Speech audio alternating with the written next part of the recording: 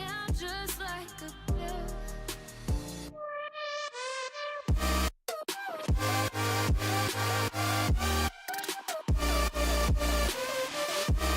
Oh yeah. Take you like a pill.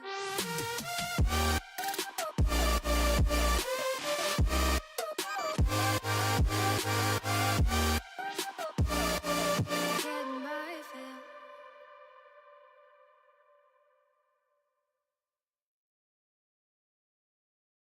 I fell, been lost to the war, shot me dead. I was lost and I said to the voices in my head, I'm gonna get up again.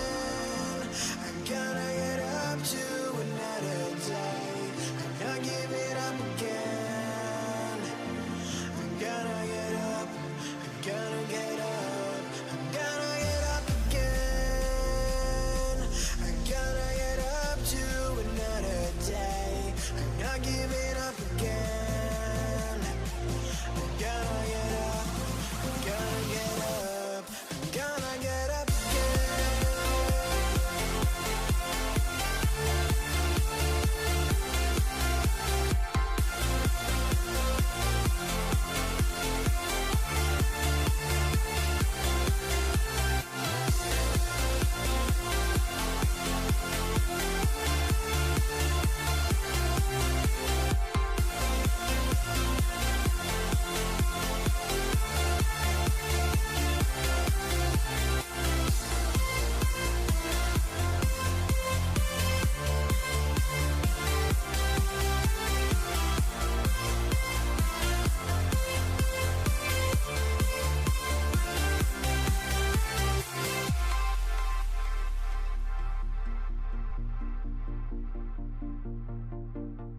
Look into my eyes. My heart beats like a drum. You listen to my lies. Love is far to come. Your love is far. Running at the speed of light, kissing under city lights. Calls me in this morning time, but it just goes on. Running at the speed of light, kissing under city lights. Calls me in this morning time, but it just goes on. Gotta get up again. I'm gonna get up to another day. I'm not giving up again. I'm gonna get up. I'm gonna get up. I'm gonna get up.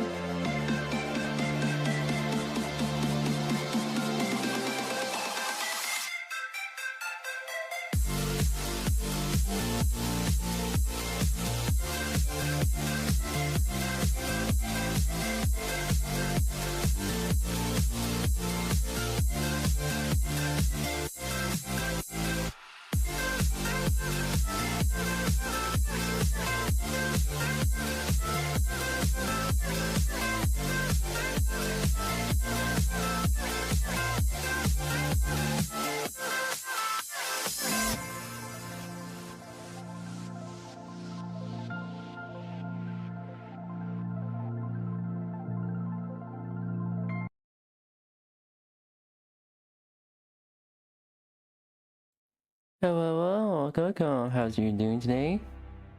Here's a good girl. As I was trying to say, Red, I'm making a mental note for myself to, at the very least, send a self promo to some servers I'm in. Or just one of the servers. Yeah, some servers I'm in, at least, at the very least. I'm not gonna do like all the time. Maybe do often for like for my friend in my friend's server or something like that. But like, yeah. Yesterday, 25 orbits community birth. 270 degrees. Yeah, I don't care with that. But hello, welcome.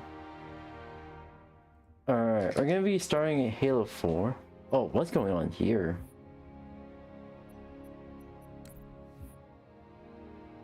Exchange breach helmet breach link.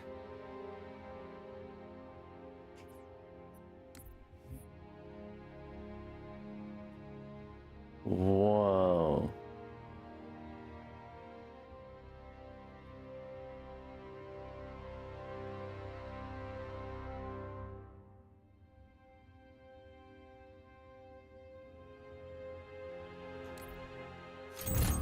I wanted to lock that, but not sure. Whoa. Super hog.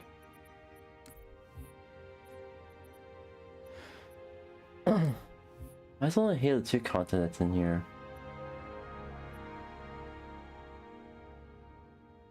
Okay, I want that. Anywho. Welcome, how are you doing today? How's everyone? Alright. We're gonna start in Halo 4.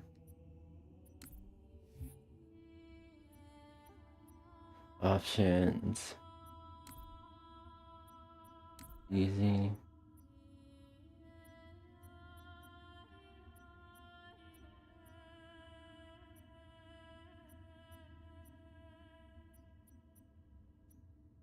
Alright.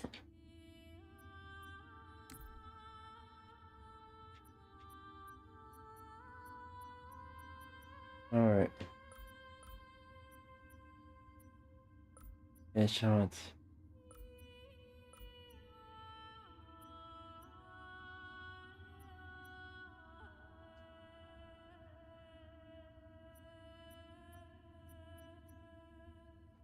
Alright.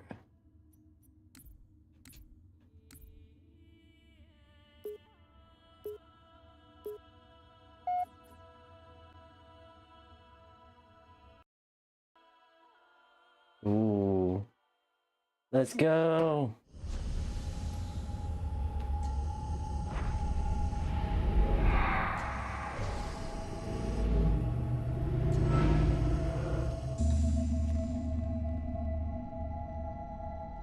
Tell me about the children.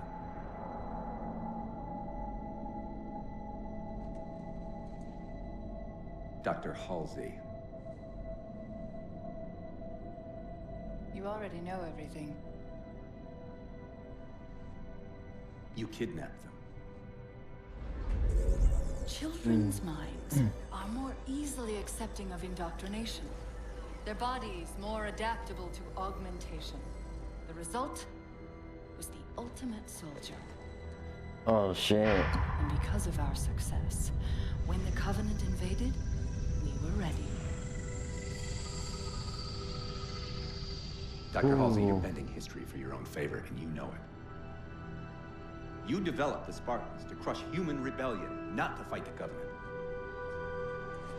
When one human world after another fell, when my Spartans were all that stood between humanity and extinction, nobody was concerned about why they were originally built. So you feel in the end your choices were justified. My work saved. I kind of feel like Halo 4 is pretty much an ending point. Do you think the Spartans' lack of basic humanity helped? Hold on. I didn't know there was an ad playing. What are you after? The others before you were naval intelligence, but you're something else. Records show Spartans routinely exhibited mildly sociopathic tendencies, difficulty with socialization, and The verbalization. records show efficient behavior operating in hazardous situations. I supplied the tools to maintain that efficiency. Ooh. Do you believe the Master Chief succeeded because he was, at his core, broken? What does John have to do with this?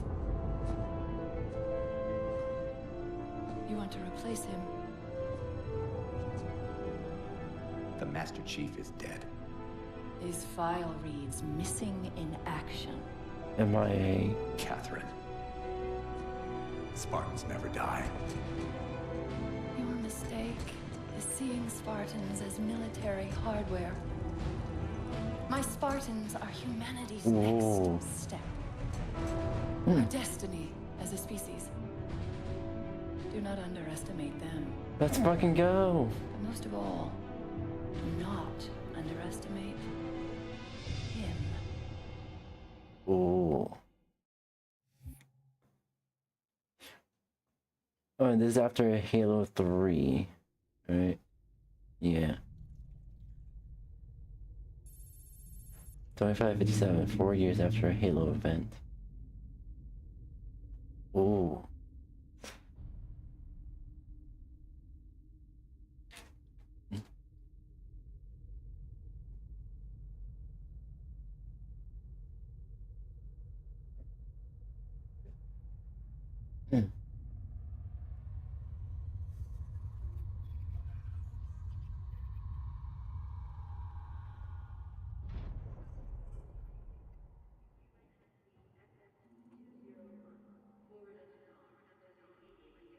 There.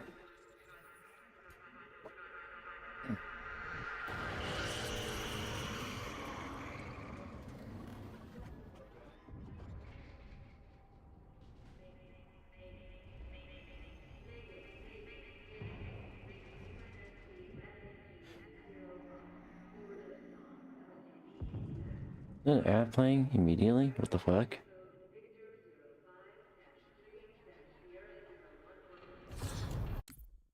Hold on, there's another ad playing. I'm gonna pause. I'm gonna pause a minute here. And let the Twitch viewers catch up a bit. Yeah.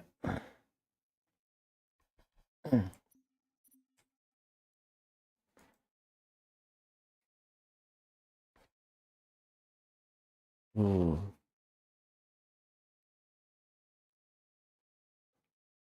I got Twitch viewers catch up a bit.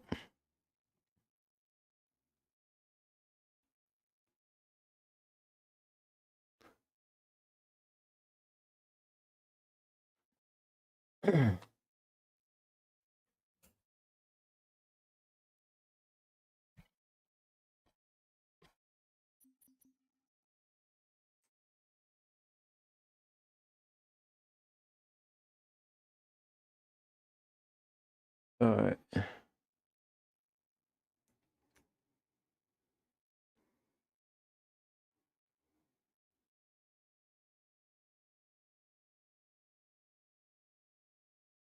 about a minute before ad ends for Twitch. I wonder if one day, like, I think YouTube sort of does what Twitch does with ads on live streams, but I wonder if YouTube will say, let's force scheduled ads. They ever kind of do that?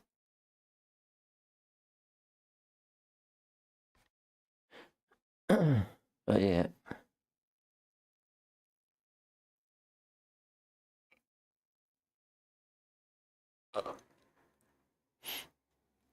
Alright, so Twitch ads are ending soon.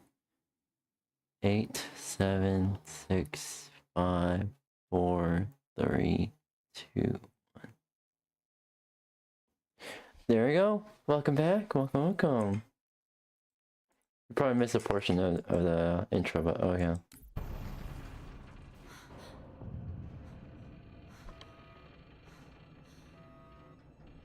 Ooh.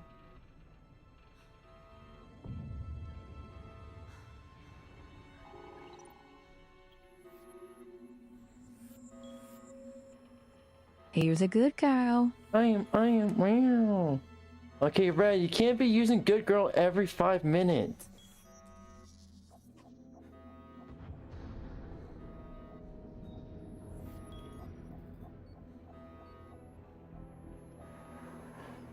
Ooh. Reactivate.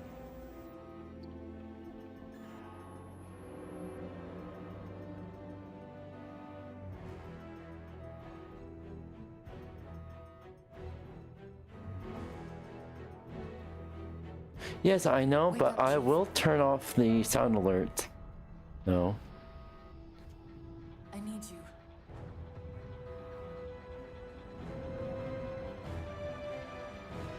I give you hugs.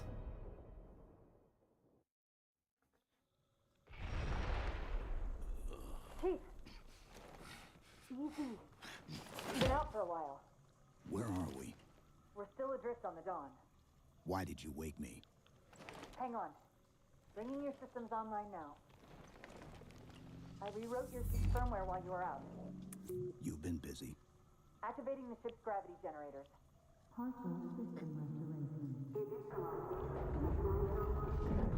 Chief, look up. You need to pull the manual release.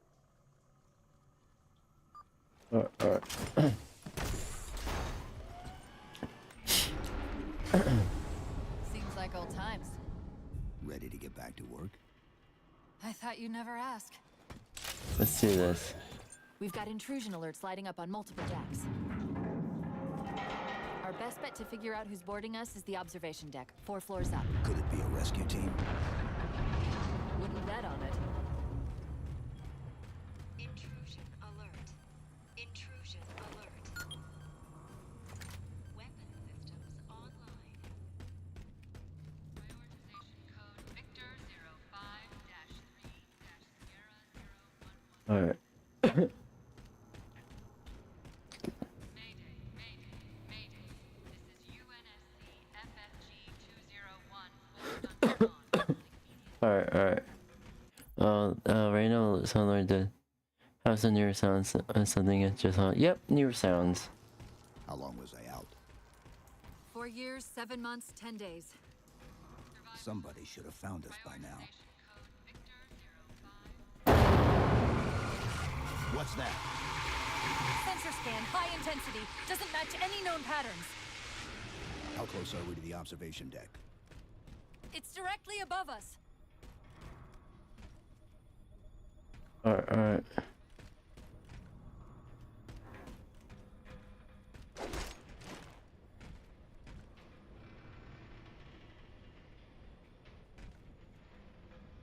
Alright.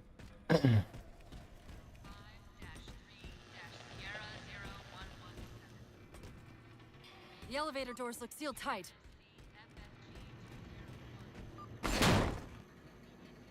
Chief, be careful!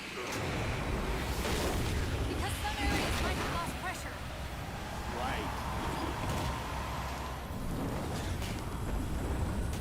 Alright.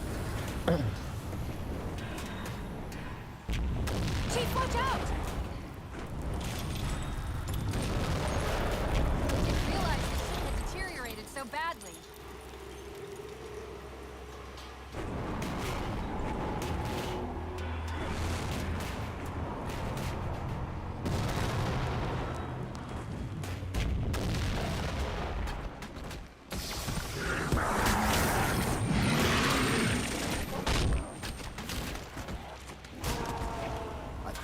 truce with the Covenant. A lot can happen in 4 years.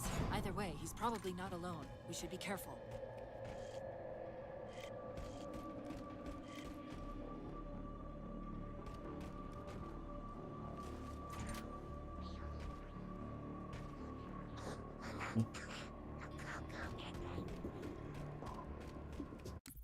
Oh, what's the controls here?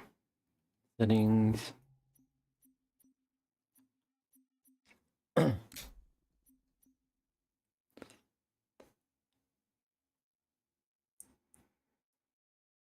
Viewers grenade. Huh? Why did it change all of a sudden?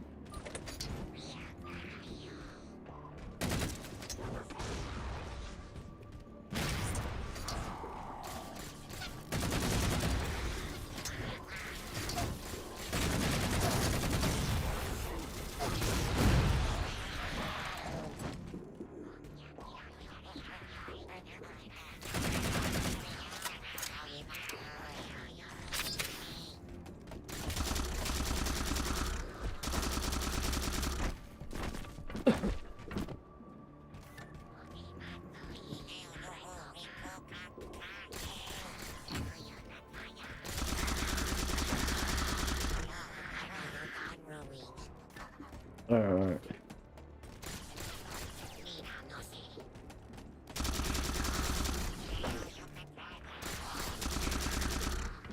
Alright.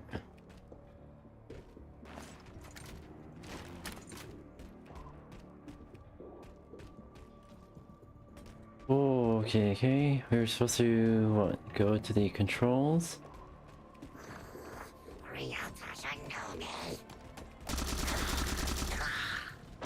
That's the last of them. Find the override for the blast shield so we can see what we're up against.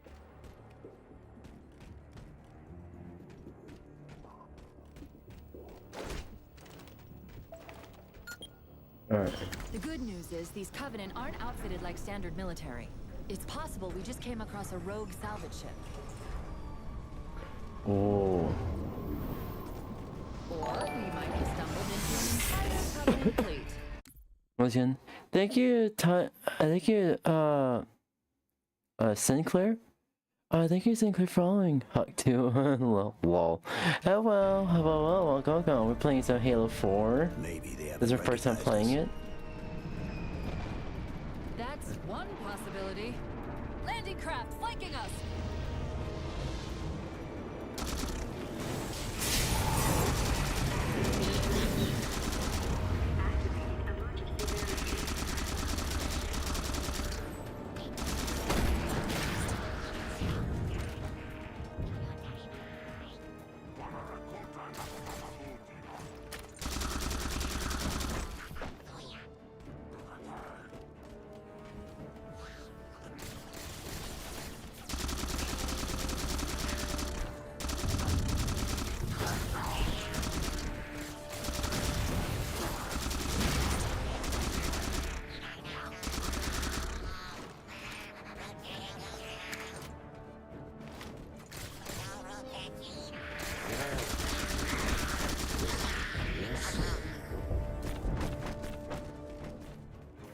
We need to get off this ship.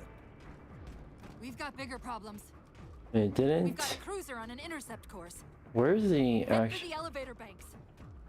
Didn't the ship's sensors say we still had weapon systems online? Yes, but since the ship was torn in half, we can't access the weapon stations. We'll have to fire them manually from the outer hull.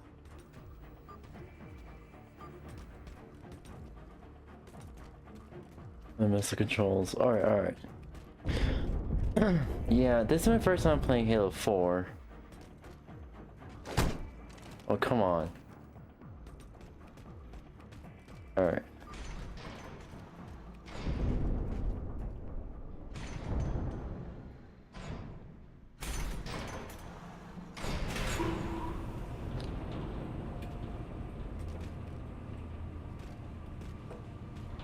Alright.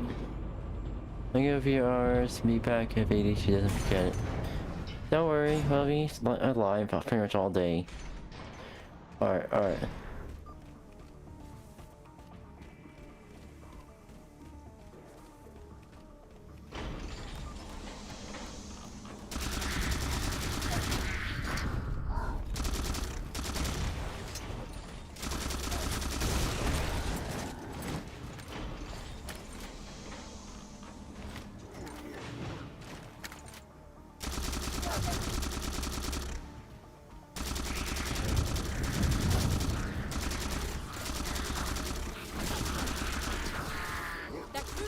shields are down. Assuming they don't raise them, that missile's gonna be one heck of a surprise.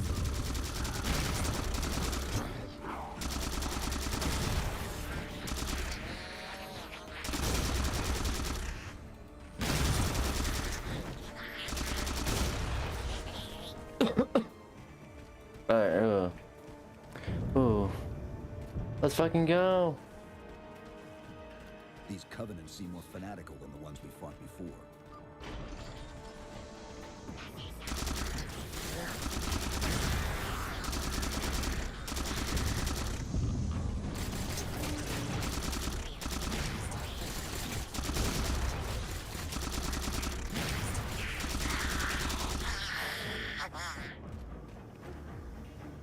How far to the missile? We're just about there. Alright.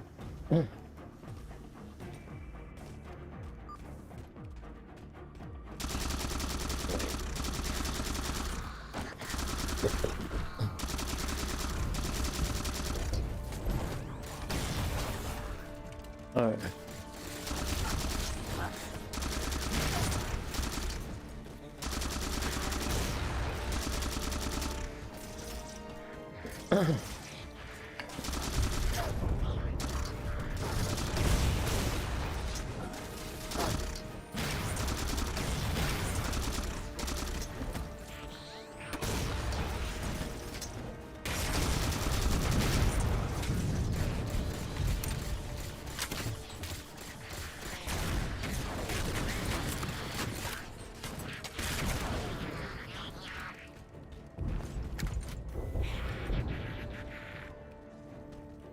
Alright.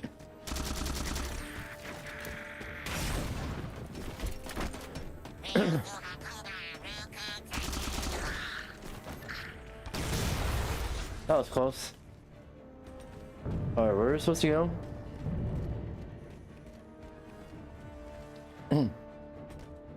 Okay, can we have a marker, please?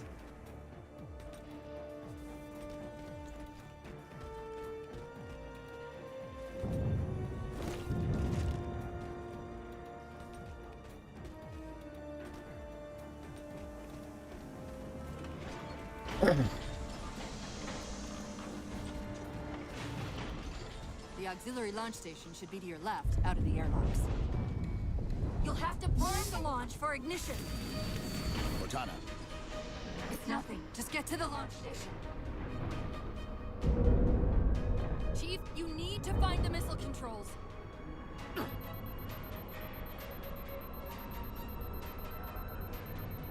Alright. Alright, there we go. Launch initiated.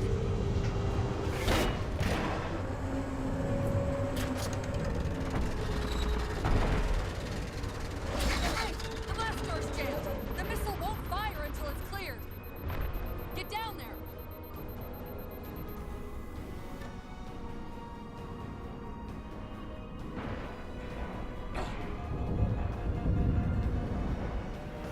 Let's go. You did it. Get back. Let's go.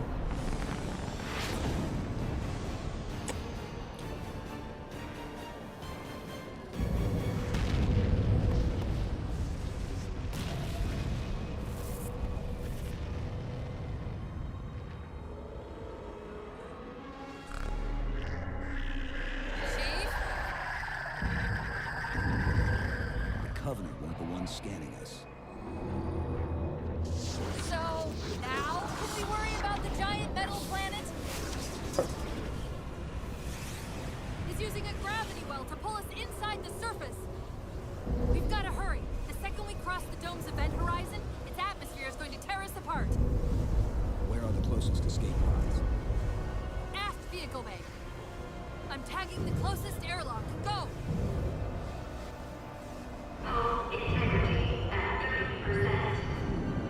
Alright.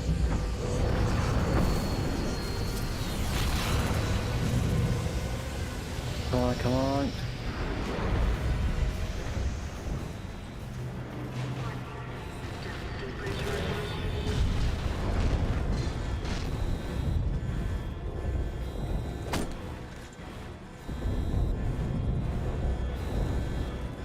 Alright.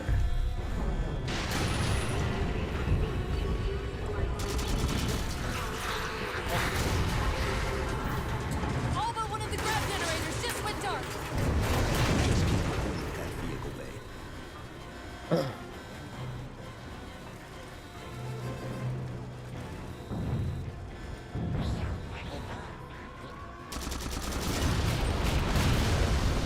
Jesus Christ.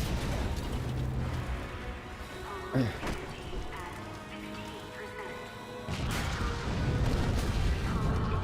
almost there.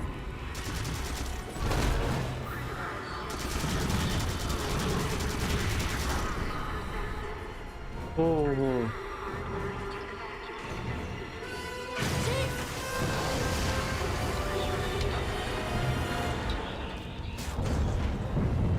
Hold on.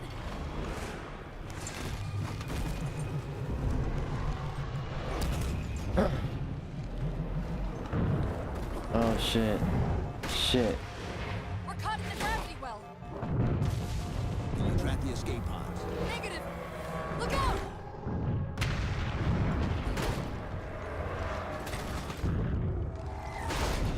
Shit. Holy shit. Okay. Despite Halo 4, the gameplay, game mechanics being off, not really to my liking. And you gotta admit that intro is fire, literally.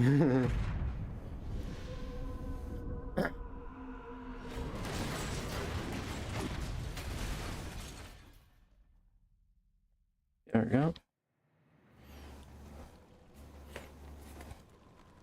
All right.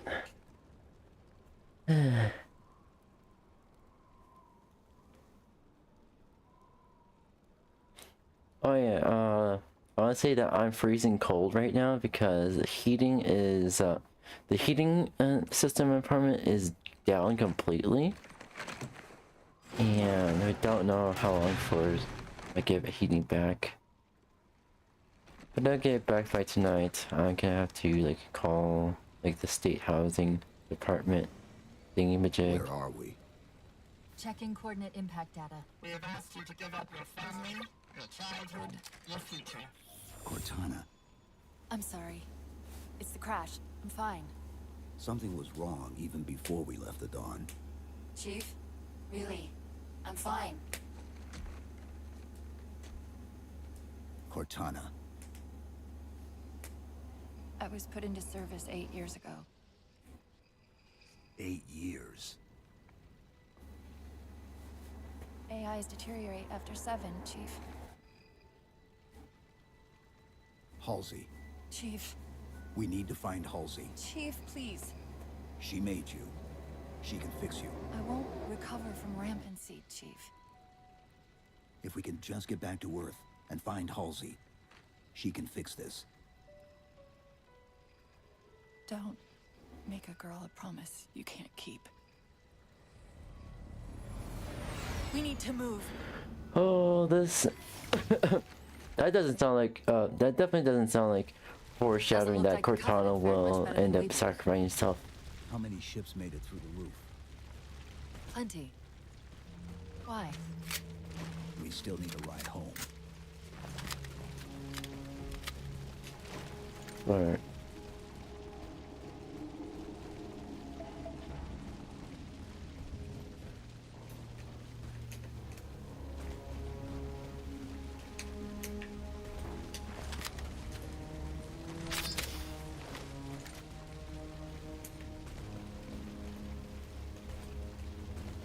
Alright, let's do this.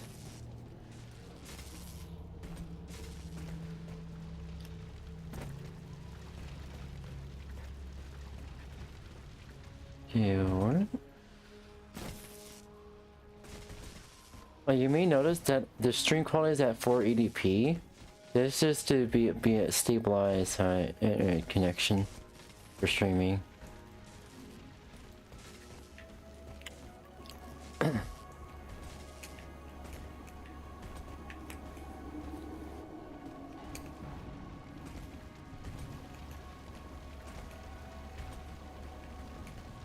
Yeah, where am I supposed to go?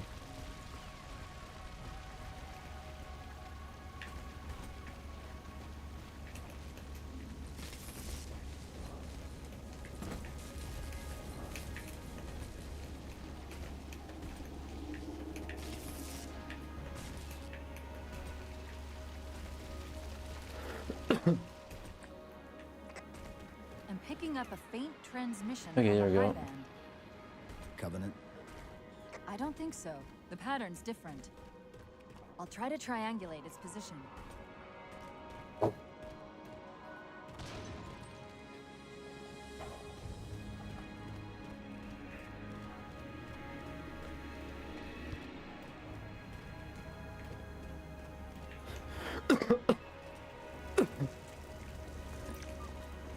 Warthogs, and still in one piece. Nice to see your luck is holding out.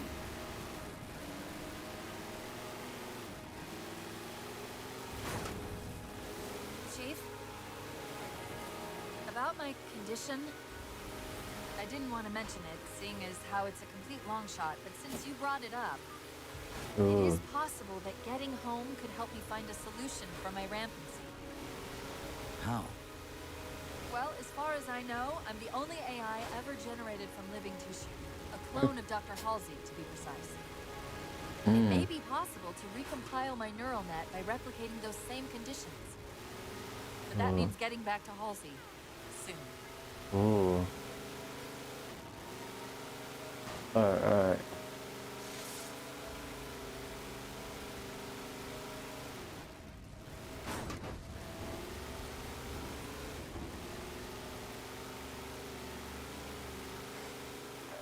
Chief, I'm hearing that strange signal again. Stronger this time. Do you think there's something to it? I'm curious more than anything. Its behavior is odd.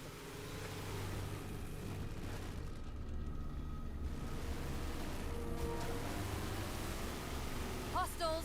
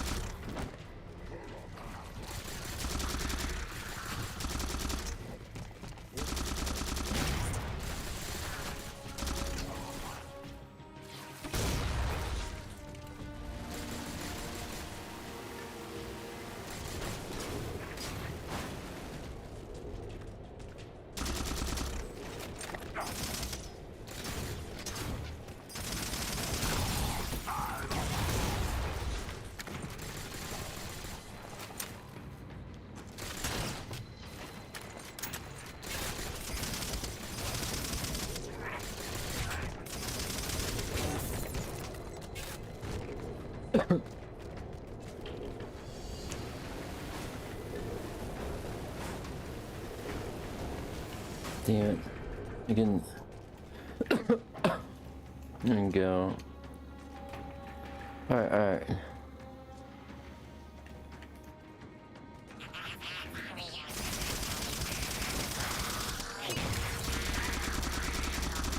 If we're going to hijack a ship from these Covenant, we're going to have to find where they're landing first. I don't suppose you have a plan for that. We could always ask nicely. Asking's not my strong suit.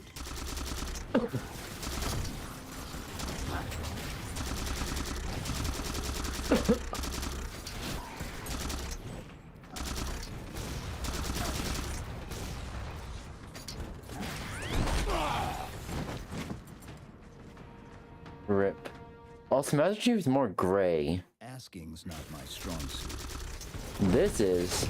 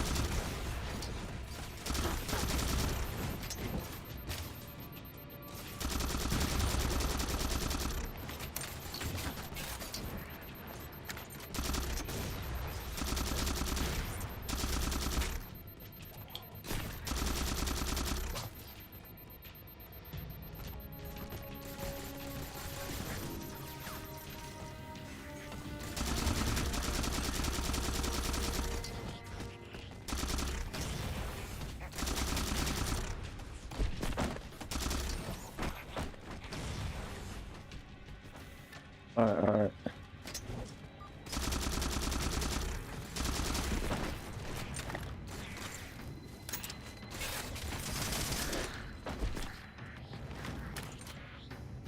Alright.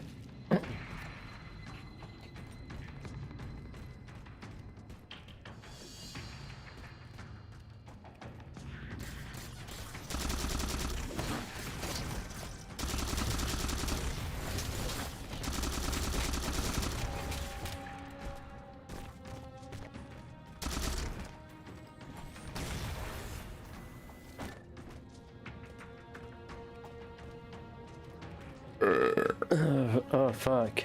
Okay, that was a bit much.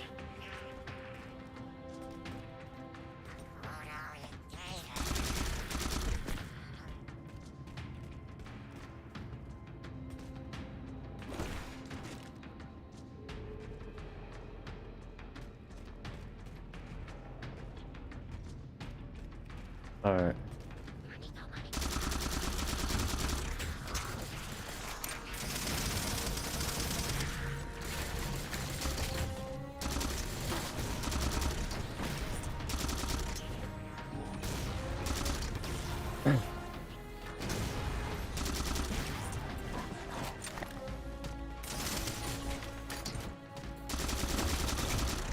That elite dropped his camo module. Let's have a look.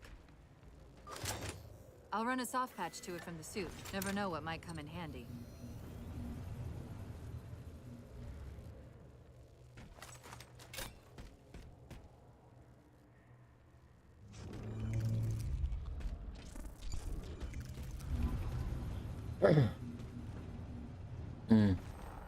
There's that phantom signal again.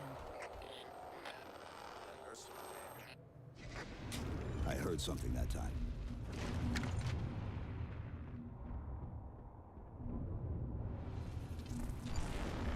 Sentinels. I wondered when they'd show up.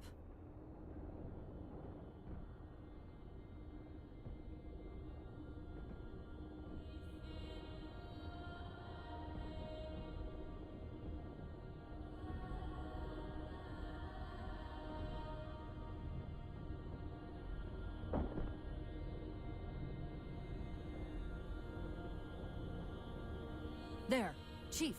A console in the back.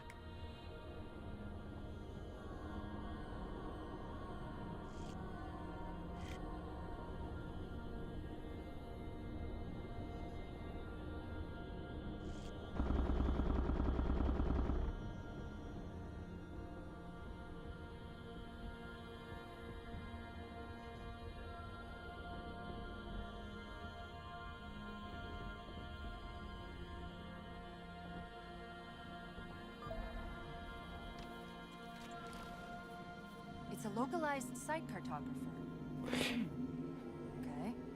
In service of Forerunner Shield World, designate Requiem. You know what feature should we add in Halo? At least we know where we are now. Let's see if it can Being tell us killed what mid Covenanters are cutscene. interested We're not getting all the enemies. in. Huh. What happened? I don't know. It locked up. I'm detecting power fluctuations in several locations. I'll put them up for you. Hopefully we can find some way to get this cartographer back online.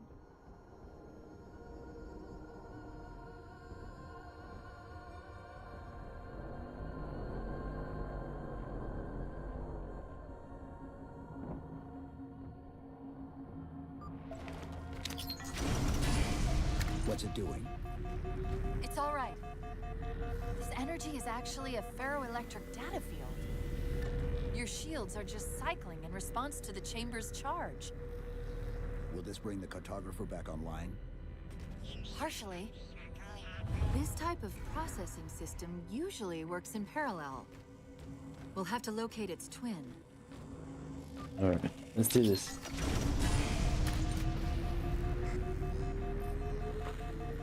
We've got an issue with relay 𝙂𝙚𝙣𝙚 883. Can you find us a clearer patch?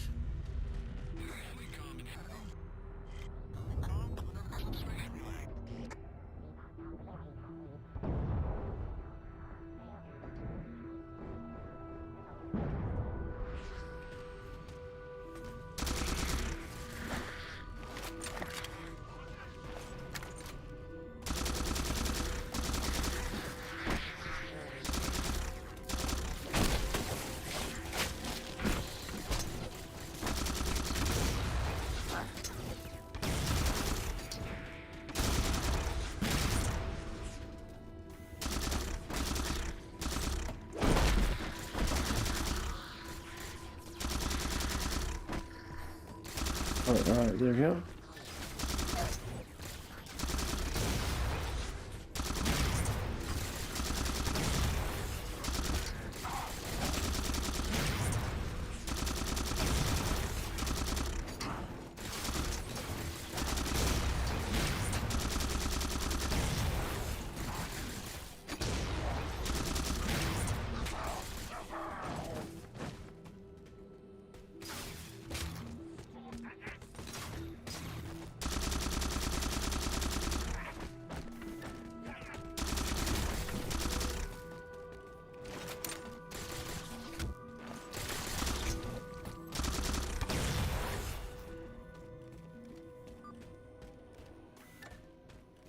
Alright.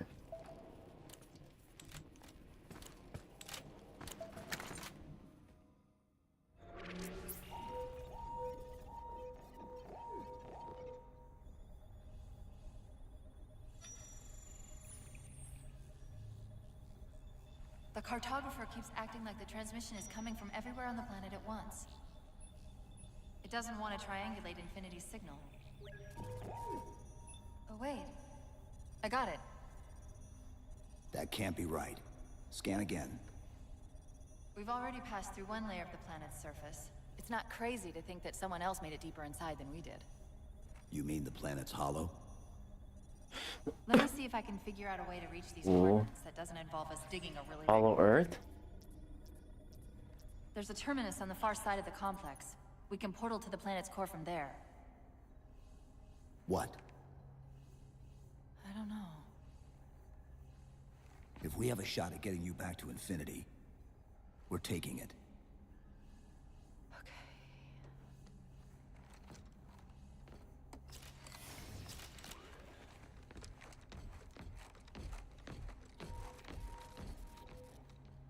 Okay. Ooh, still glitching out.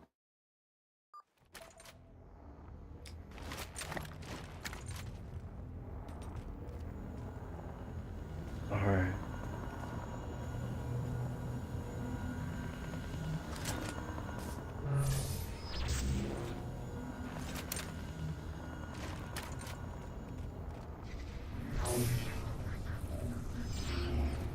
Alright, that'll be pretty useful.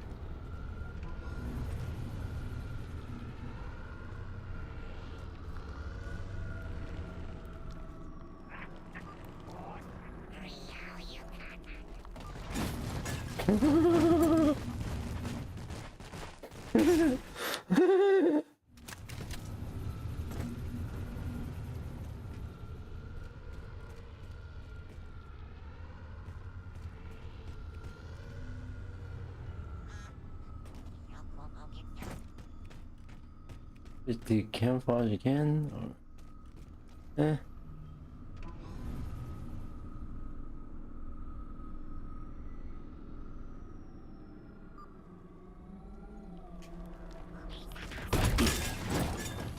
Honestly, I keep on thinking, doesn't work? No.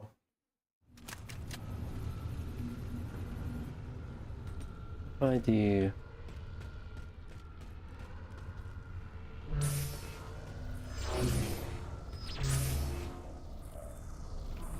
Oh, I could do this.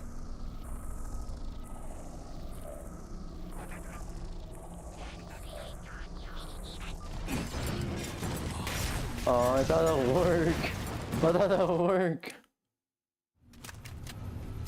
I guess I experienced kinetic energy.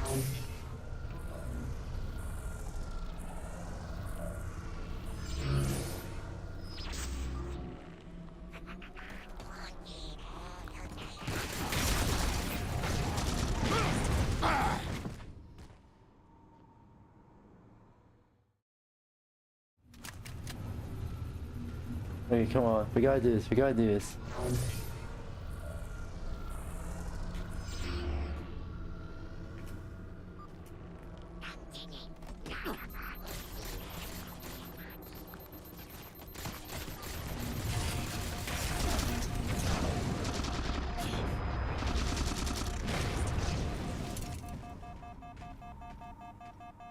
The gateway.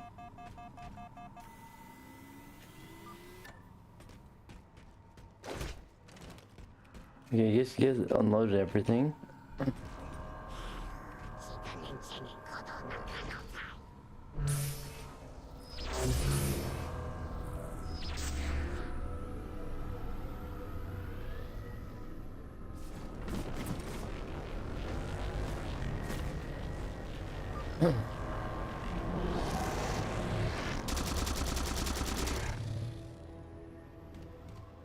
Ooh.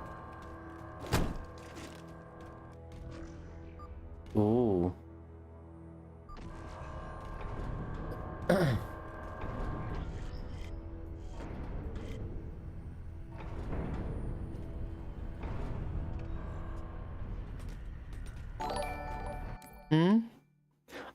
Thank you, 𝙂𝙚𝙣𝙖𝙩𝙚. Thank you, 𝙂𝙚𝙣𝙗, for following. Welcome. How are you doing today? Hopefully you're doing well. Play some Halo 4. Wait, where am I supposed to go? Yeah, this first time playing Halo 4. Alright, let's see here.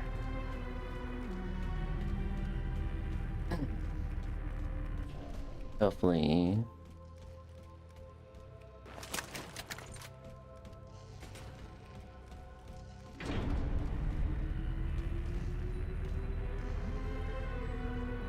Where is this going? Ah! I'm looking into the light! I'm supplying everyone!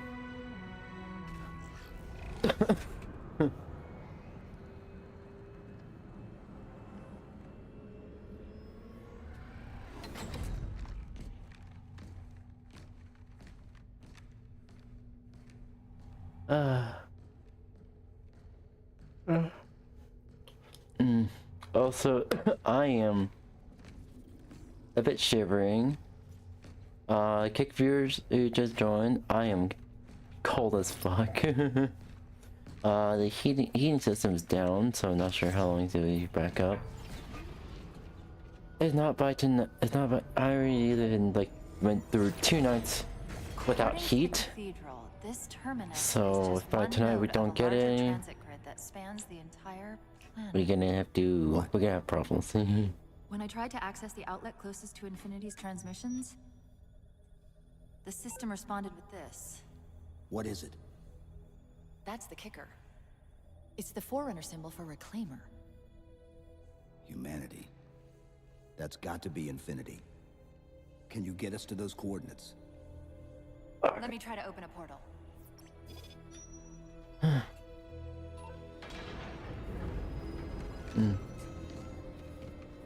Cortana. I'm picking up unknown energy signatures. Where? This can't be right. Oh shit.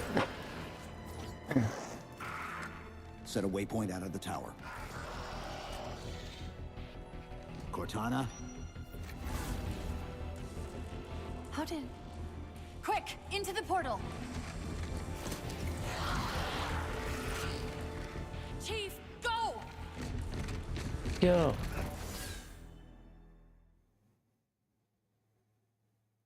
Oh. Alright. Ooh. What were those things? Some sort of advanced defense AIs. Related to the Sentinels, I'm guessing, but it's hard to say without a closer look. Come on, let's figure out where that transit system dumped us. Hi, Puzzler. Hi, Puzzle Crawler. Welcome on. Do I call it Puzzle or do I call it Crawler? Put me in the console. I'm gonna have to eat here. Okay. Here we go. Alright.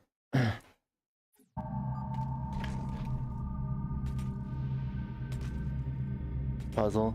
Hello, welcome. Insert Cortana. Where's Infinity? This is Requiem's core, all right. But Infinity is definitely not here. That satellite in the center is amplifying the ship's broadcasts like a relay. Maybe we can use it to respond. Perhaps. Those beams coming off it are creating the interference we've been experiencing. We'd have to take them out to contact Infinity. Can you get us there? Opening a gate to the first beam pylon. Pull me, and let's go.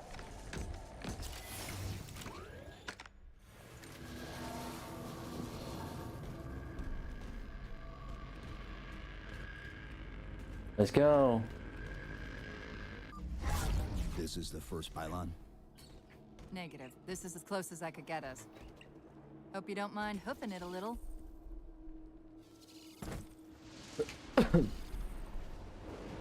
Alright. Contacts!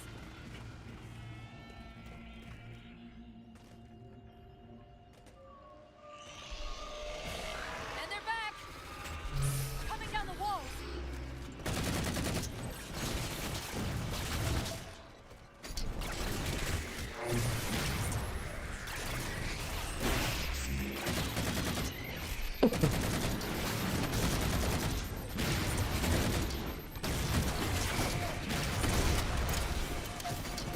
Can't even get close. Holy shit. Fuck you.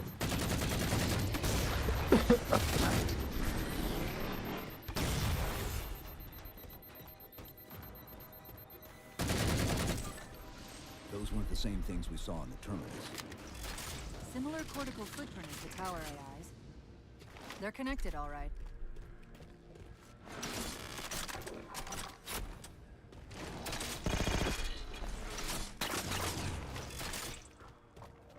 Alright, this is cool. Look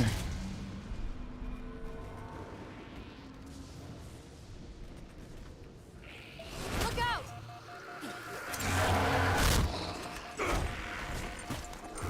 Well, he's just a ray of sunshine, isn't he? Holy shit. From that peek under the hood, I'd say these constructs must be mimetic in nature. Okay, that was a jump scare. More of them. Similar phasing activity at the edge of our sensors. We're about to get busy.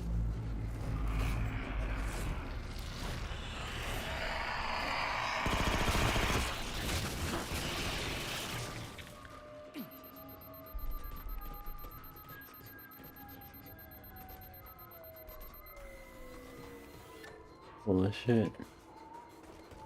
Alright, come on.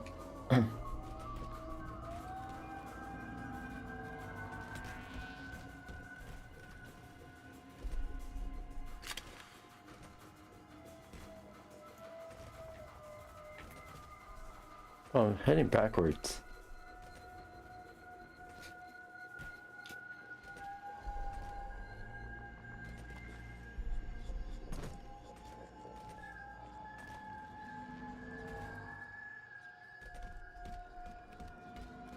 Am I? I'm confused now.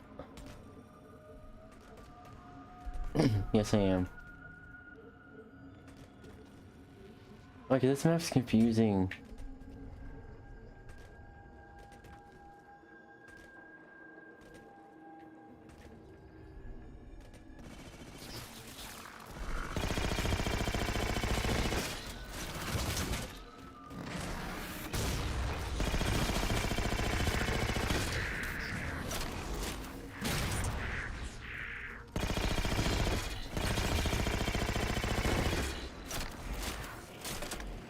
Alright.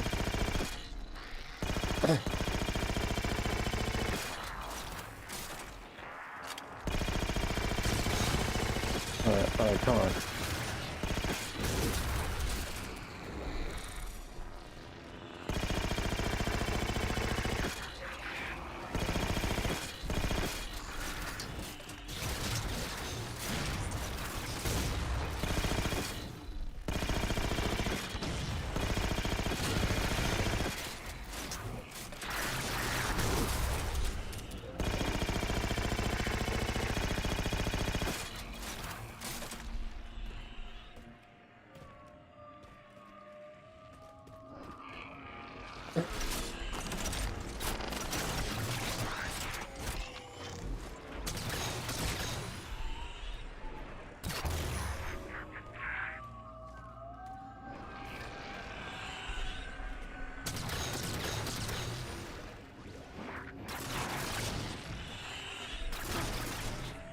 Alright, come on.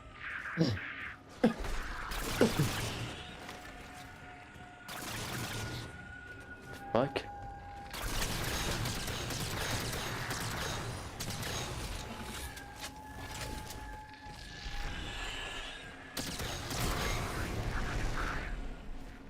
I've discovered something interesting about our new friends. When the big ones explode, that Oh, momentary oh, flash huggies. I'm good, Luna. How are you? we're seeing is actually a data Hello, breach. cutie. Can you tap into it? So far, I've pulled multiple strings referring to the big ones as Promethean Knights. Beyond that, though, things get a Ooh. bit dense.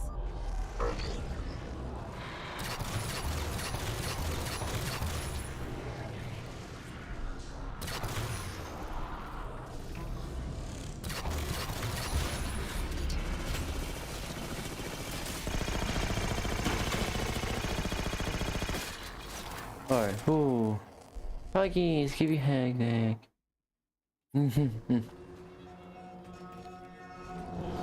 Honestly, everyone here is cute. Come on. Come on, bitch. Come on.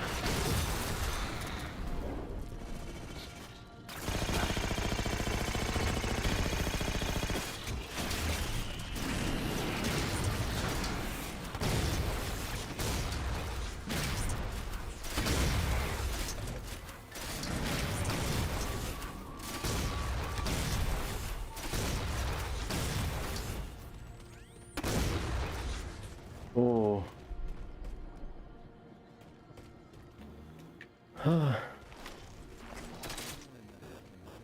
The relay interference is increasing. We must be getting close Oh, to the Neo, pilot. relay interference.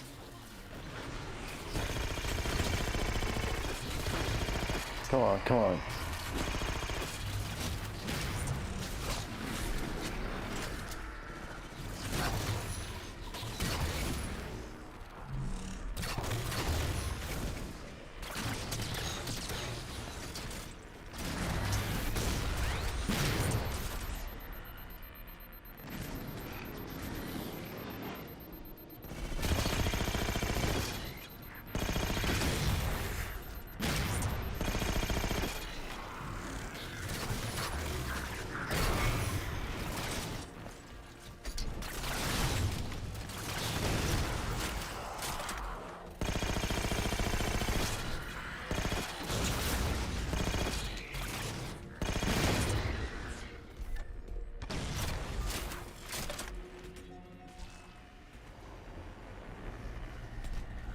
What's that distortion?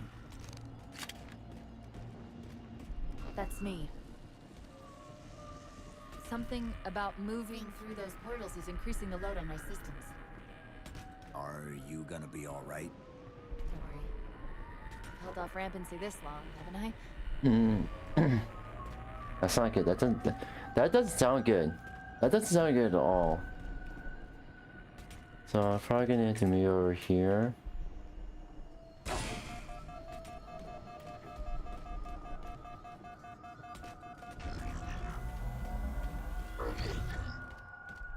Alright, come on.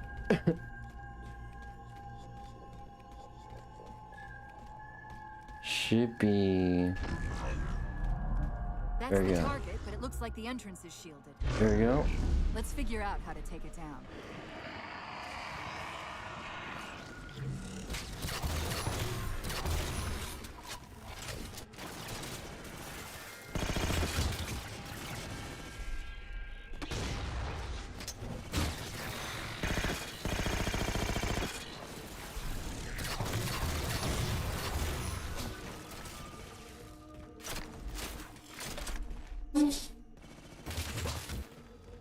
Jesus Christ.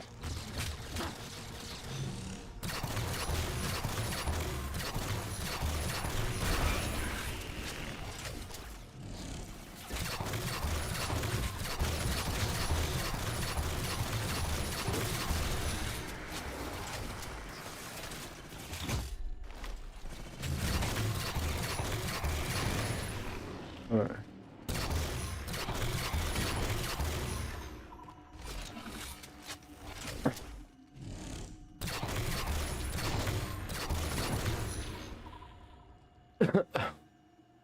Oh shit. One of the shield's power cores. Take it out. I read 2 more cores on our level. Hit them before you climb all the way up.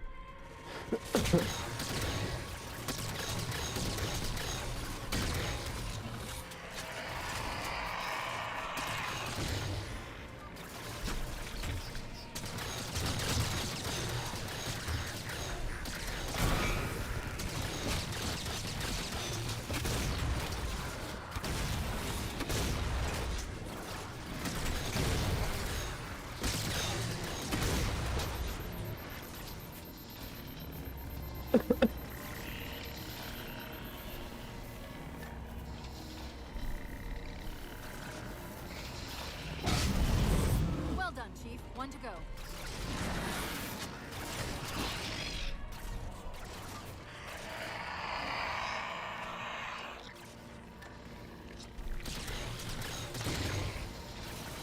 Oh. Great, that's all the cores. Head for the top of the pylon.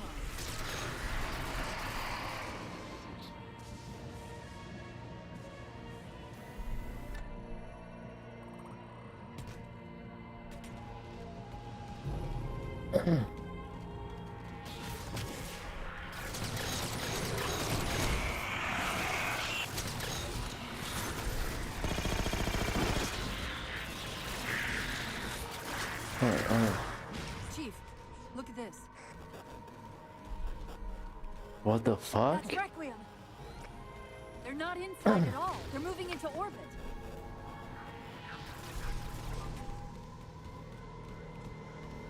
Captain, when you go any survivors of the Forward into Dawn were taking the last known location. Did he say forward into dawn? Forward into They dawn? must have intercepted our distress beacon. The beacon was pulled into Requiem with us. If they try to follow it, They'll get caught in the gravity well. I'll keep trying to warn them. You just get that beam down. Ooh. That's something and a half. That's the beam control.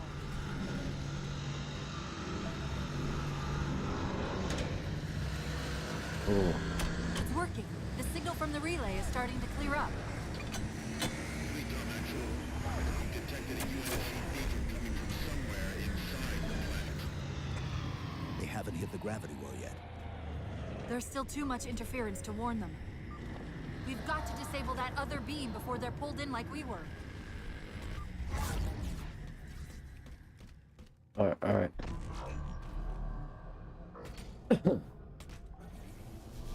I was wondering why Infinity hadn't encountered the Covenant yet. What are they doing here? Ooh. They're heading to the second pylon as well. Oh Can't be a shit. coincidence. Sounds like the Prometheans don't want the Covenant here either. The battle net's already lighting up with reports of resistance all around the pylon. Drop pod.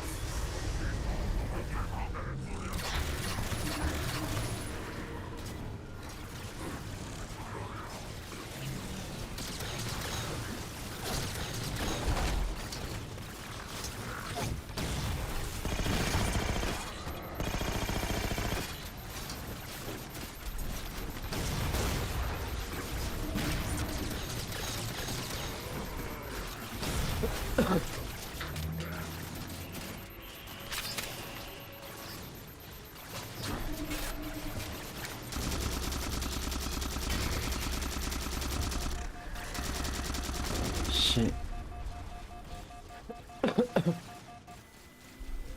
Oh. Alright.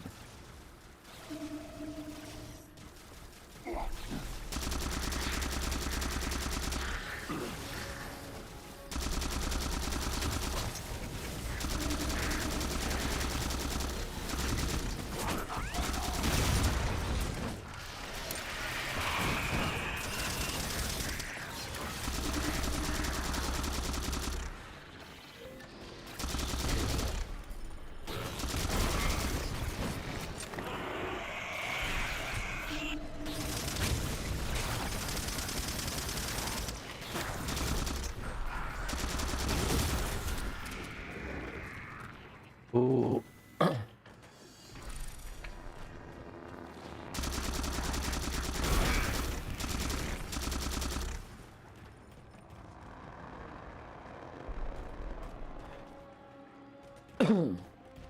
Alright. Luna, how's your day been? How you been?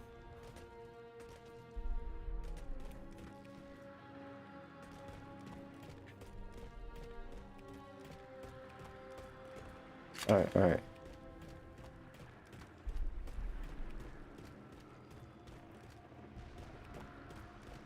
Okay, alright. Where am I supposed to go?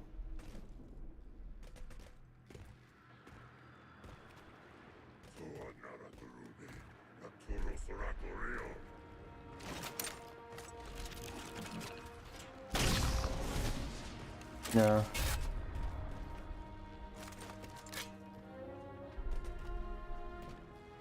Is there anywhere I'm supposed to go?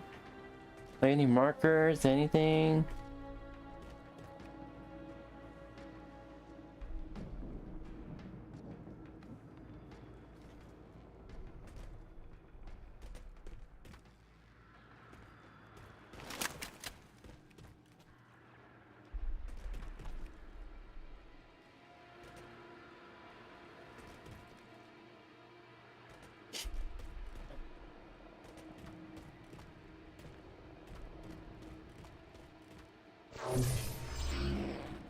Alright, come on.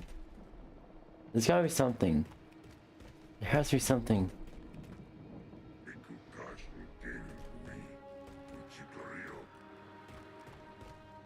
I hear that.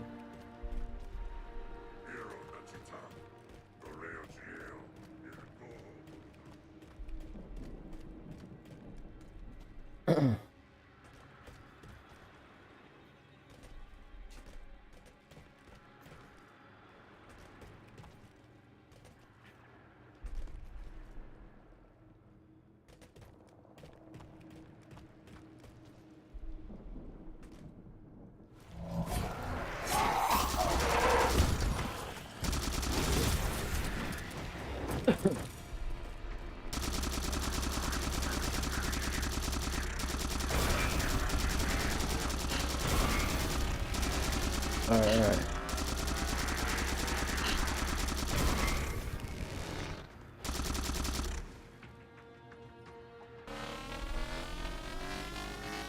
What the fuck? What the fuck?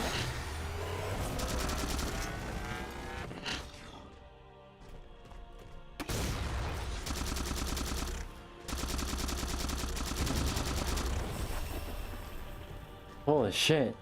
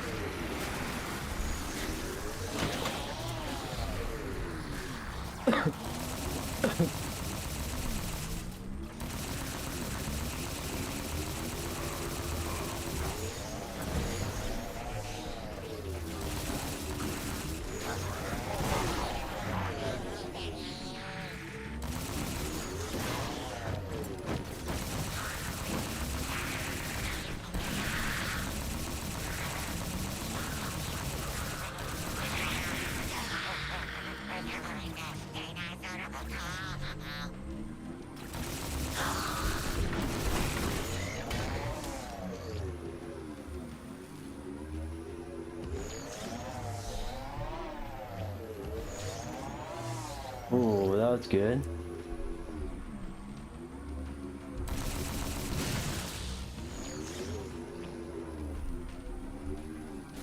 Let's go.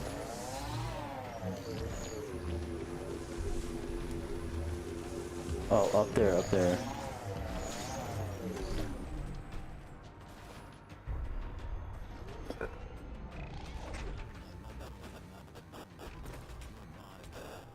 Alright. They found the Hey, Vanessa? Hello. relay and fast. Hey, babe. How are you doing? Hey, cuties. No, fuck. This is interesting.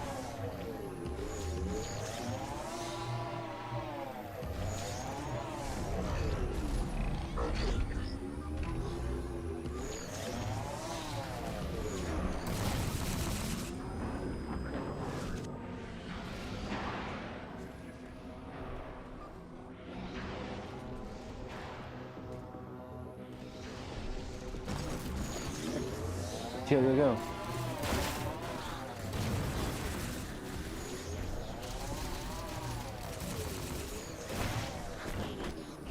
Alright.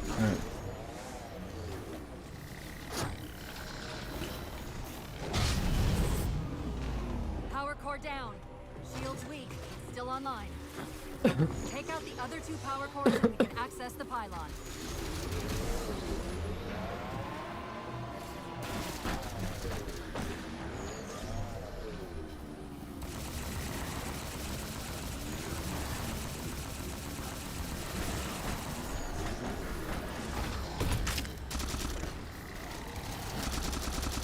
No, fuck it.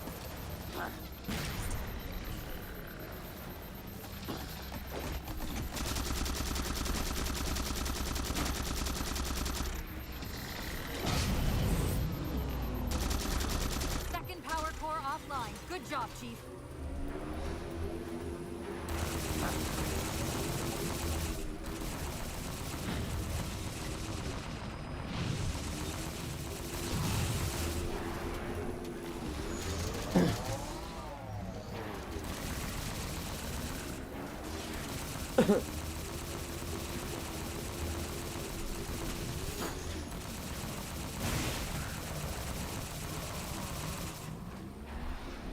Lol.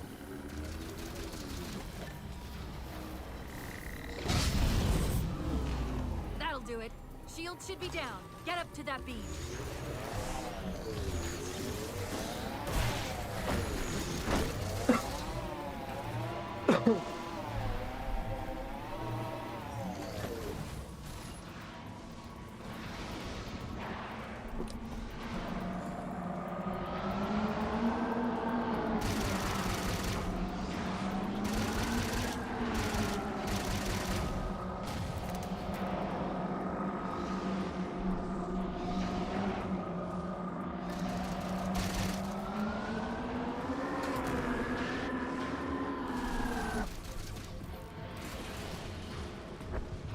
UNSC Infinity Survivor Forward unto Dawn. Reading a faint IFF tag near the planetary core. Do you read? Planet's core. They know we're here. Infinity, this is UNSC AI Cortana. Do not approach Forerunner planet. Repeat, do not approach. UNSC Asset. Forward unto Dawn. We read you, but you're breaking up. Help. Increase speed by 0.7. Get us in there. Negative, Infinity. Do not enter the planet. If you can hear us, keep transmitting. Ow, No, ow, ow. Chief, you've got to get that beam down now. Oh, the feet. Oh, the feet. What the fuck is going on with feet? Oh. Holy shit. Oh, feet are cramping. The feet are cramping. Oh. Oh. Holy shit. Cortana to Infinity. Do you Holy copy? shit. Come in, Infinity. The interference is gone, but your suit's transmitter's not strong enough. Route us up to the relay satellite. Already done. Go. Once we're on the satellite, there's bound to be a central control point. The Covenant are moving towards the relay too. This doesn't make any sense. Why would they care about a broadcast relay? I'll handle them. You just find us that control node. How soon till Infinity hits the gravity well? A minute or two max. The Covenant are making a push for something on the far side of the satellite.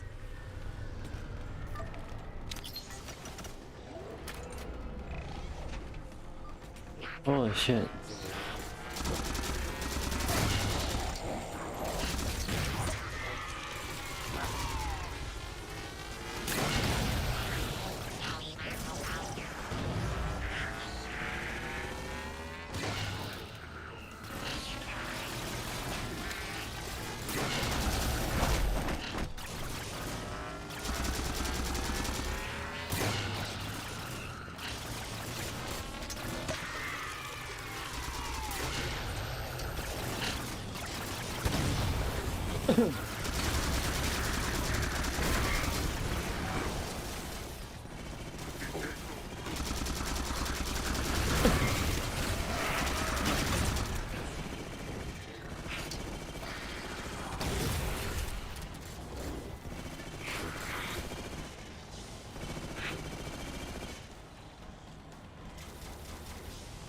Oh shit.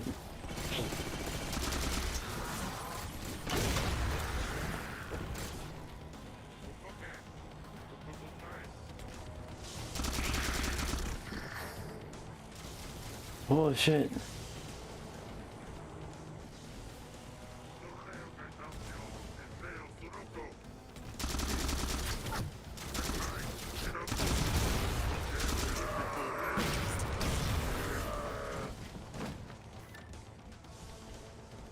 I don't have the lead sound in Halo 4.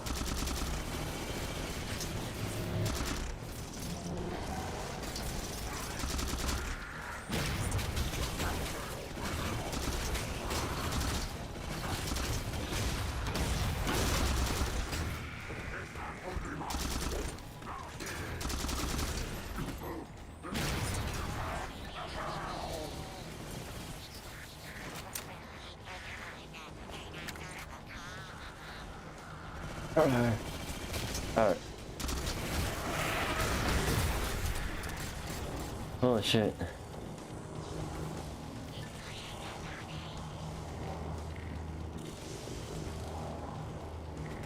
Chief, you need to hear this! We're detecting a slight gravimetric disturbance near the planetary entrance. Suggest altering approach vector 42K-750K-1CK. They're mass diverting from the opening! Hurry, Chief!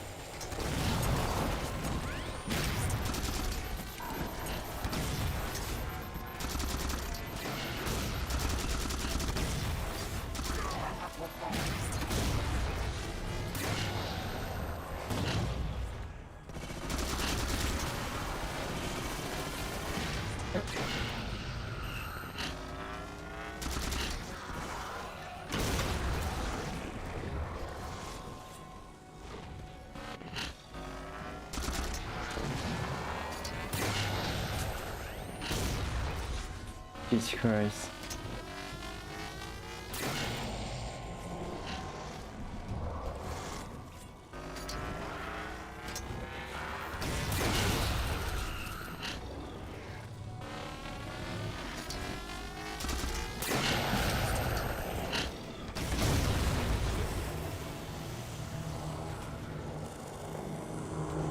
Alright, let's go.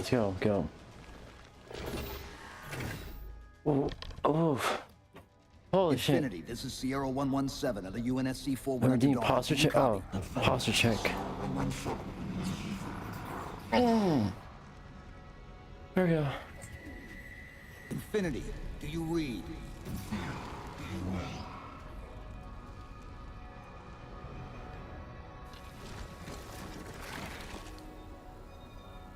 Chief? Chief, let go of the contacts. Find us an exit. Don't wait around on my account.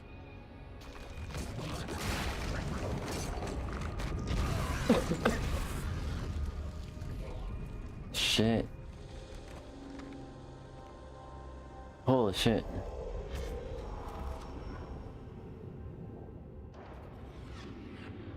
Ow. Meow. Ow. Ow. Ow. Ow.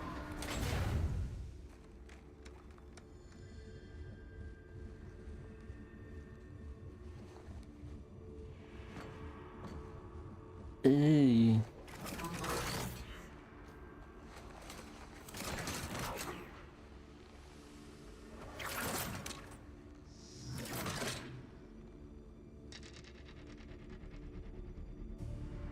So fades the great harvest of my betrayal.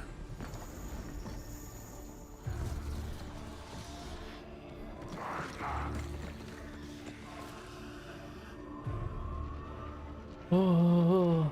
Even these beasts recognize what you were oblivious to, human. Your nobility has blinded you, as ever.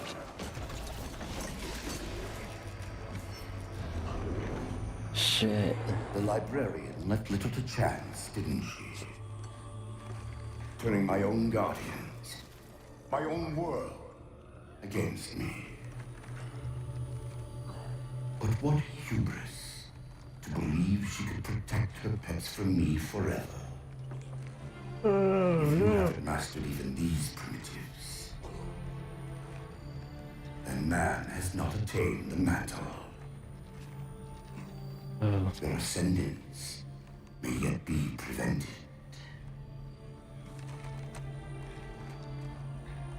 Time was your ally, human. But now it has abandoned you. The Forerunners have returned. What the fuck? This room is now yours.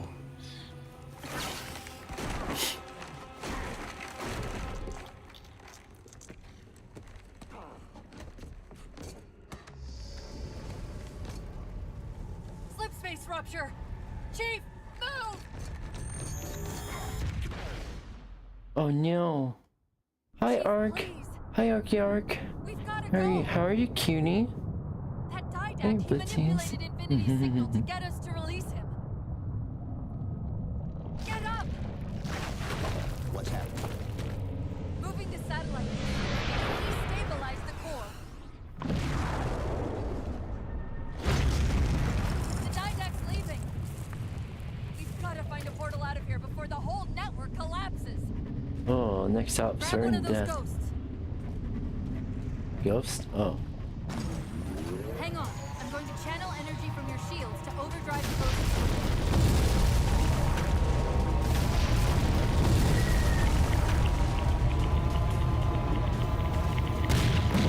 Let's go, go, go. Keep going. Keep going.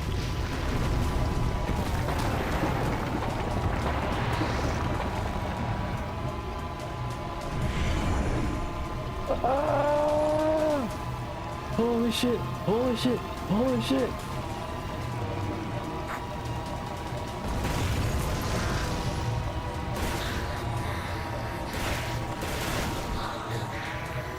Oh shit!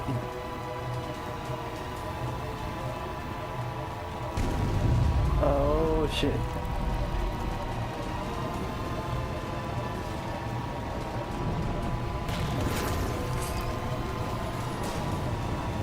Emergency broadcast from Infinity.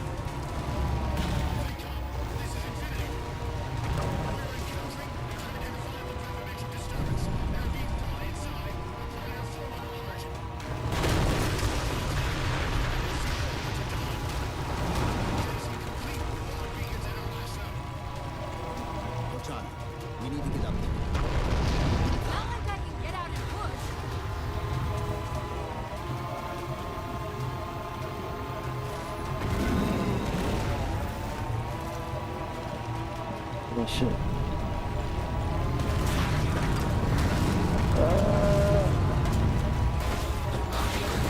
Okay, okay. Look at this. Look at this. Holy shit. Holy shit. Oh, come on, come on, come on. War's not going to last much longer.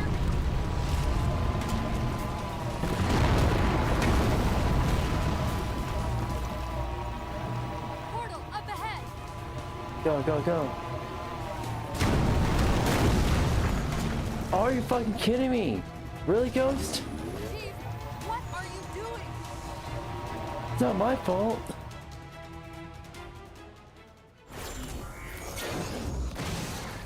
Whoa, cowboy!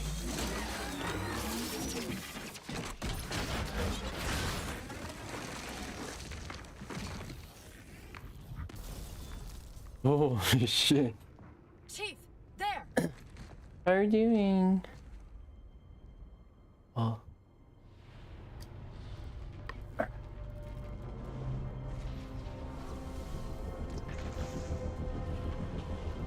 Oh shit. Okay. Mayday, Mayday! This is the captain of the UNSC Infinity. Unknown entity has seized control of our ship. We're without power. We're on a collision course with an unidentified Forerunner planet.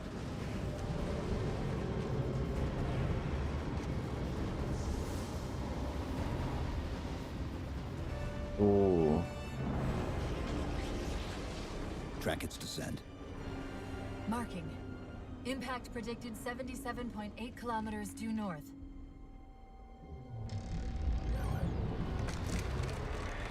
Oh shit.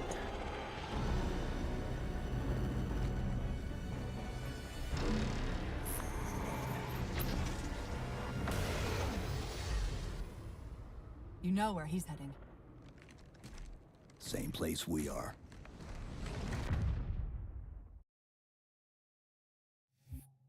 Infinity. Oh shit.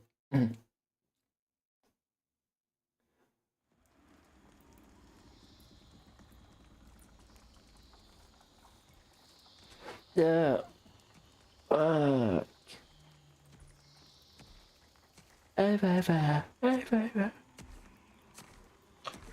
Stay low. Recon sortie heading this way. Oh.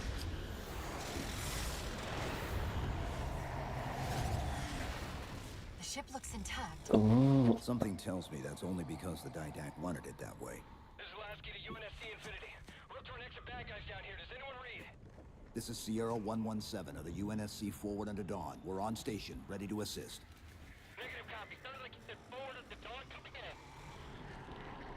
Signal's bouncing in and out. I can't clean it up. Light up their friend or foe tags. We're gonna need something to zero in on. Oh. I'm seeing numerous IFF tags. Painting the closest one on your side. Alright, I'm gonna save and quit here. I'm gonna move on to pretty much have our mandatory lunch break. And be moving on to Minecraft. Campaign.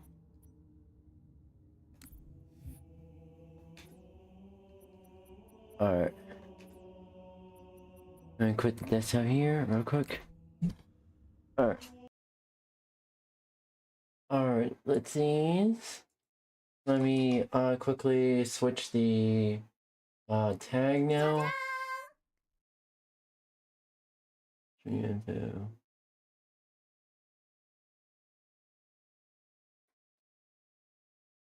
Just chatting. Alright. And blah blah blah.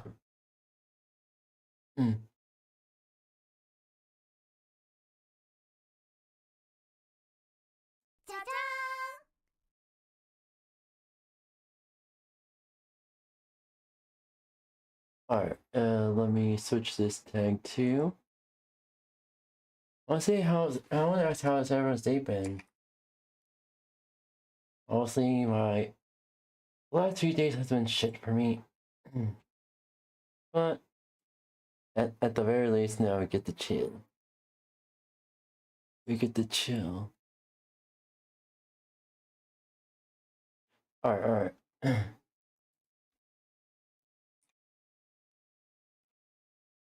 Oh, yeah.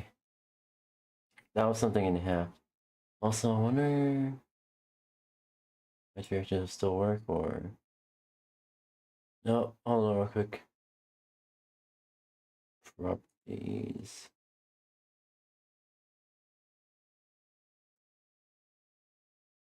Alright, there we go. Oh, shit. Alright, I'm gonna use the restroom real quick. I'll be right back. 20 years. I don't think they care. Personally speaking, I don't think they care. And again, Sony could, the whole situation going on with Sony's for a whole lot of video. I'm just saying, I find it absolutely ridiculous that you cannot sit down and play a PlayStation. You cannot run a PlayStation 2 emulator on your Windows computer anymore. I find it absolutely ridiculous. I believe you can do that on a MacBook. Okay, so if you can do it on a MacBook and you can do it perfectly fine on a Linux machine and a BSD machine, you should have the same option on a Windows machine. And it just goes to show how rushed and untested this operating system is. I consider Windows 11 the most broken piece of software ever released by a multi-billion or trillion-dollar corporation. See, there's a reason we're hearing about stuff like the Steam machine, the GameCube, the Steam frame, because there's a massive gap in the market. And again, the reason Linux is viable for people is predominantly because for-profit companies are now investing into this platform.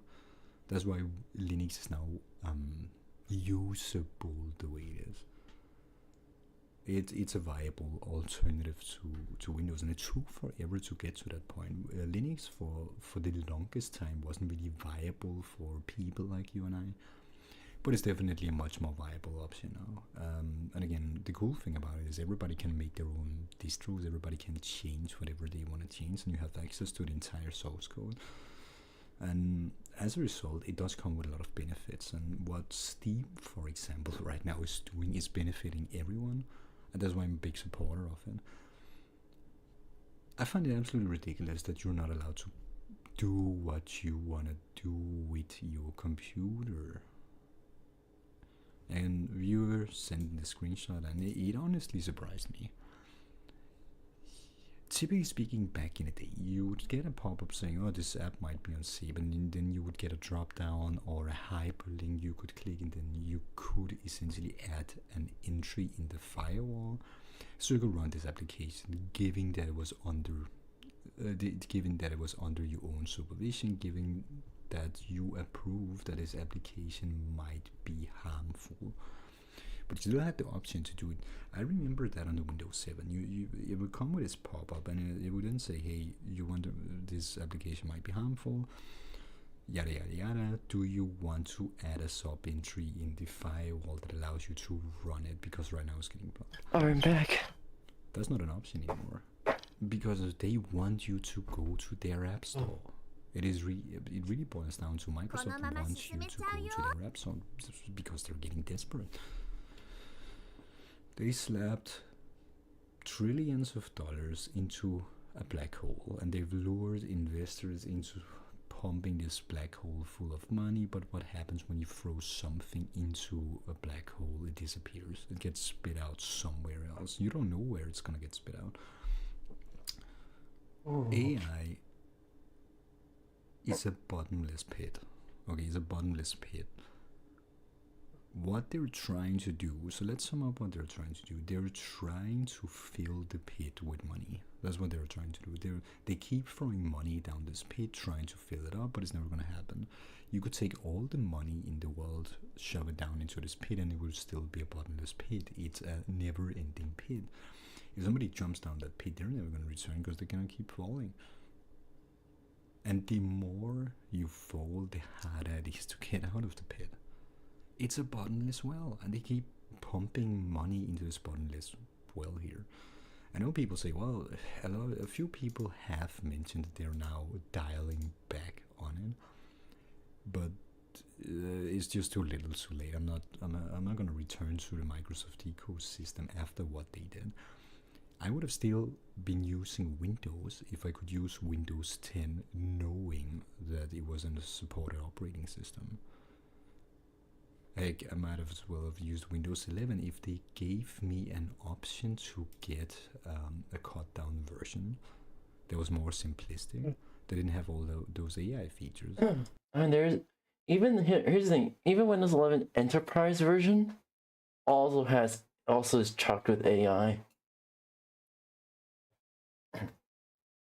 Yeah, I'm betting bottom dollar there's another version of Windows called Windows Kiosk Edition, or like those kiosk assistants and whatnot. But they didn't. And when you do that for long enough, yeah, you end users are gonna find alternatives. A lot of people have realized that Linux is a much more viable alternative. I rely on my computer for work. At the end of the day, I need my computer to compute, and then I occasionally want to play a video game, like I'm doing right now.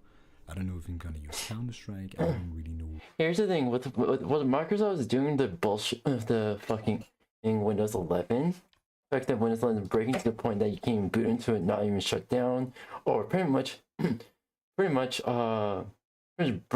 accidentally brick your PC entirely to where you have to reinstall Windows again. You know what? Just don't install updates the second that they arrive. Have other people be dumb enough to either willingly or forget to push back Windows updates. Let them test it first. See how much it fucks up their PCs. And just if it fucks up too much, don't install it. Just don't. Here's the thing. I tried to avoid Windows updates. I only try to update like once or twice a year. Of course, I do like soft updates. I wish there's a way to update without shutting down Windows. What I'm specifically gonna use to, I don't know what I'm specifically gonna put in the video, but what I'm saying is I find it absolutely blunt that people are running into issues like this. This should have not been an issue in the first place. You should always provide people with an option to run whatever the heck they want to run, given that is under their own supervision. Microsoft wants to be a nanny company, so essentially Microsoft's the nanny that tells you what you can and cannot do. Oh little Brian, you wanna play a video game? Well, we cannot have you play a video game. You're supposed to sit and talk to GitHub Copilot, Brian. Brian, you're supposed to talk to GitHub Copilot. We know what's best. We're Microsoft. We know what's best for you. Microsoft has tried to nanny us all into not experimenting. They want us to do everything their way, and they don't want us to go outside of their ecosystem, so they make it as hard as they possibly legally can to keep you inside of it. And once you escape their ecosystem, you all of a sudden realize I was just deceived for many years. I was just deceived. Unfortunately, I can't. I have a Linux laptop I use as my primary. That's my daily driver and daily operating system. Windows is pretty much like my work PC, stuff like that. So yeah, I'm technically out of the Windows in the Microsoft ecosystem, but not at the same time, because two major things actually. 2D Live and VSeeFace does not have a native Linux version whatsoever. Plus, VRM files are not supported on Linux. At least not in the traditional sense. Like, there's no native support for like the VRM file. There is a community support, yes, but there's no like actual official native support from like Vroid or or 2D Studio or anything like that. In 2015, nobody would recommend Linux for gaming. Period. I don't know. I don't get what people say, but right now it's probably the most viable gaming platform. And the reason I'm saying Linux is the most viable gaming platform is because of its open nature. It did require a for-profit company like Valve to come in and dump a whole ton of money into R&D, but that ended up benefiting everyone. See, I'm all for community maintained stuff and community made stuff, but it's also very important that we have companies who maintain platforms. It's very important. It's very important that we get updates that works, and then those updates are maintained, and cybersecurity is a thing. But the thing here is, as long as you don't screw, because again, a Linux computer is no less or more safe than a Windows computer. It depends on what the user is doing. It really boils down to what do you install on your computer. But if I want to install 552,000 viruses, I want the ability to install 552,000 viruses. I don't want a company to tell me that I'm not allowed to install viruses. I want to have the ability to install viruses. And it's it's completely unavoidable. You can use a computer for, I don't know, 12 years and never install one. Don't go to don't go to sketchy websites. It's one of the things. Don't go to sketchy websites. Exactly. That's really all you gotta do, and maybe consider having a secondary computer you can afford to lose in case you download something that isn't safe. But this emulator here was safe. The person has been using it for what? I don't know how long. Very long time. And all of a sudden computer just says, well, we cannot open this because this thing might be unsafe.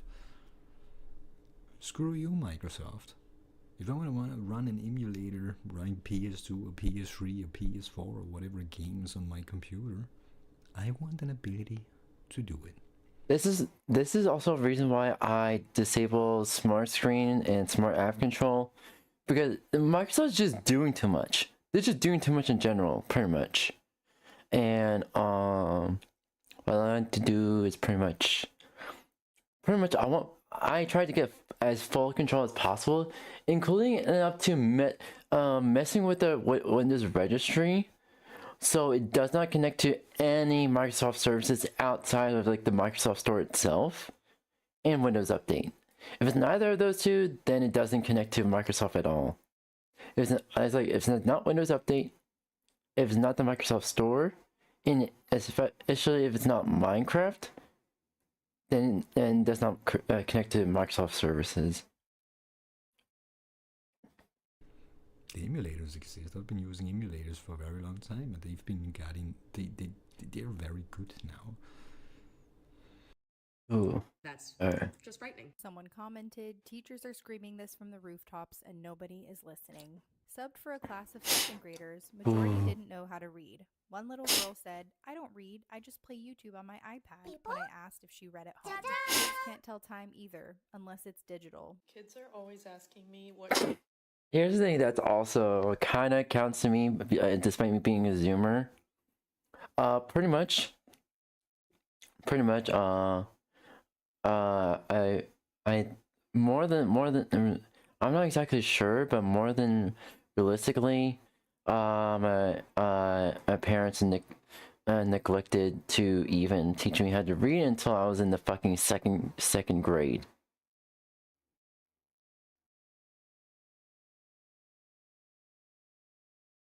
And the only reason why they taught me how to read was pretty much they were about to get in trouble with the police. Like, here, we're teaching him. I was like, all right, let's see if you pass the reading test. Oh. Time is it? These are middle schoolers and high schoolers, and there's a clock in the room, but they don't know how to read it. Like, what? So just in case you missed that, these middle schoolers and high schoolers don't know how to read an analog clock. Let that sink in. Someone commented, so teach them? And someone else responded, they were supposed to learn this in elementary school. They didn't stop teaching it either. My second grader brought this home today. And it's a worksheet. It's a picture of a clock showing 7:30, and the student has to write what time it is. So to reiterate, they're still teaching it, but these kids aren't learning it, or rather, they don't want to learn it because they're either. Here's the thing that's fucked up in my school. Pretty much, we have pretty much. I think it was a yeah, it was 5th grade. I had this mandatory workshop class, and also learned like read an analog clock because apparently.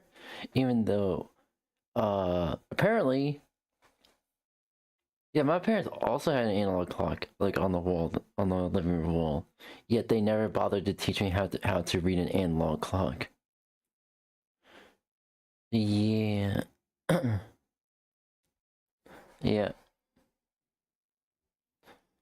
So I learned how to read an analog clock in the workshop class. And guess what happened the next year? The very next year. The school switched to digital clocks. So when I started 6th grade, when I started 6th grade, they switched to they switched to digital clocks.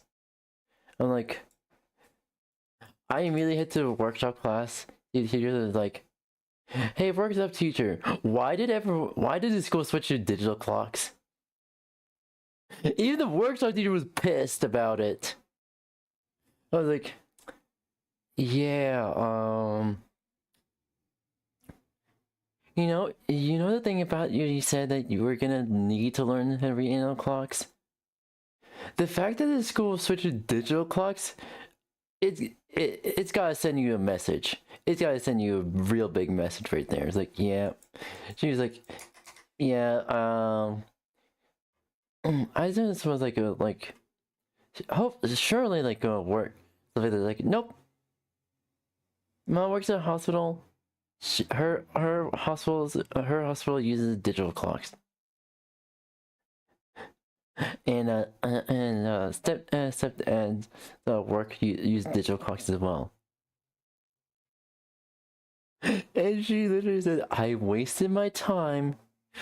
I basically just wasted my time." Yeah, the government's actively trying to remove analog clocks, or at least capitalism is actively removing analog clocks in favor of digital clocks. Fuck. Pad will tell them the time instead. These brain rot phrases are driving me insane. Skibbity riz, skibbity toilet, whatever they be talking about, I don't know. It's annoying, and they literally do it all day long. If I hear 6-7 one more time, I'm going to scream. I really want to cuss. Okay, 8-9, 8-9. Can I cuss? I don't know what's with the touching. Like, they cannot stop touching each other. Hugging and hitting and like just constantly putting their hands on each other. And they be digging in their nose. I can't take it. This is 4th grade. They cannot stand the idea of silence. They are humming, they are drumming, they are tapping, they are making noises aloud. They cannot stand silence. That wasn't me. No, I wasn't. No, I didn't. And I'm looking right at you. Ma'am, sir, I saw you. I watched you before I told you to stop. The gaslighting is ridiculous. Why do you have out scissors and glue and we're doing a math lesson that has nothing to do with you cutting or gluing anything down? You would really think that these kids are driven by motor. Like, the lack of self-control is at an all-time high. There's no way that my entire class has ADHD, and if that's the case, somebody need to get together and do some real serious studying, because something ain't right. But Something ain't right. I love teaching. I love working with kids. I enjoy what I do. I really and truly do. But like I said, these kids.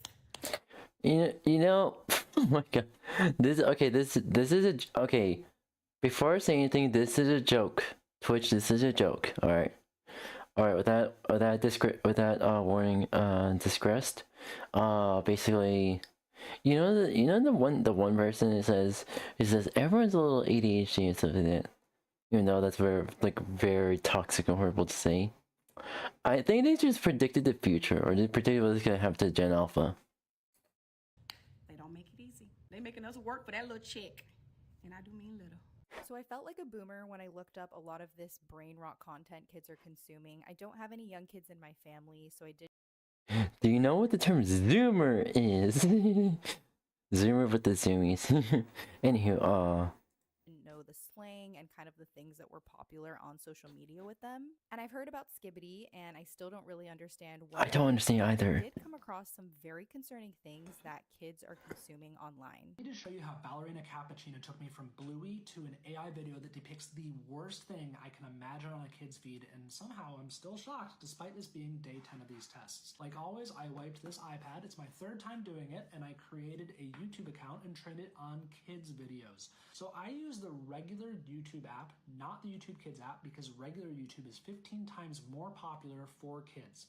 And when I would go back and forth between short and long form videos, the shorts were fine. I was getting mainstream arts and crafts videos, no harmful AI videos. Then I searched for Ballerina Cappuccino, and that was all it took. If you don't know about Italian brain rot, it's very popular for kids. And after just watching 3 of those shorts, I went back to the homepage, and the first video was fine, but then the second video was a cat video. Instant.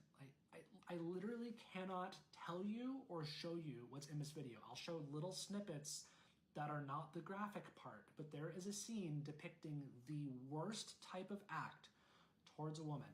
Yeah, it's really bad, and it's wrapped in this sort of AI cat package. And from here on out, the next 20 shorts were noticeably worse than before I had searched for anything brain rot related. Jesus I Christ. focus on algorithms and AI videos. I stay away from parenting advice because I don't have kids, but I could not help but think about those Italian brain rot toys and how cultivating The kids' fuck? interest in this is a Trojan horse for other, more harmful AI videos because the YouTube algorithm doesn't know the difference. This is 𝙂𝙚𝙣𝙚 all over again, but with the method of content creation with unlimited capacity. Terrifying. Exactly. Saying we, millennials and Gen Z, had our own version of brain rot, but this is just so much worse than those. Human development doctors here, do not let your kids on your phone or internet. Unmoderated iPad time for kids is straight up neglect. You know what? You know what? Remember millennials, Zoomer, Gen Zs. Remember being pretty much having unlimited pretty much those who were just pretty much given iPad or iPhone or whatnot, PC, whatnot, we're pretty much given unsupervised internet access, especially during early YouTube. Yeah, I could also count that as neglect.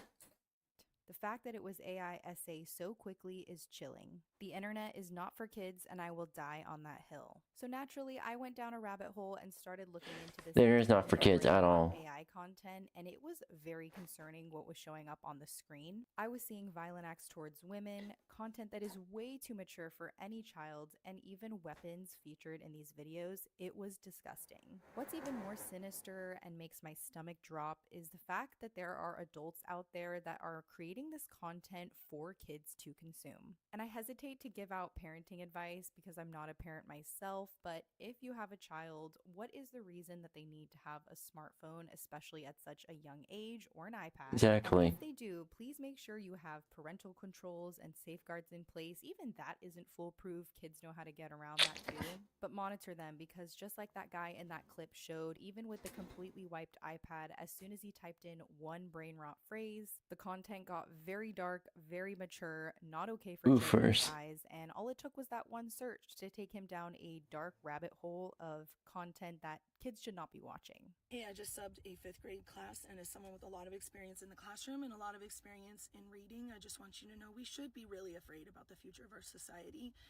Do you know that every single kid thinks they're going to be a content creator, and when you ask them what their hobbies are, it's all video game and addictive things that they think are hobbies. Hobbies are not that. Hobbies are not addictive things. Hobbies are the things that brought you joy before you were 5 or 6 years old. So maybe it was soccer, maybe it was animals, maybe it was going outside.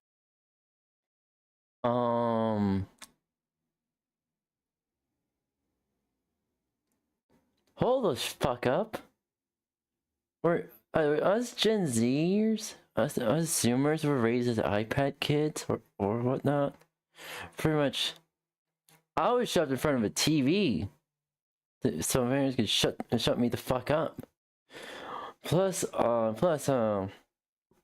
started playing video games when I was 3 years old. Of course, it was with older siblings, but yeah, that's how I got into video games. They hand me a controller, like, here, come play with us, whatnot.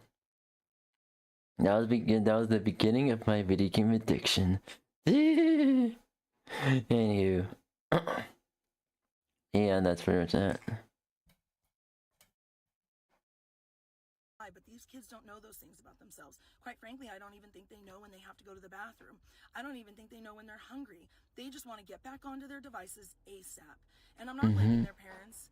I mean, as a society... And I'm just going to come out and say it. I do blame the parents, at least partially. There are things I do understand. I want to do something real quick with my model. And how much that's advanced over the years. And you're going to see a freeze bit. Funded, right? There are things that are not in their control, but there are also things that are in their control, such as reading to their kids, teaching them right from wrong, spending time with them and actually talking to them, not just sitting and staring at your phone while you're in your child's presence. There are so many things parents can do to raise healthy, stable kids that will flourish in society. As a society, I think we should have had better parameters and better education about this 15 years ago, but we didn't, and here we are. So here's what you need to do. You need to set parameters with your child today. This is life or death. What job do you think they're going to get if they can't put their phone down for 5 minutes? What job do you think they're going to get if they can't even write their name legibly? What job do you think they're going to get if they can't spell the word caring and they're 11 years old? Not everyone's going to be a content creator. Not everyone is going to make it and get advertising. Just the fact that they all want to be content creators is already concerning in and of itself. Of course, when all you do is scroll on your phone all day, when the only example of someone who is successful and wealthy is an influencer, that's who they're going to want to aspire to be. And then they have no other marketable skills in the workforce because they didn't pay attention in school and all they did was scroll on their phone. And for a society to thrive and be successful, we have to have people in all professions. We can't just have all doctors or all lawyers. We need to have people in varying professions. Here's what your kids need. They need communication skills. They need to be able to listen to their own bodies and know when they need to go to the bathroom. They need to be able to control themselves. They need to be able to go to bed on time, which nobody is doing. This is the most sleep-deprived, emotional intelligence deprived, affection deprived generation ever. Wake up and really care, please, because it is not fair to them. Do you know how many board games I own now, trying to reconquer my children's childhood? I'm telling you, the time is now. And honestly, I don't even feel comfortable saying it on the internet, what types of disgusting, sexual things these kids say at 11 years old. Really? Here we go. Know that 11-year-olds are now over-schmexualized more than any other generation? They are. Okay, I've been offended and grossed out by children more in the last 2 years than the previous 15 years combined. As you can see, terrifying. They know too much. They're exposed to too much. And if we have a little bit of tracking. The government that makes the government control your children's phone, then you do it. You should really care. Yeah, exactly. Because those things on the phones are addictive. All of it's addictive. I am a first-year high school English teacher. This is definitely going to be my first and last year teaching. I was made how of the fact that this is not the profession for me. It is absolutely astonishing and scary. Thank you. Hello, welcome. How are you doing today? Hope you're doing well. The proper reading skills, and I'm not talking about the ESC kids, the 504s, the IEP kids. I'm talking about your everyday regular Joe Schmo from Kokomo kid who does not know how to read and write at the level that they should. And the problem is that they don't care to learn how to do those things correctly. And I have a comment here from one of you guys from a previous video that says, I had a 10-year-old neighbor kid ask me what a yard sale sign said. I was reading Harry Potter when I was 10. And I think the fact that a lot of kids can't read is the most genuinely concerning part of all of this. Obviously, the fact that they have unlimited access to the internet and are on social media at way too early of an age is scary as well. Also, our kids can't read. How are you going to survive in the world? How are you going to read get a kiss, get employment, understand the world around you? It's just absolutely mind-blowing and makes me so nervous for what we are going to see with these kids when they grow up in the next 20-30 years. I feel like a boomer, but I really don't know if there's hope for this next generation. How do you come back from that? I don't think there's a way back if a 10-year-old can't even read the words yard sale. Alright, there we go. I have a sister that was born in 2012, which, by the way, didn't know that was possible. Thought 2012 was for Coney, but she's a generation after Gen Z. They're called Generation Alpha. Ooh. I don't like the tone of that. But I was trying to connect with her. I was like, so girl, like, what's cool on the Disney Channel these days? She looks me dead in the eye and goes, I don't watch plot-based media. Are you fucking kidding me with that? Oh. How? Someone commented, plot-based media is literally how children learn empathy. Kids are genuinely not engaged with storytelling anymore, which is Arky Kimmy one hurts. of the oldest human creative pursuits, and kids are just not doing it. I'm scared of Gen Alpha, and not in a good, funny way. I am genuinely worried. Also, do you like the tracking I made you do? Was a trend and not a crucial and It's janky, but it works. Thousands of years ago. This is actually the problem. They're not watching content produced by people who know how to read and write. The little girl literally looks at her and essentially says, "I'm too old and too good to watch all that seriously? crap on PBS Kids and Disney Seriously? Channel. I just scroll on TikTok." According to Aspire Early Like, Education, are we serious about plays a this? vital role by promoting It's really good. I like it. Thank you. It does. So it does take a bit of CPU. It does take a chunk of my CPU. But I only do this like for YouTube reactions. And that's about it.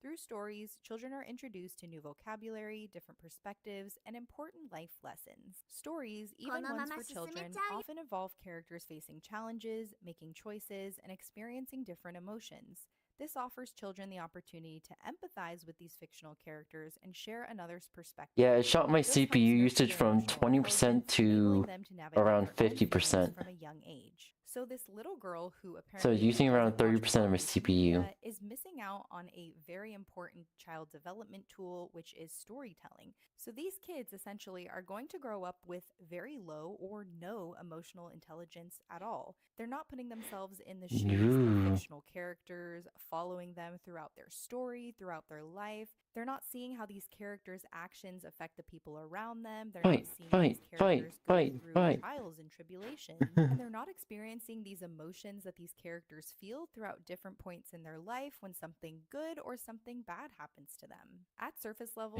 programs and books for kids can just look like... I'm gonna see.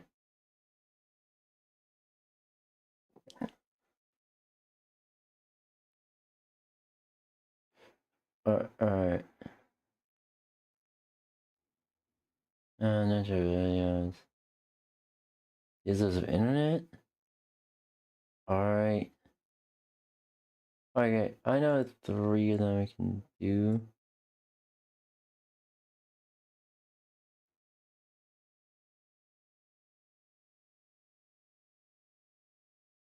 There we go. These are the most unbelievable nature videos ever. I spent the last few weeks looking across the internet for the most unbelievable nature videos that I could find. I looked for videos on YouTube, Instagram, Reddit, and put all the best ones in one video right here. So I hope you enjoy.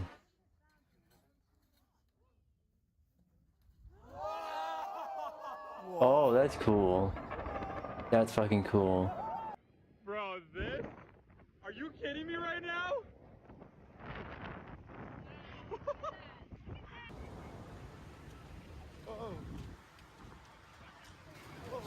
Holy shit. Yo. Okay. Someone found a crazy cube-shaped cloud in the UK.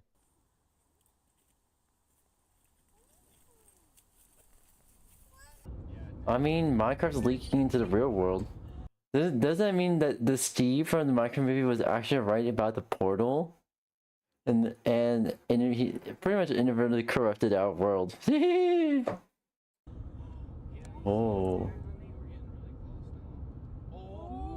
Whoa.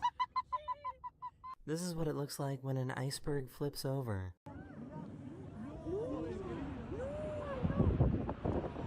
What the fuck? This super strange event happened in India, where the ground started suddenly rising up. It's thought to have happened due to heavy rainfall creating pressure in the ground. Oh. Yo.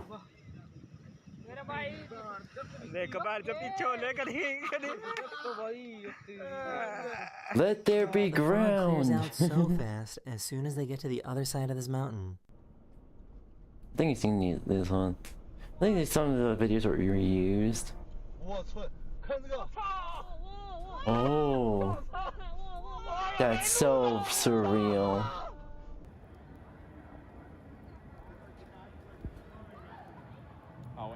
Whoa. This is the most intense hail I've ever seen. Yeah, I never mess with hail. Also rip that pool. This is a really cool phenomenon where the ice on frozen lakes can make crazy noises as it thaws.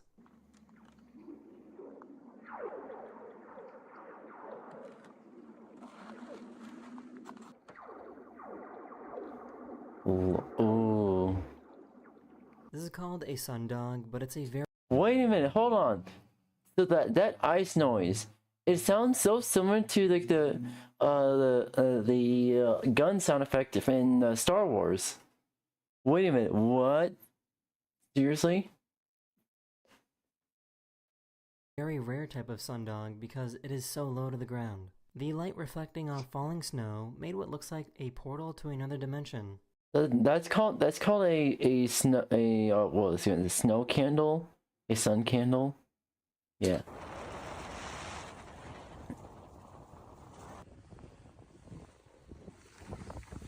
It's because of the reflection. It's because of the reflection from the flurries. This giant river of lava totally shut down this road in Hawaii.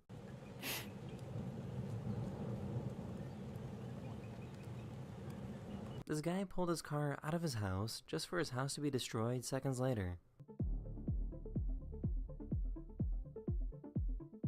Oh no.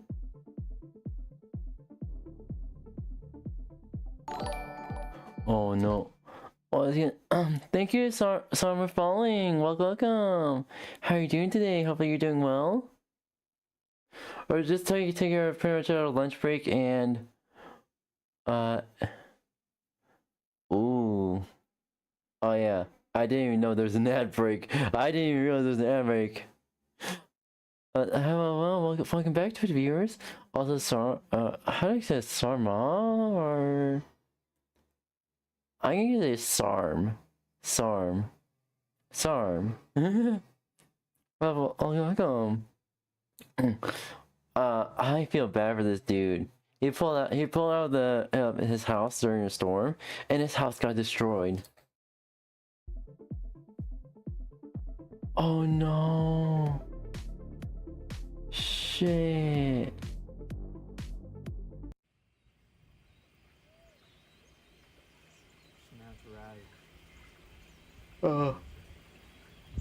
This diver found an underwater portal to another world. Oh, school of fish. That looks so cool.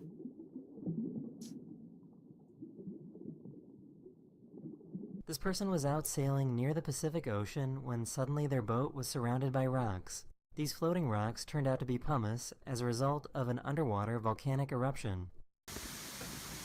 Pumice. Oh my god, that's so weird. Liquid. So like molten lava, but like dry and cooled down, and like an actual like. Oh, that's so trippy. That's so trippy. Oh shit, it's trippy in half. What the fuck? This is a phenomenon known as a crown flash. A crown flash occurs when electrical charges cause ice crystals to suddenly shift.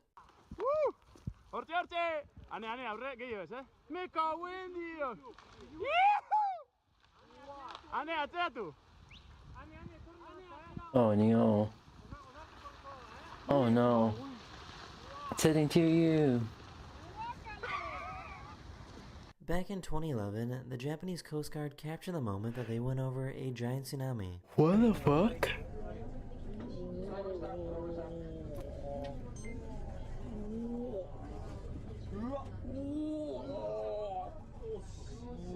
These trees were completely swallowed up by a huge sinkhole. Oh no.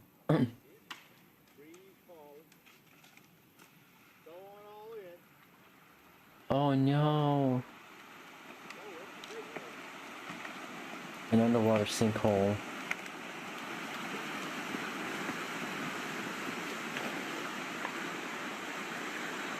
Rip. This is the Cave of Death in Costa Rica. The carbon dioxide levels are so high that they immediately extinguish any flame that comes inside.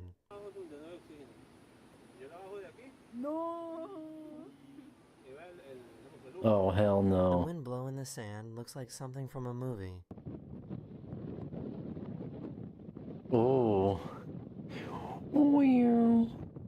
Like wow. Wow. These tourists at Yellowstone National Park witnessed a huge hypothermal explosion.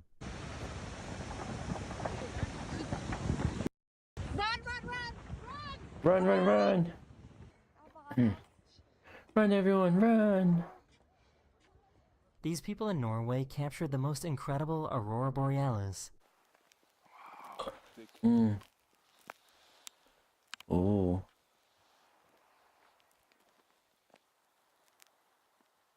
Wow. Ist ja faszinierend, so stark, glaube ich, habe ich die fast noch nie gesehen. This guy found a really low rainbow.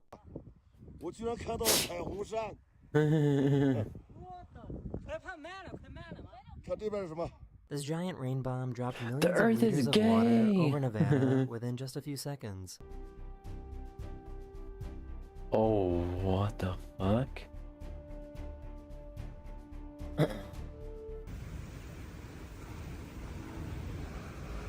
Oh wow. Holy shit.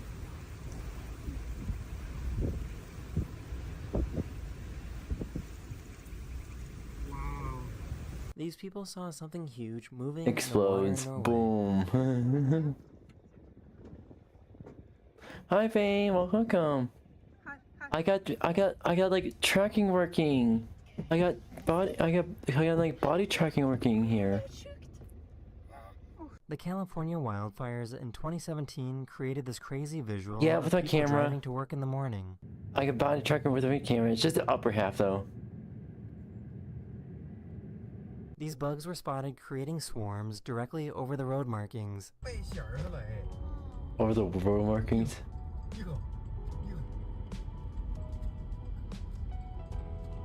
These are called Kelvin-Helmholtz clouds, and they occur when a difference in wind speed and direction pushes clouds into these wave-like shapes. Ooh. Now that's what you call a sky. This is what do you call a sky rider? What do you call a sky rider or sky ripper? Nice, very nice. Oh yeah, the breathing earth, the breathing tree. This crazy halo cloud was spotted in Japan. Plot twist, that's a portal. This tornado decided to spawn its own baby tornado. Aww, the tornado was pregnant. Why is tornadoes getting pregnant before me?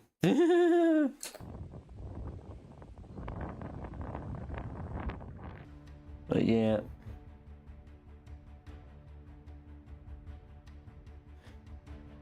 Ooh. Wales, Australia.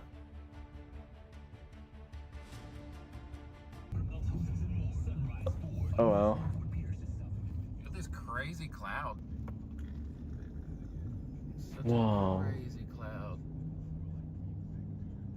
These people captured the moment a lightning strike caused the whole city's power to go out. Lola, did you get it? Oh, whoa. blackout. This guy in New York found Oh, an wow. upside-down rainbow. The sky. It's getting bigger. I mean, isn't it really just like a whole halo? Really, the whole thing is like a halo kind of thing. So we're seeing the bottom half of a rainbow. We're so basically, who's gonna tap that rainbow? Who's gonna tap that rainbow there? Like every 20 seconds it grows. This is called a green flash, and it's a very rare moment when the sun creates a burst of green light during sunset. This can only happen when atmospheric conditions are absolutely perfect. Oh, green. Green. A dust storm.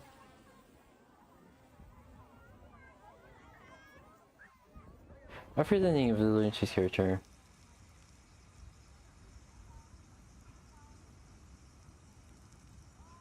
Oh, foam. Foam. They were walking on the beach when the ice started coming after them. Give me that booty. Give me that booty. Give me that booty. Give me that booty. This incredible starling migration was spotted in Wales. Ooh. Guys, gals, non-binary pals. Okay. That's what that there, right here, that's where that's what the Windows 7 the Windows 7 logo is inspired by.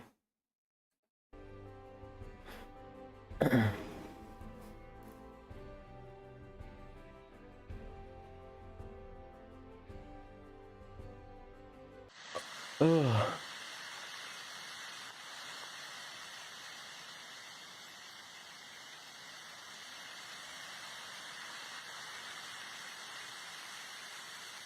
This photographer had to pull over to capture this incredible tornado.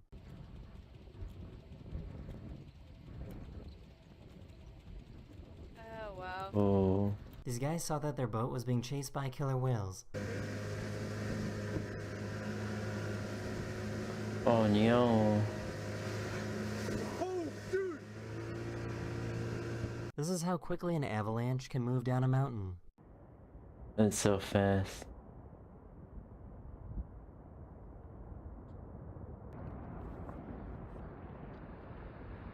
Run! Oh dear God.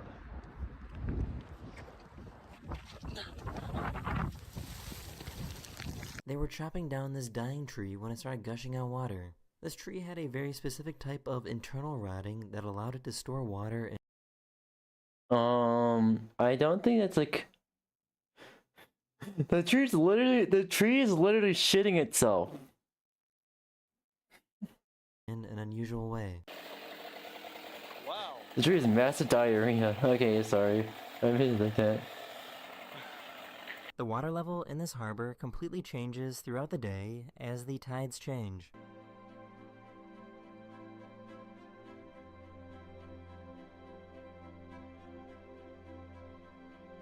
Oh wow. Now I just got on the ground.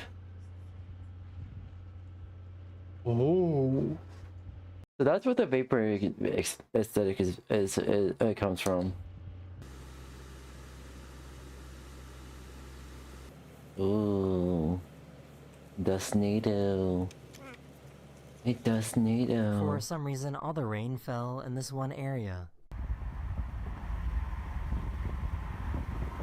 What do you mean? What do you mean in this one area? These people witnessed a huge ice drift on this river in Russia. Oh. Oh god. Look at that! Oh. My God. Oh, guys, we're gonna get some. Oh! Get out of here! Back it up! Back it up! Wow. Back it up! Back it up! Back it up! This is a super rare type of lightning called a red sprite. The reason why you said back it up because that we saw there for the aftermath was a huge wave, and that would have toppled over the boat. They occur at a higher altitude to regular lightning, which is why it looks so unique. Ooh.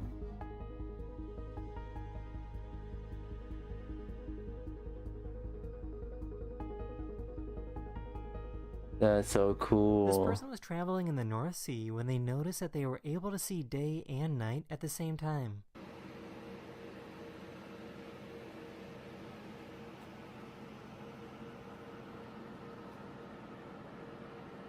Yep, the North Poles be like that. The A poles be tornado like spawned that. right next to this erupting volcano. Fire NATO, fire NATO, fire NATO. An ash tornado.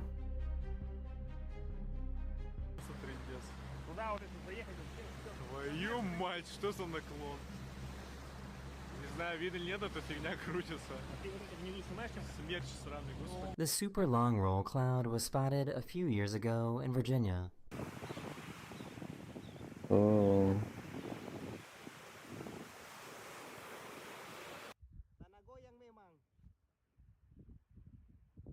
Ooh. Okay. I gotta see what other videos People are out. really don't want to help people. That wasn't helpful at all. I don't even care how that comes off.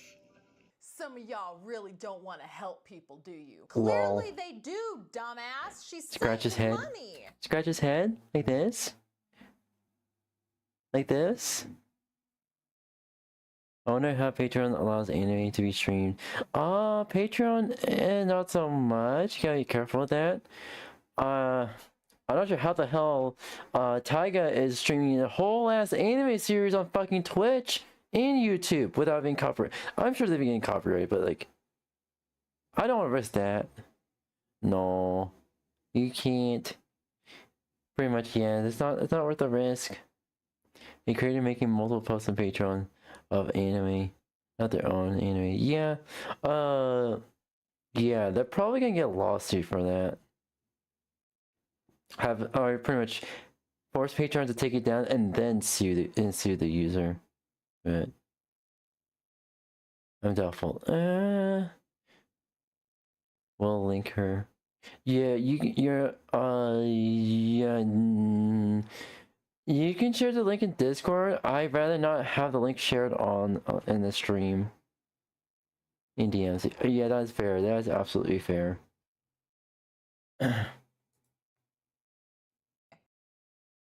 There's something so wild to me about people asking strangers for money on the internet. Yeah. They're not shy.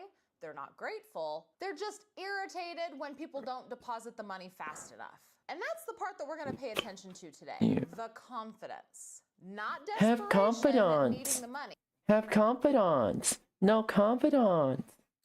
The confidence. Because the people that we're going to watch today are in no way uncomfortable asking for money. There's no humility, there's no awkwardness, there's just a vibe, a payment handle, and an attitude. The entitlement is loud, it's unapologetic, and it's getting way, way too comfortable. That's for $150. Unless you have $200 to help me with, there is nothing you can do. What the This fuck? is the other problem that I have. Seriously, I'm grateful for even $1 being donated to me. Which is why it's entirely free to watch with them on Patreon.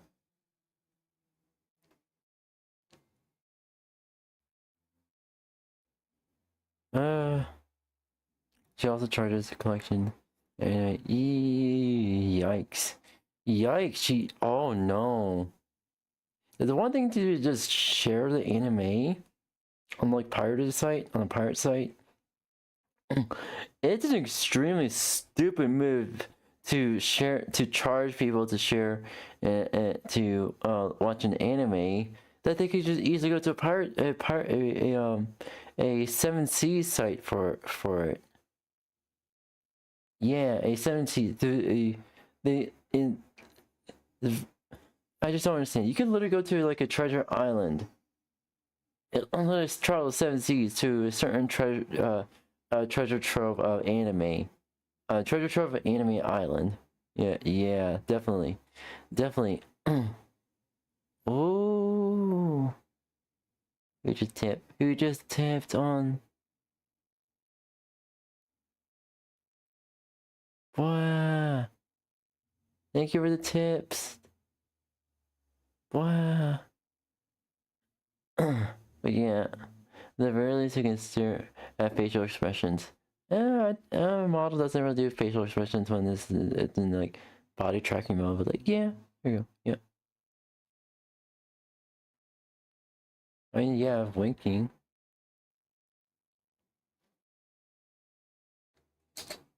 With TikTok beggars. They don't do anything. And I don't even understand why there's people watching. I mean, we can clearly see on this screen recording that she has 9 people watching. And people are, you know, saying things to her, but she's just sitting here annoyed. If you can't send me $200, then you can't help me. But she's just sitting here. She's just sitting here. Like, I don't understand. If you want people to send you gifts and send you money while you sit on TikTok, okay, cool. Do something.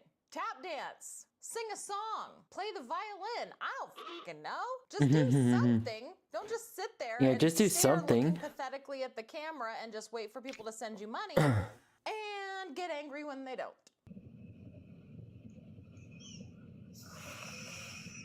Yes, that's exactly right. She needs $2,000. That's how fucking over it I am. No, I don't live in my car. I'm sitting here until I gotta go into work. Sitting here until I gotta go into work at 8:30. And it's already 8 o'clock. So what I'm hearing is she has a job. Okay. Okay. And you're still expecting strangers on the internet to send you money because why? Because Myself am struggling to even pay my rent. Because since I'm now without a car, I'm trying to get like a new job that's much closer to where I live. So I won't have to rely on like taking Uber there. And just rely on the transit system to take me there. Yeah. you're entitled to it? Who is this chick? I work at McDonald's. I work. That's what I'm saying. Freaking annoying. At least you have a job. They're so annoying. Just send me money. Let me know how much I need. Let me know how much I need, all right? Oh, it's Maggie. Maggie's back. So this is Maggie Foster. She is probably the biggest beggar on TikTok. Everybody talks about Maggie. Everywhere she goes, she will stand there live and will wait for people to send her money so that she can make purchases. Cause I got 10 plus 9. Okay? How much 10 plus 9? 21. 10 plus 9, 18. Okay. I'm begging now, so. I had to. I'm on live begging now. I'll get you your money. See, here she is again, holding up a checkout line while she's begging for money. This is insanity. The audacity. How much I need? I'm not asking now. That's already 1936. Huh? That's already 1936. What you talking about? The price for all this is 1936. You want me to keep going? Yeah. 19 now. Let me know how much I need now. Hold on. Imagine being in line behind her. Imagine being in line behind her. I would lose my shit. And I am a nice person. You guys might think like I get all like attitude-y and intolerant and everything on YouTube videos. I am a very nice person in real life. I really am. I like to help people. I will smile and compliment people. I'll hold doors open. I'll take people's shopping carts back. So I'm actually really tall. I'm almost 5'9", and I will be out grocery shopping and people will ask me to like grab stuff off the top shelf for them because I'm tall and I can reach. I'm a good tipper. I am kind to service industry workers. I try to be helpful. I would lose my shit if she was in front of me. She would make me explode into another personality that I have buried deep down inside of me that I don't want to let out. Oofers. The bitch in me would start to rage at Maggie. 3288. Yeah. Let me see. Hold on, let me get my. So we said. He said 30. What? He said what? Seriously, what the fuck? So let me go look at my calculator. Hold on. Hold on. So I got 19. So 3288. So let's say 35, right? Take away 19 is 16. So 16.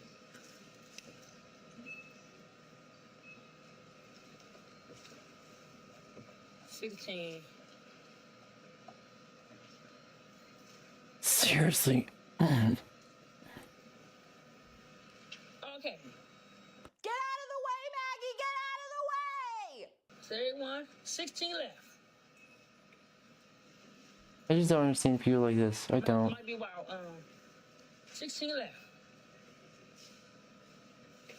Oh, I'm gonna ask you 16 now. Or you want to take her neck? Wait till I get to 16? Can't take her until you're better. Well, I'm gonna be over here, but wait till I get to 16. Let her go. I'm gonna have to hold her up. I'm glad. Thank you, Maggie, for letting the person behind you go ahead and go instead of standing there waiting for your begging ass to get donations. The audacity of people, man. I can't. Give us some money or get off my screen. Did I say that? No, I'm telling you that right now. Do you have any lunch money or any support going towards my hotel? What the fuck? What did I say that upset you? I'm serious. Do you have any support? Because I'm fucking homeless. Do you have any support? Sure, Otherwise, I can help you. You can help me? Cool. Yeah. You ready to send to my PayPal? Okay. What do you Or need? Apple Pay? Yeah, what do you need? I need enough money for a hotel room. And how much? Do you need? You know what? $85 will probably fix it. Okay, is it in your bio? No, it's not. You just send it to my number, 864-361-1580. Wait, does that show my number? Does that show my number though? It's my Apple Pay. Or would you rather do PayPal? You want PayPal? Okay, Capital. Yeah, PayPal's fine. Do you not have like a Venmo or a Cash App? I don't use either one of those. So Apple Pay or PayPal. Jesus Christ. Who is this asshole? What? Why did she look afraid not to send him money? She actually looked afraid to not send him money. Who is this guy? Nick Harris. Who are you and what makes you so entitled to this woman's money? And that's something else too. Give me money, but you need to send it through the app that I demand. You can't send it this way. You can't send it that way. I don't use those. So you're gonna send me money and it's gonna be through Apple Pay. Nick Harris, you can go f yourself. Tap the screen, y'all. This is fucking ridiculous, bro. So all of these videos that we're looking at were uploaded by somebody else who screen recorded these beggars going live. The person that re-uploaded this live, this Black Mamba is the TikTok user. The person that re-uploaded Black Mamba's live put the caption on it that says, "I wish I was recording beforehand. He literally spazzed because someone sent money to his GoFundMe instead of directly to him." So someone gave him money through GoFundMe and he got upset because Seriously? they didn't send it directly to him. They sent it through GoFundMe. Why have a GoFundMe then, genius? If you don't want people to send you money to a GoFundMe, why have it? And I see that it's this Angela chick. I clicked on the link in your bio and sent some money on GoFundMe just now. And now he's pissed. You people really don't want to help people. You really don't want to help people. You got somebody, you sat here, Angela, you watched me beg for over an hour. You watched me beg for over an hour for emergency $18 to keep this room in freezing cold weather, and you sent it to a GoFundMe where I can't cash out for a whole nother month. That wasn't helpful at all. I really don't even care how that comes off.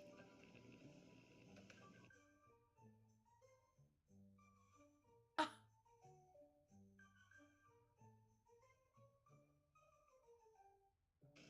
don't understand why people have to make things so much harder for other people. I didn't even really put the GoFundMe there for donations. I put it there so that people could read my story. It's like I always tell people, you can go read my GoFundMe to know about how I became homeless, how my parents passed, everything else, but you don't have to donate anything towards it.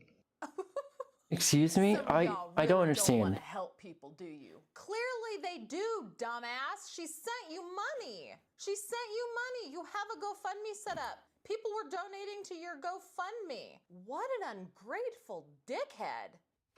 I know, I wish I had a car.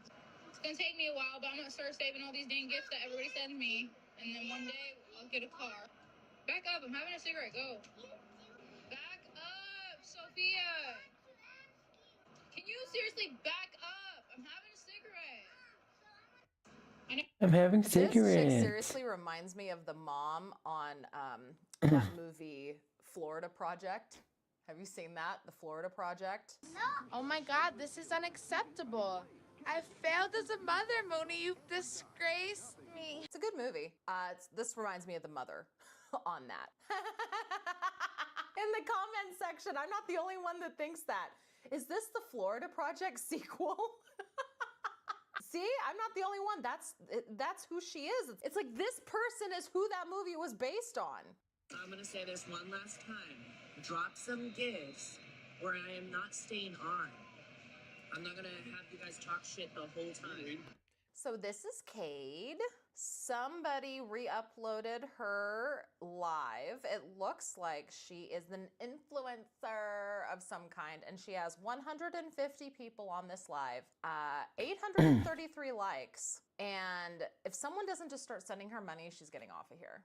Because she's not going to sit on live for nothing. You better just send her money. Seriously, I don't understand. I don't understand these people. Absolutely blows my mind about a lot of these influencers that get on live. They think that threatening to stop the live is going to be enough for their viewers to start sending them money because they're that important. Their viewers just want them to stay live. Their viewers will not know what to do with themselves if they get off of the live. You really think pretty highly of yourself, don't you, 𝙂𝙚? You think pretty highly of yourself. That your presence on TikTok is so necessary that people are just gonna start sending you money so that they can watch you eat food?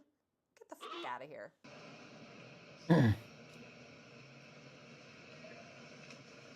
Do you need anything?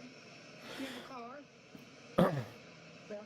Okay, hold on. We need to set this up. This person is sitting on TikTok begging, and a nice lady comes up and asks if this panhandler needs anything. Do you need anything? You have a car? Well, my husband said that we were on our way somewhere. Would you need I need to ride to Walmart. to Walmart? Is this all your stuff? Honey, we don't have enough room. What do you need? What do you need from Walmart? New phone. I can't help you. Are you hungry? I'm so sorry. We don't have room for all of that. I'm so sorry. You're good. Seriously, what the fuck? This feels... What I could do to help you. It feels... I don't know how to feel about that. Please give you a ride to the... They'll give you a ride if they arrest you. Oh. All right. Do you It's need not how it always has been. Do you need some money? They'll help you. Mm. I'm on TikTok right now. You know what that is? No. They're like, she's a nice lady. I was like, yeah. There's some people out there that What? that. Thank you. I Seriously? appreciate it. Seriously, what the fuck? What the fuck? Like, I don't understand. Just, huh? I don't understand. What was the... fucking point in that? Yeah, I'm gonna take that. Like what? Like that fucking means anything? I hope you, can you get a ride? Do you think would that help you get a ride? I'm just waiting for people to come up to me and offer help. I just say, you got a ride. She's like, is it big enough? It's like, oh, shit. I'm so sorry. Our car just wouldn't handle all this, baby. What kind of car is it? It's right across the street. It's just a sedan like that. Small one. Yeah. The chair folds up, but don't say like that. You probably got more shit in there than what I got. But This sweet, sweet lady. I wish I could give you a ride. We don't have enough room for all of your stuff in our sedan. Do you need some money? Like, do you need food? This woman. And I don't necessarily know if this panhandler is just being like super, super rude. I mean, everybody thinks that she is being rude. Maybe she just doesn't know how to accept help when you are actually looking at somebody in the eye.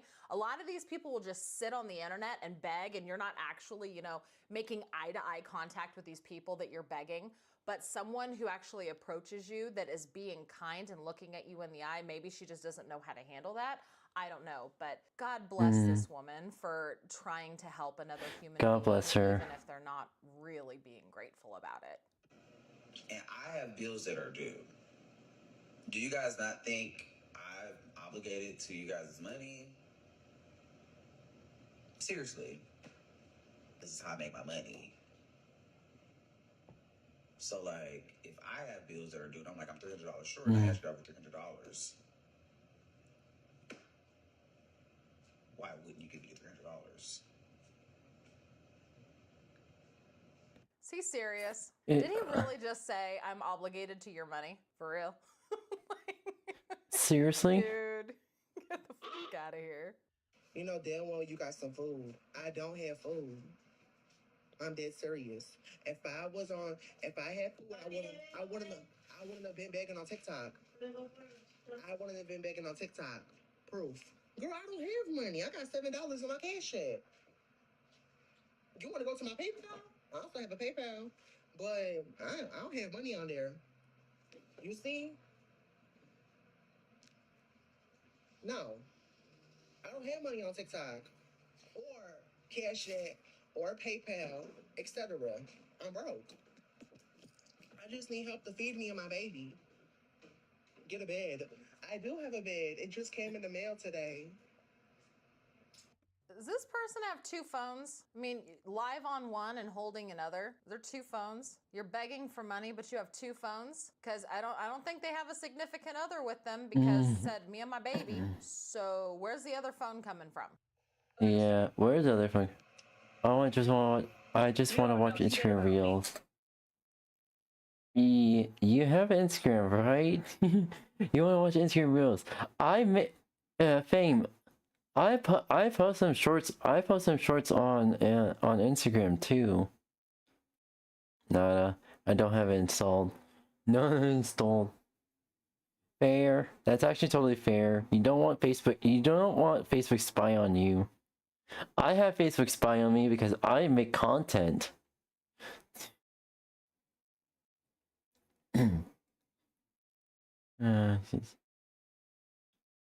Yeah. Sames. 2, 3. So this little piece of paper says tablet for daughter, $27. And then she's got her Cash App, her PayPal, and her Venmo listed right here. She's just standing there with a piece of paper, what the amount of money she's trying to raise and all of her payment handles. You're trying to get money for your kid's tablet. Does she have a job? Mind your business. I will not mind my business. Jesus Christ. Erica. You know why? Because you're on the freaking internet. How are you going to tell me to mind my business when you're putting your business on the internet? We're all adults here. You should be able to handle the truth.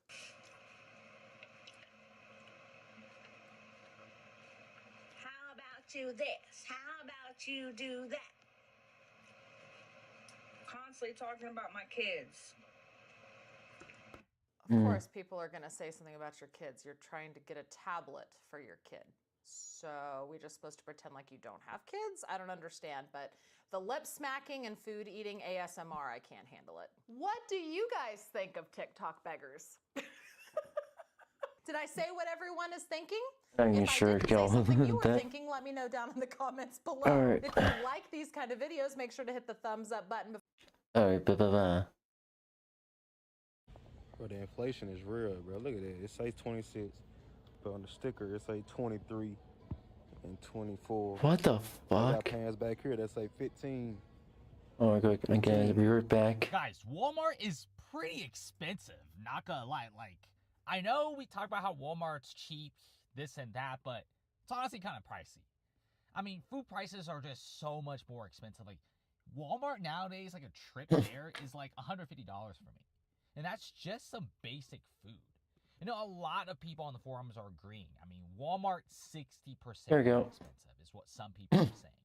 I mean, like, pre-pandemic, like back in 2019, $100 actually gets you like somewhat of a cart of groceries. Now it's like 4 to 5 bags of groceries, and that's if you're lucky. Everyone Goofers. agrees that Walmart prices are out of control, and many Americans actually have a lot of issues with that. Because Walmart was seen Let me to be move one of the this. cheaper supermarkets, Quick. but now they're almost a luxury. Check out some There of you go. these videos.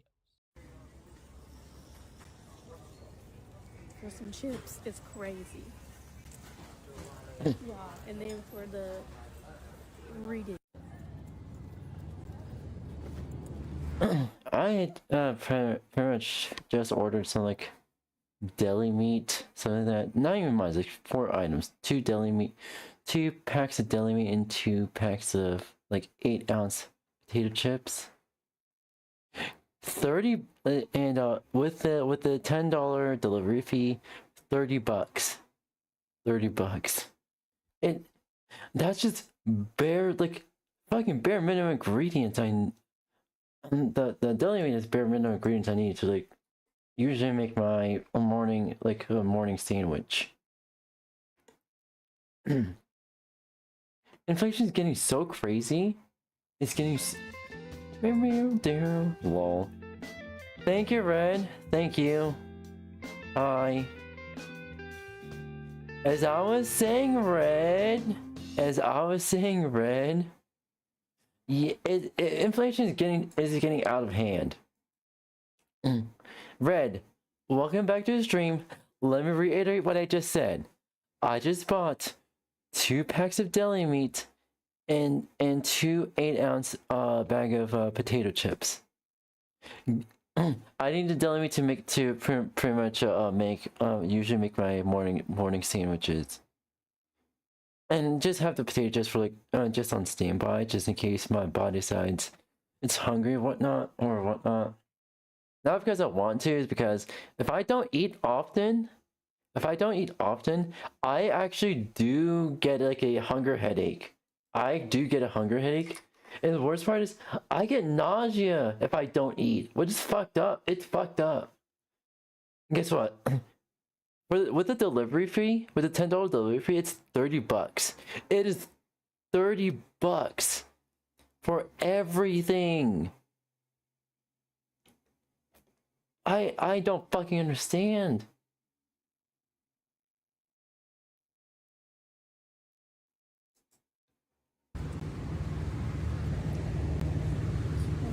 Large eggs. For some cheese, though? $10 for 2 pounds of cheese. What the fuck? I could get that kind of bag, like at the local bargain shop. I could get that kind of bag for a fraction of that price, for a bare minimum fraction of that price. What the fuck? Oh. Ain't no way. Ain't no way. Ain't no way indeed. $6. Shredded cheese is not Have watermelons. or turkey. So I'm currently sitting in the car outside of Walmart waiting for the rain to stop because it's already crazy enough to go into Walmart, but to go into Walmart wet, not I, said the cat. So while I'm sitting out here, I'm like, bruh, I'm so glad I got Walmart Plus because I can just go in and out. Now, let me first say this is not an ad for Walmart. We are not being sponsored by Walmart. Walmart, if you want to hit your girls up, we are waiting. But if you are a small business owner and time is something that you don't have excess of, then you definitely need to get Walmart Plus. Santi and I both have and people, families, so we have all. and families still think first to go to Walmart instead of any legit else. Yeah, pretty much. Unfortunately, in my case, I have to get like Walmart delivery because it is fucking cold outside. It is extremely cold outside, and I have no heat in the house. The central heating system is fucking broken. Yeah, so standing there 1 minute outside of this freezing weather is the equivalent of staying there for 2 hours and going through having minor hypothermia within a minute of standing out there. It is extreme. I have an extreme cold weather advisory on my weather app.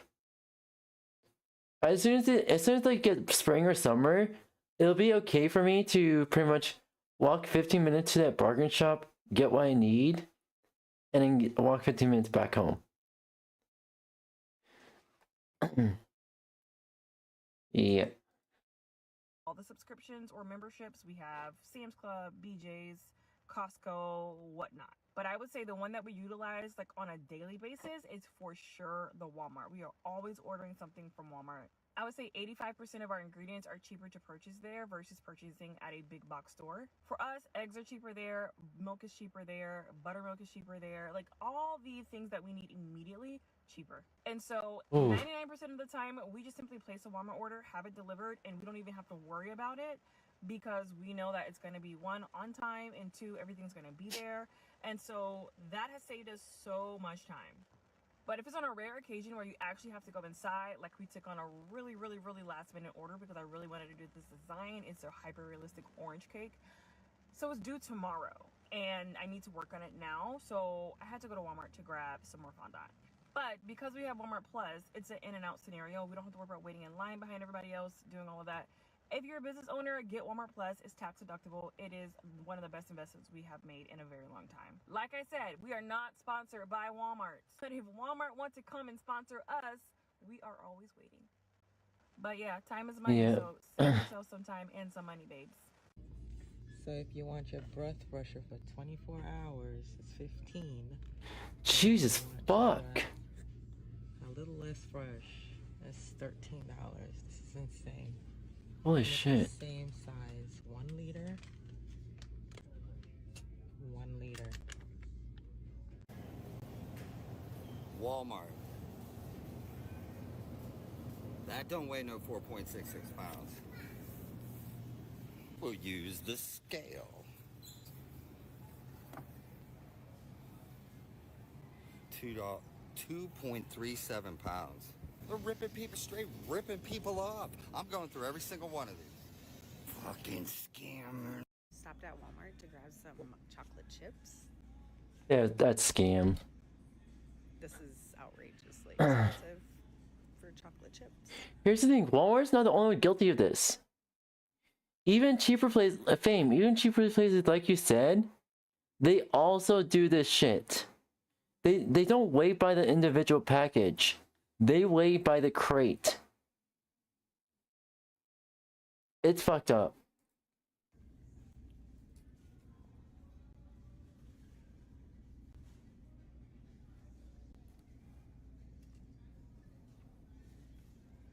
It's like chocolate's gold these days. You can get some heat for $3. Jesus Christ, $4, $5 for a fucking single, $10 for a single chocolate bar. Okay, I just got done grocery shopping, and honestly, fuck off.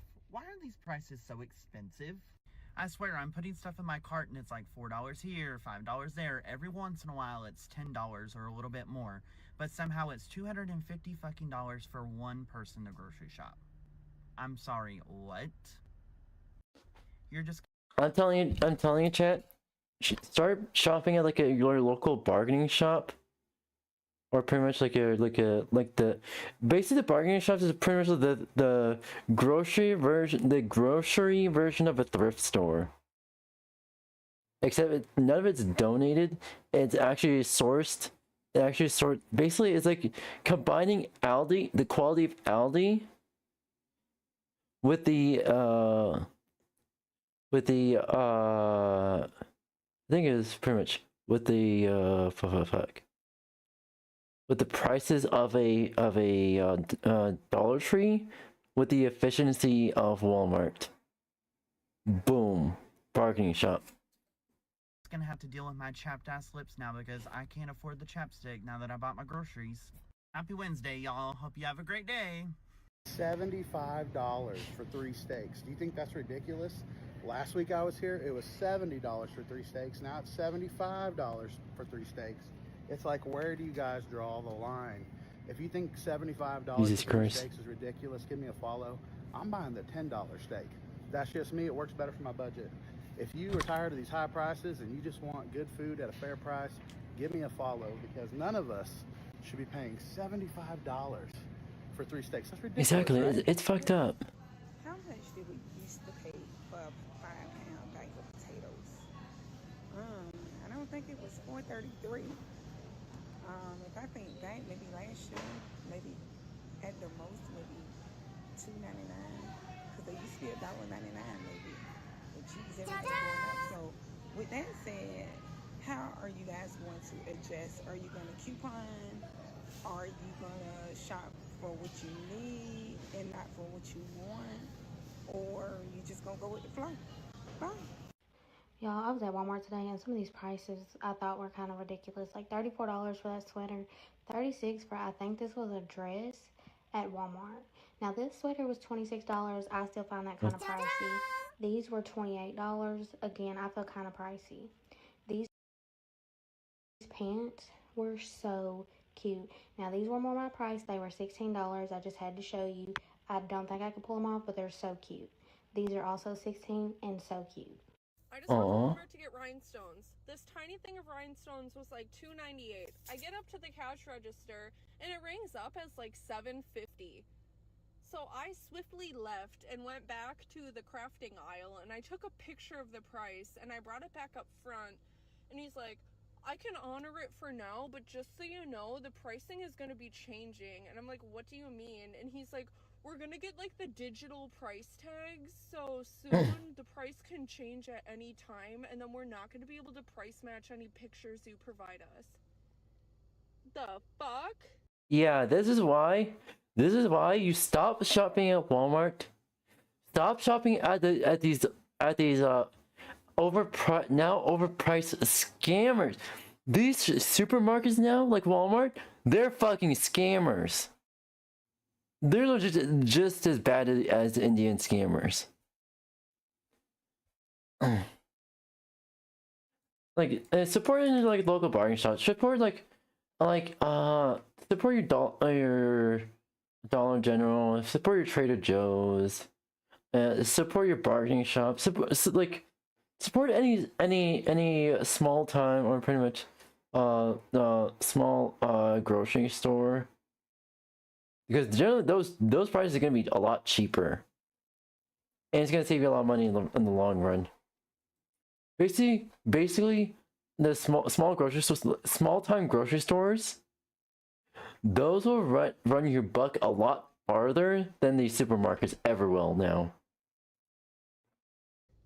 Robbery, straight robbery. I'm not paying $7 for fucking cheap ass rhinestones and having the price of my food like double or triple on me, and you're not going to honor the price that's in front of me on the shelf. If the price is different than the prices on the shelf, then why didn't you fucking update the shelf price? No, I'm not playing these games. When I say y'all, inflation is really getting out of hand. So I'm in Walmart right now. I don't know if y'all know this, but Kool-Aid was 25 cents a pack, right? $4 usually how they advertise it. So then it went up to 30 cents per pack. Okay, cool. You know, it's only 5 cents. You know what I'm saying?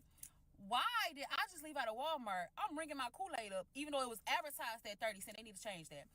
It's 36 cents. Y'all to add another 6 cents onto this? And I know y'all probably like, Kyra, it's only 6 cents. That shit adds up.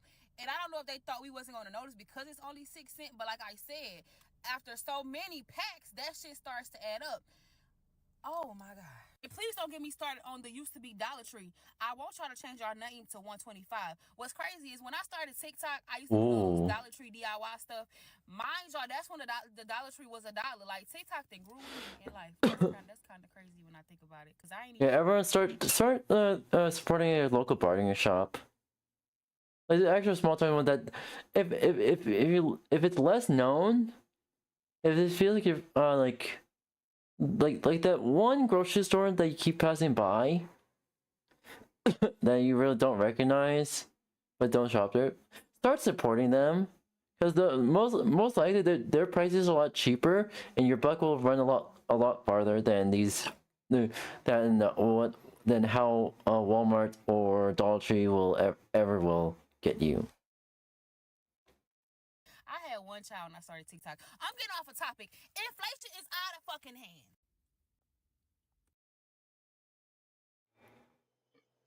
Spent 3 on 4 items, 44.22 on some cold and flu. 6 items purchased. $71 fucking dollars. Okay, I know I'm not tripping because when I got my Walmart order, I couldn't grab the orange juice and I'm picking it up. I'm like, is this a toy? Ain't no way this a gallon of orange juice. What size is this? Toddler size? $6.97 I paid for this. Yeah, Walmart, y'all got me messed up. If you follow the market, then you know today Walmart hit $1 trillion in market value for the first time. And I wonder if that has anything to do with their new shrinkage regulations and policies where they lock everything up. Has it helped? I wonder. They even have censored the bag. Everything's locked up. They even put a security chip on the fucking on the fucking handheld a shopping basket. What the fuck? Nah. Nah. That's fucked up. That's fucked up. I don't know about you, but I'm not gonna sit around and wait for someone to give me some Neutrogena face wash. Okay, y'all, so I know I haven't been on here in a while, but I had to take a trip to Walmart, right? And I know everybody been talking about inflation or whatever, but how did I not realize lunch meat? Y'all, lunch meat? Look at this fuckery. $9? $9 for some meat? That's fucked up. No. We're gonna come over here. Mr. $3.47. Great value. Anyways, I'm done taking up y'all's time. Comment below what y'all meat price is. Oh god. Because at Walmart, it's getting no help at Walmart. That's how much it cost me, y'all. $90 fucking. Here's the thing, so I made my own first aid kit, pretty much. For wounds and like cold and flu and stuff like that. $70 fucking bucks. $70 fucking bucks. And that was like when I first moved into this apartment. I was like, alright, let me make my own first aid kit, so make sure. Holy fuck! That's fucked up in half.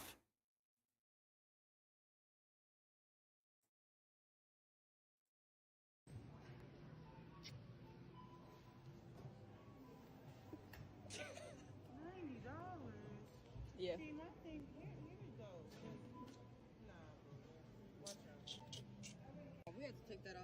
found on Amazon for cheaper. Look at this shit.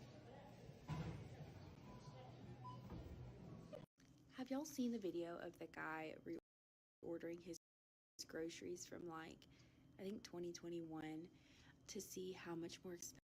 Here's the thing. I'm betting my bottom dollar that these supermarkets and grocery stores. Again, alright, thank you. Bye-bye, love you. Anywho, I'm betting my bottom dollar that in the future, these supermarkets and well-known grocery stores are gonna jack the price so fucking high that getting one single item will cost $20. I'm betting my bottom dollar they're gonna fucking slowly jack the price until is that much and higher. Expensive they've gotten, because I just did that with a Walmart order that I placed back in September of 2021, so like literally 3 years ago. It's crazy. I just have to show you. Okay, so on the left is the old order. I paid $68.59 for 13 items. I clicked to place the same order, and today it's $83.60, which I know isn't like terribly more expensive. Like his was like ridiculously more expensive, but that's still a 22% increase in inflation. They're out here trying to tell us inflation's like 3%. Like, have y'all been to the Walmart lately? It is getting way too expensive to be alive. Let me tell you what. Why is everything so expensive now? I literally went to the dollar store to get Christmas decorations. $9 for a deer this big. $9. What? I can't even have Christmas decorations anymore? I went to Walmart to try to get like a little Christmas decorative small pillow. $25 for a pillow? The dollar store? Walmart? Where am I supposed to go? Going on a budget, where am I supposed to go? I want to celebrate Christmas. All right, ketchup. I need ketchup. All right, there it is. Oh, hell no, I would not be paying no $2.28. Right here, tomato ketchup. It's the same damn difference. Ain't nothing different. Both of them taste the same. Exact same thing. Hot sauce. I need hot sauce. Damn, what's up with these high ass prices, bruh? Who is gonna pay $2.78 for this damn bottle? Crystal, Nobody. right there, same damn thing. Both of them made from Louisiana. Yep, that'll do it. 97 cents. Got me fucked up. Hot dog buns. $4.26. Here's the thing, it's getting so expensive, I have to buy less and make that amount of food stretch a month. It's getting so fucked up that I'm relying on fucking 96 packets of ramen for about $40. $40. Because I'm not even that eating like three packs of ramen a day. Maybe one or two packs. Because I work during pretty much throughout the week and get like a few days off, something like that. A couple of days off, but like seriously, what the fuck? Here's the thing, it's getting so fucked up. I'm making ramen packets trying to stretch ramen packets for like 3 months. Just so I can save some fucking money. It's getting fucked up. It's getting way too fucked up here. Way too fucked up. $3.62. You know what? Oh, we just can't use regular bread. We're gonna use regular bread today.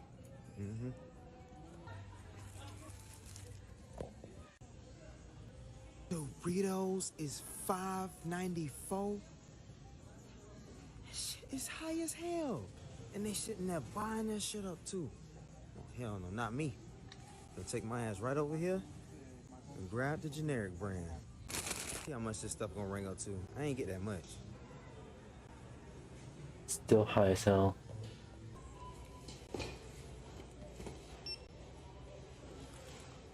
Alright. What's my total?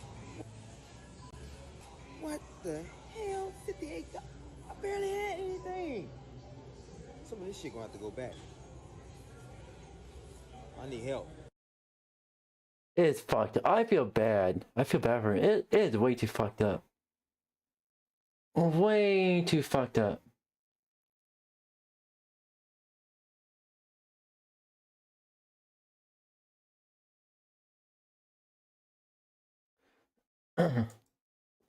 Way too fucked up. Anywho.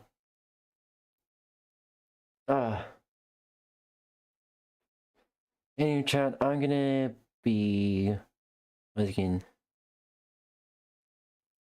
Alright. We're gonna play some a little bit of Minecraft.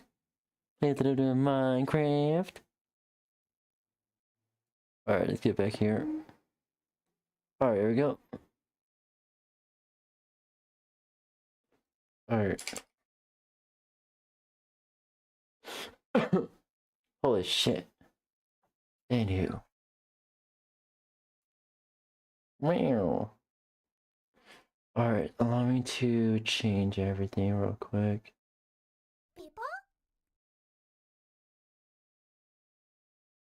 Where is it? There we go. It's stream info.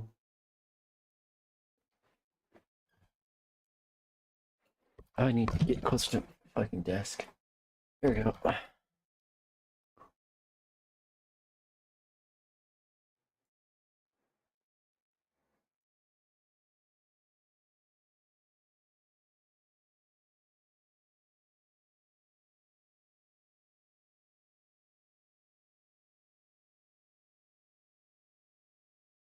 Here we go. Alright.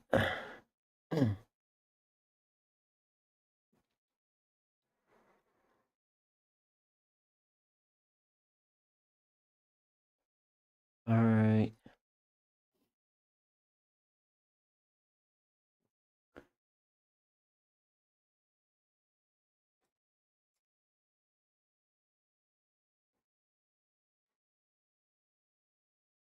And allow me to just this here. I'm gonna load up Minecraft real quick.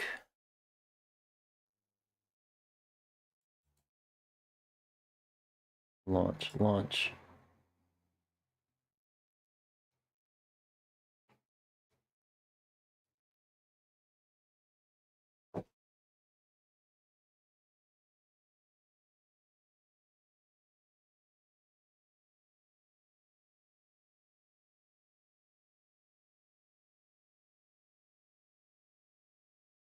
What the fuck?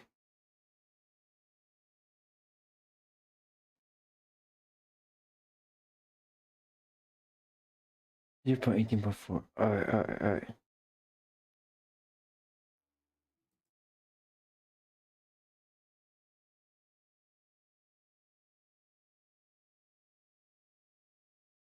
Folder. Edit this. Version.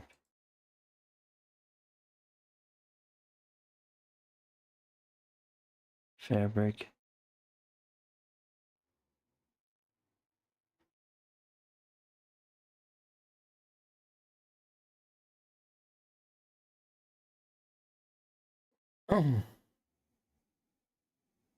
Okay.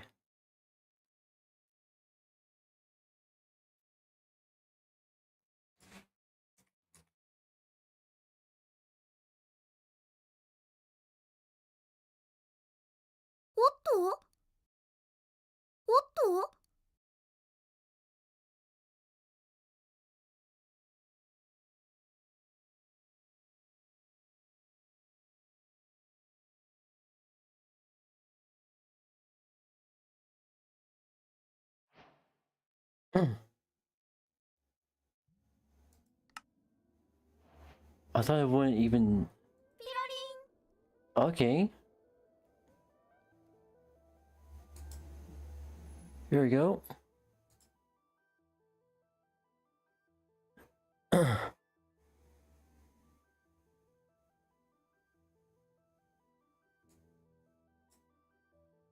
Alright. Nope. Alright. Single player. And go to our one world challenge.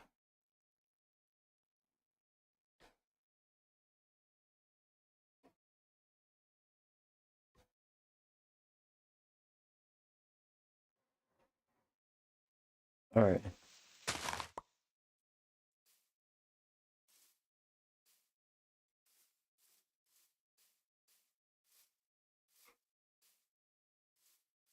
We are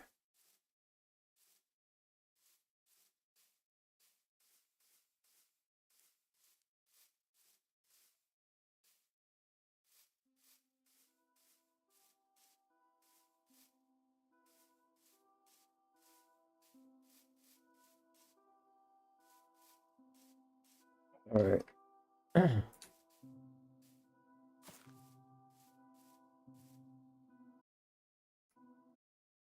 Options, video settings.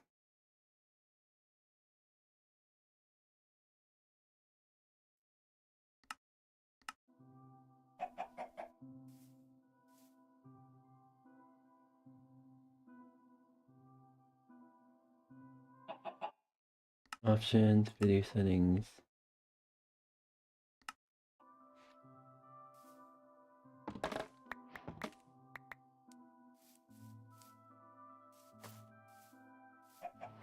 Alright, let's get the bamboo. You can make it scalp.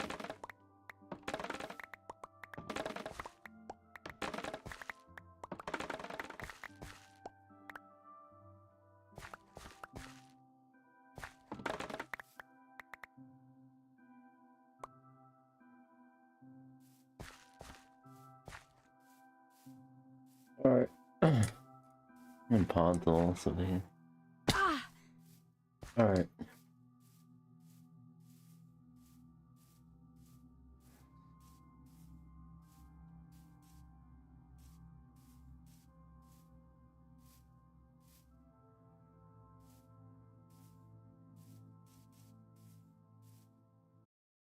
What if...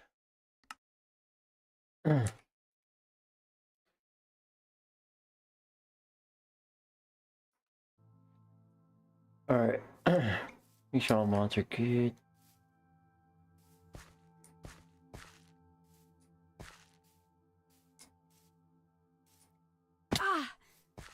Alright, we're gonna probably head back.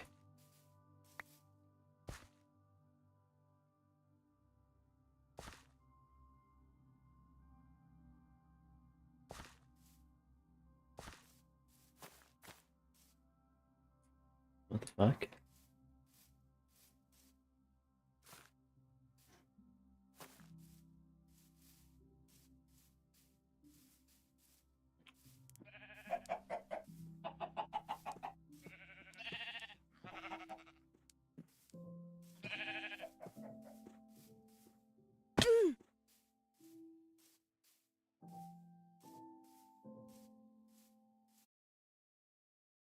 Options, video settings.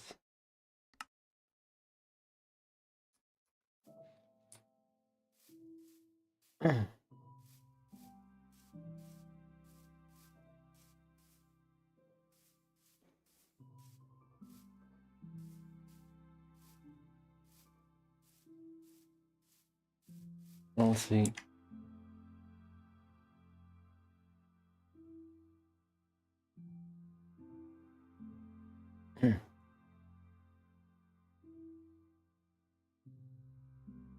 What a shit ton of the world.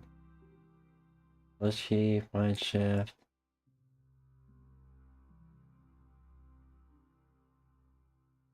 See anything good or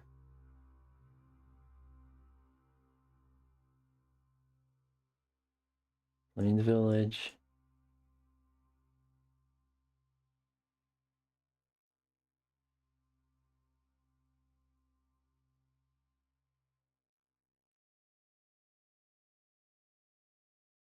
Alright.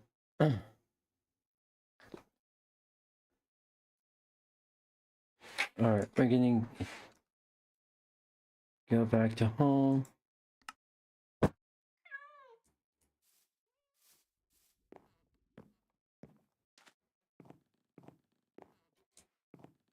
I can put some of these stuff away real quick. Where is it? Alright.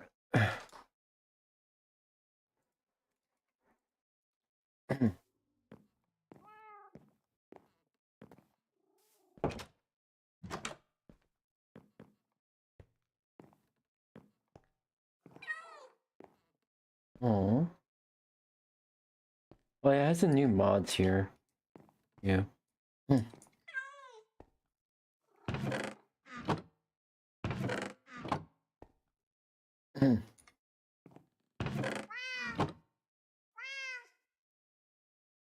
Oh yeah, here it is.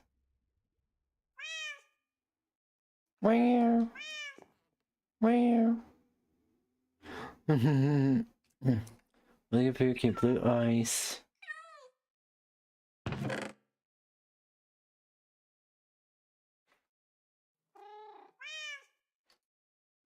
Look at Axolotl. I brought iron.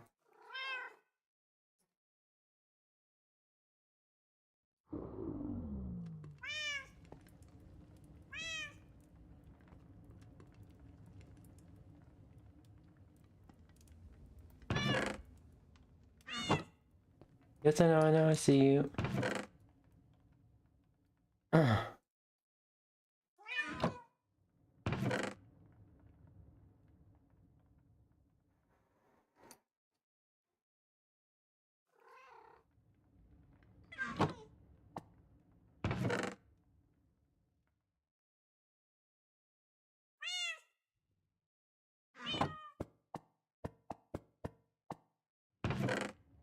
Alright. Play.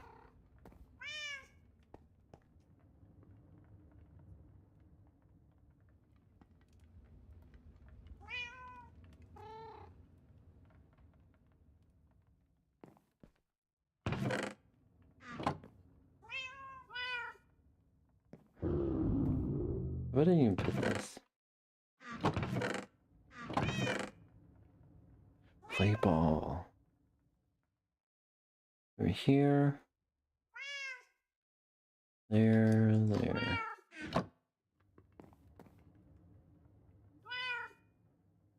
Gonna make some coal blocks.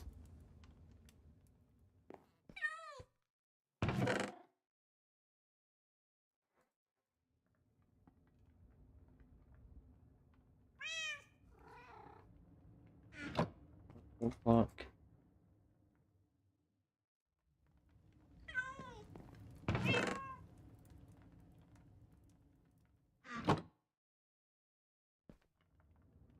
Alright. Here's bamboo. It's gonna go going over. Should I make a bamboo? I only got automatic bamboo farm.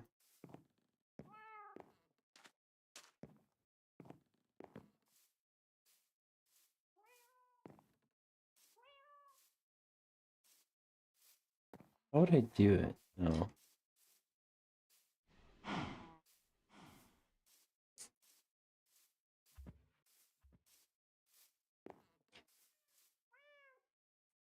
I think that's first.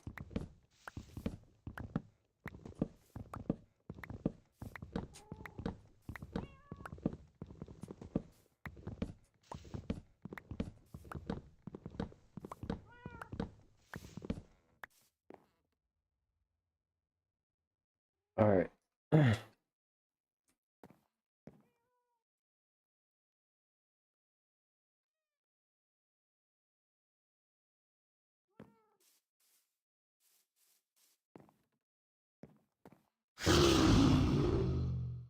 Jesus Christ, they scare me a lot.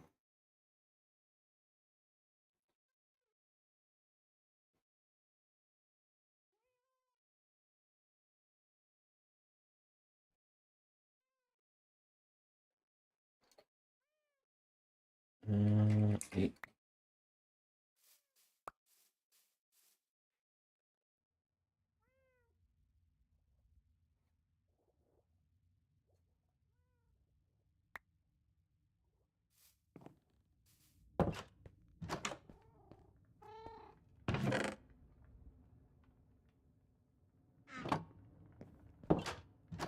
That's good.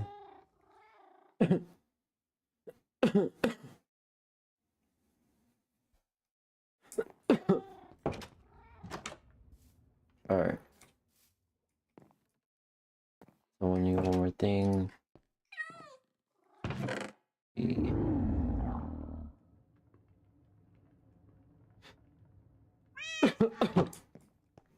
Alright.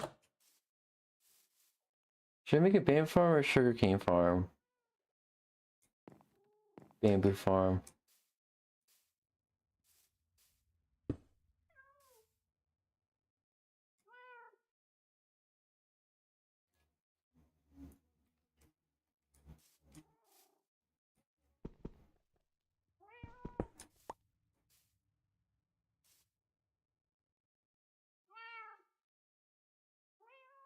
What the fuck? I think that one of the mods are broken.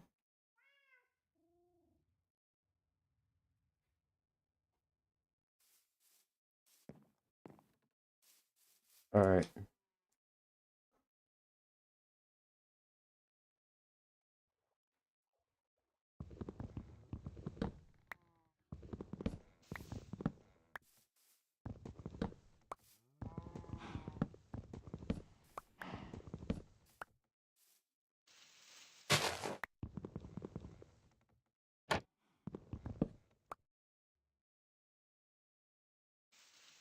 Alright.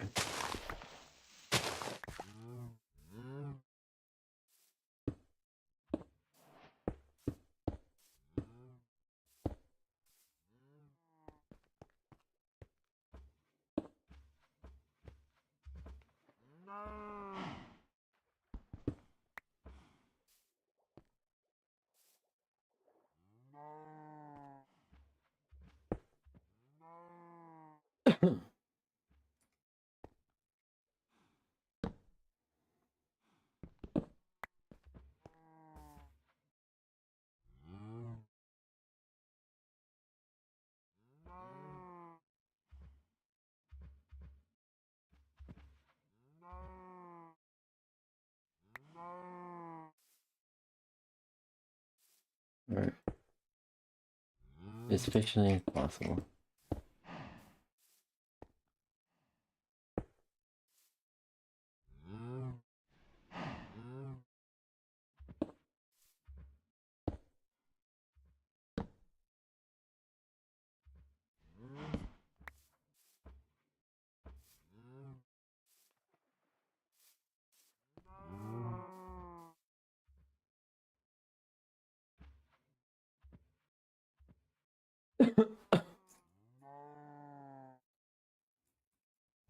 Piston.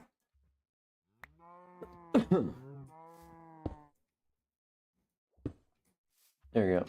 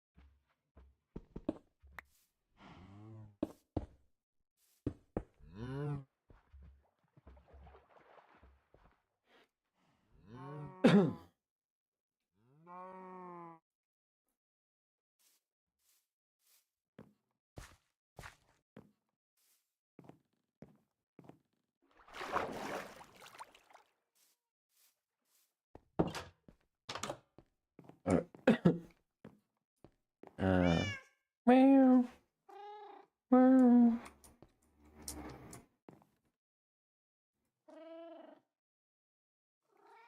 4.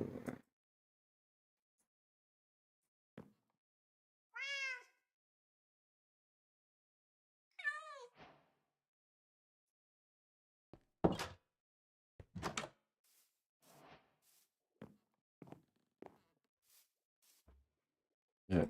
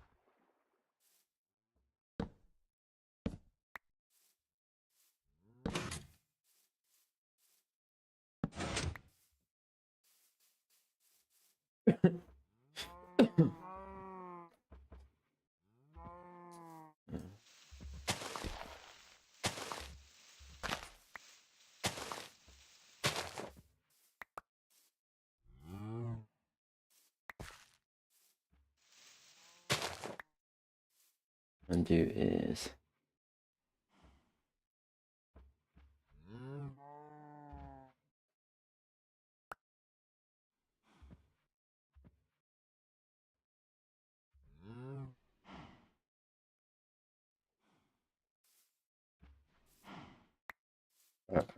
come on.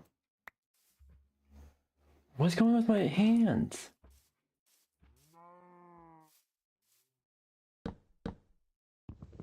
I fucked it.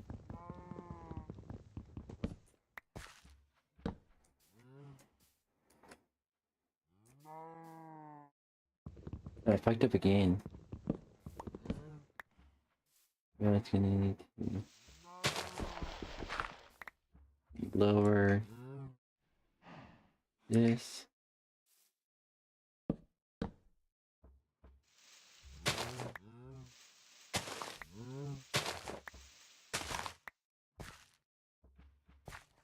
Very much. Hopper.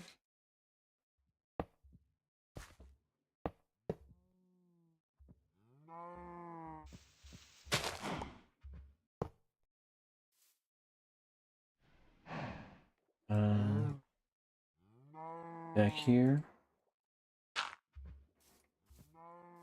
Okay, and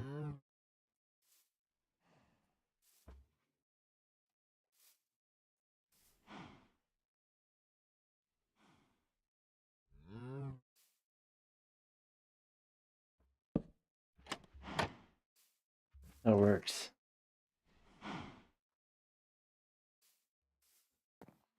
Alright, and now let's go, go, go.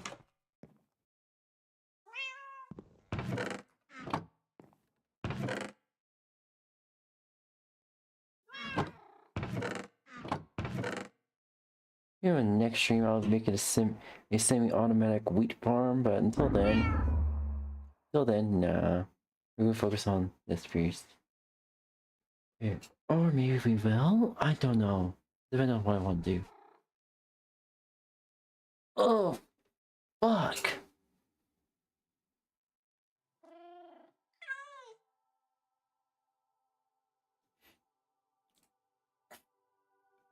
Alright.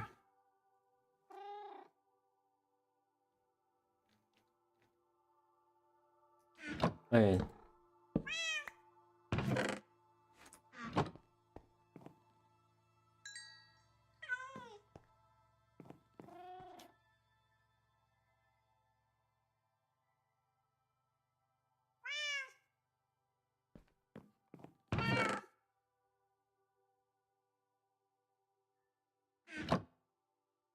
Alright, bucket.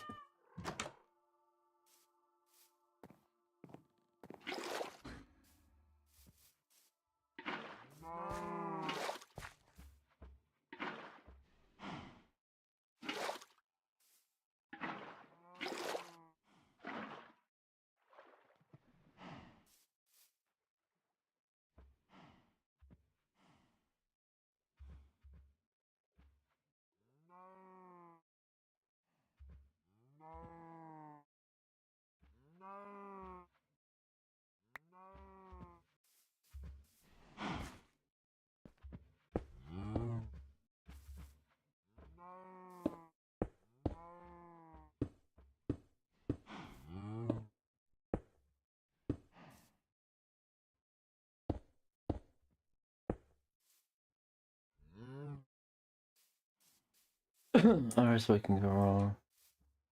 This.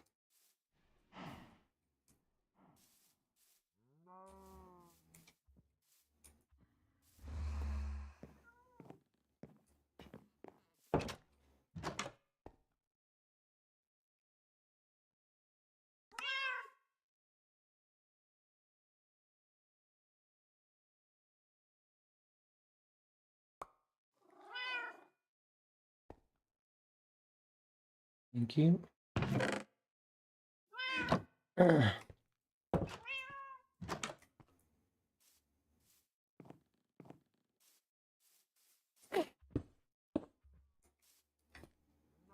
Don't want to improve this. Just add the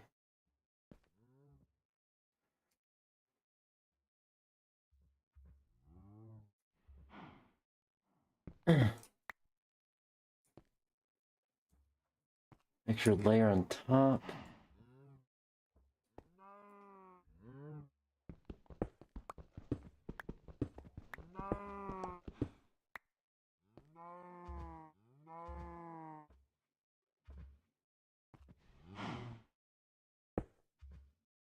Come on.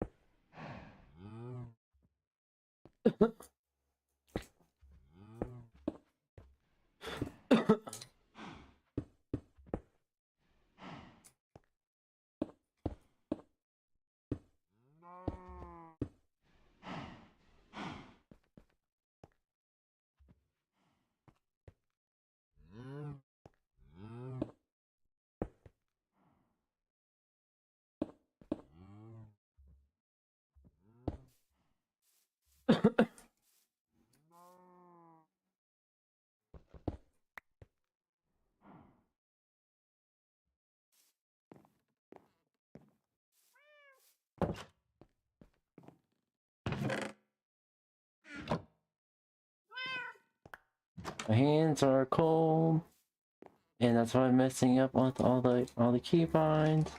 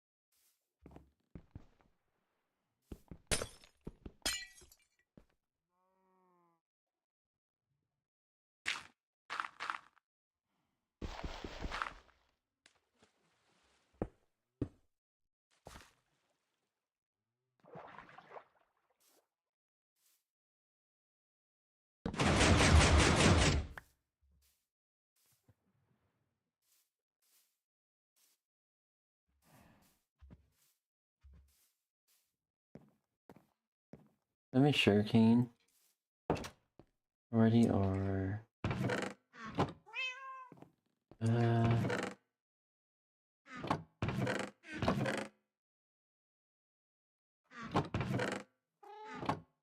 don't think so. No shirking. No worries.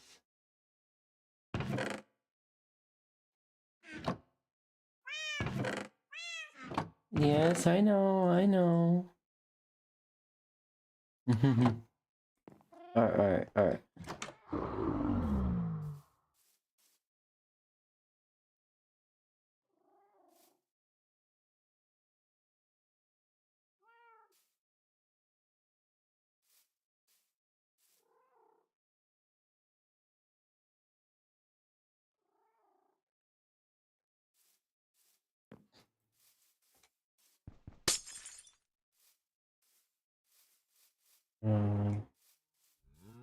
How would you even get inside?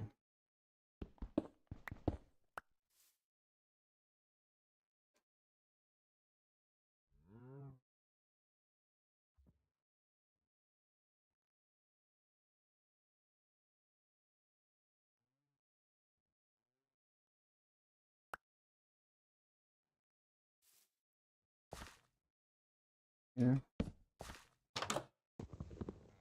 Yeah.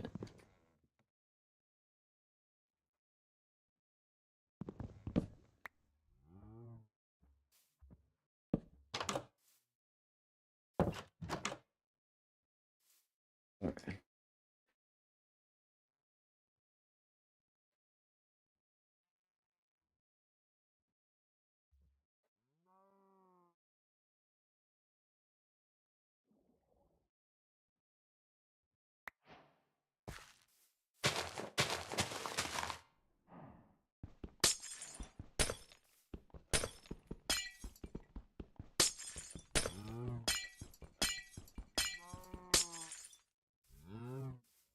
You have to even get to it in the first place.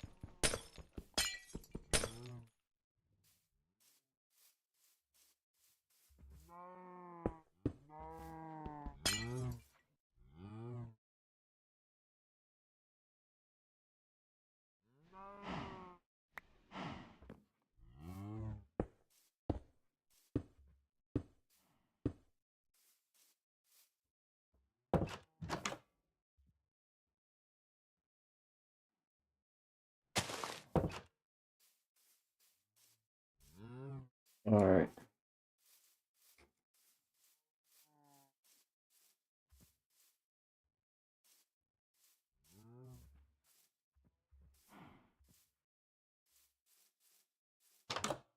Oh, Hopper. Yeah, extra Hopper for one of them.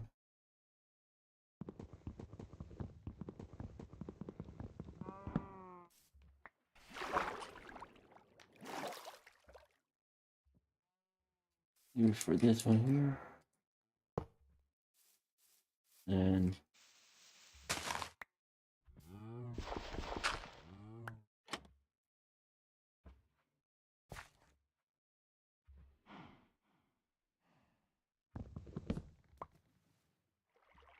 I need to look better.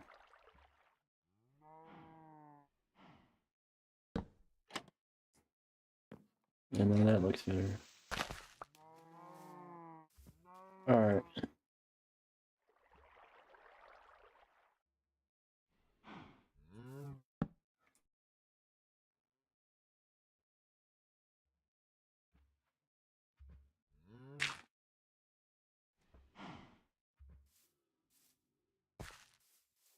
We do this.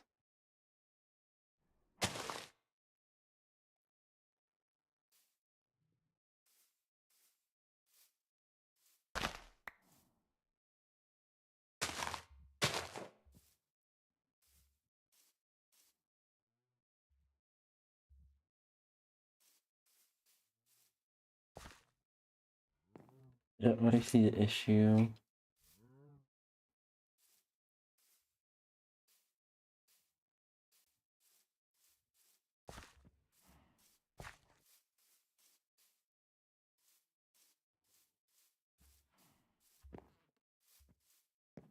I have an idea.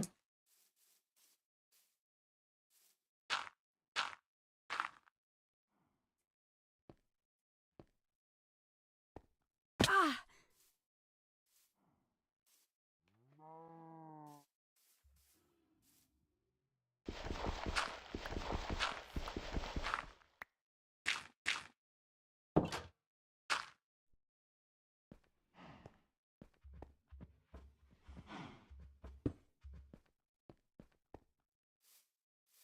And get back here.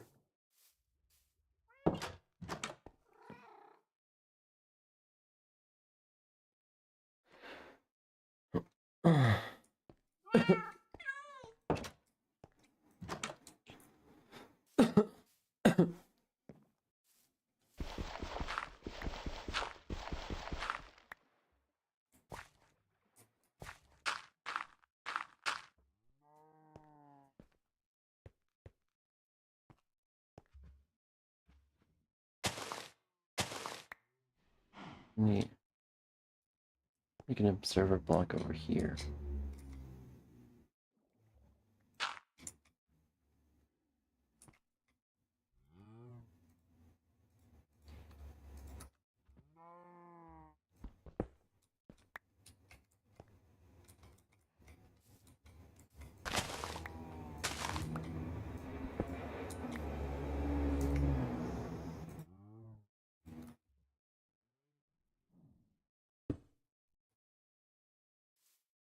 Fuck you.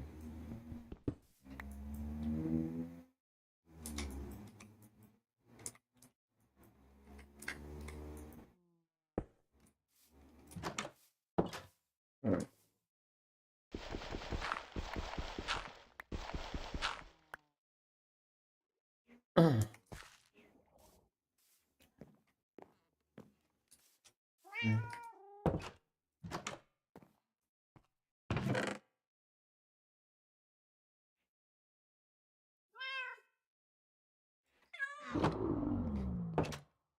Alright.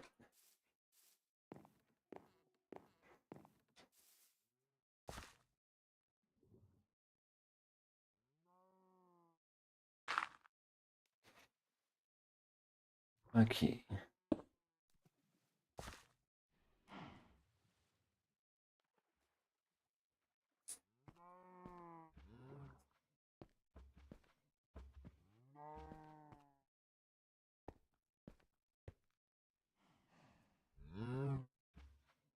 Or just easier.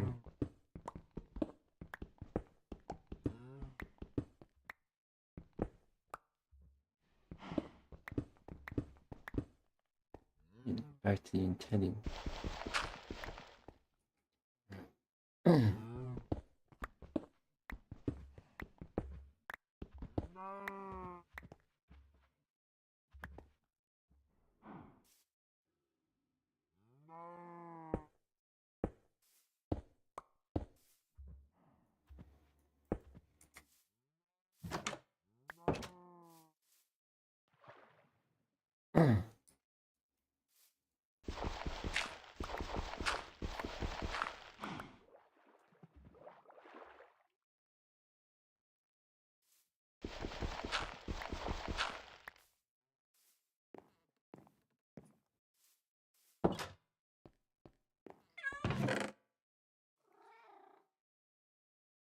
Okay.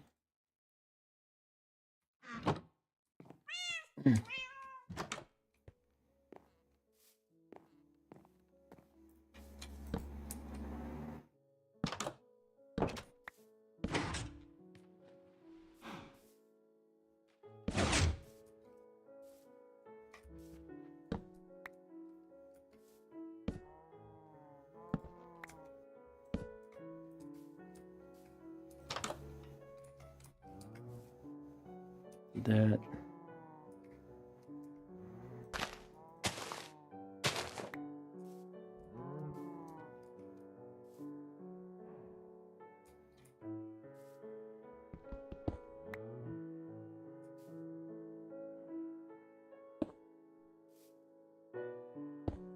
Alright.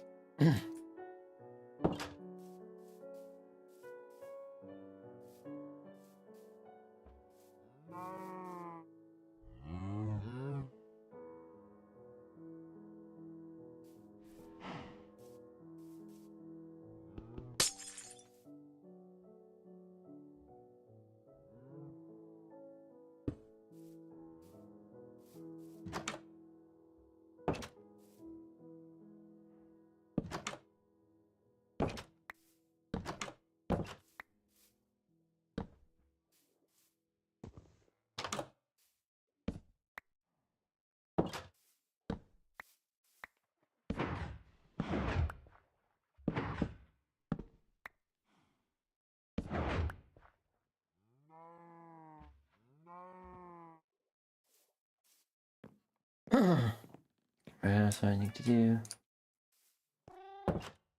Maybe that's what I'm missing.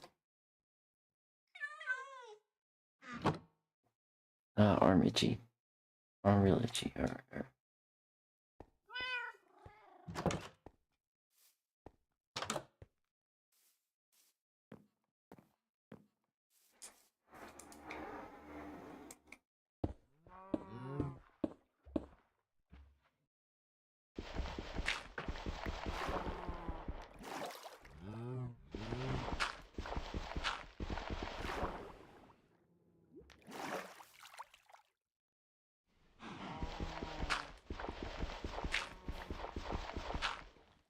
What did I do?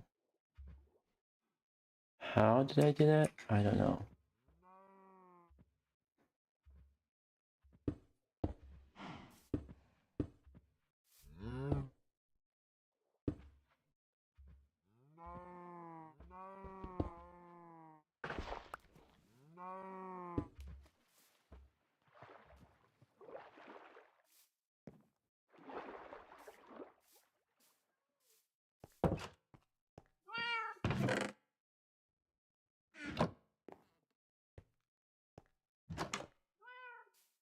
I'm gonna go with the unconventional method here.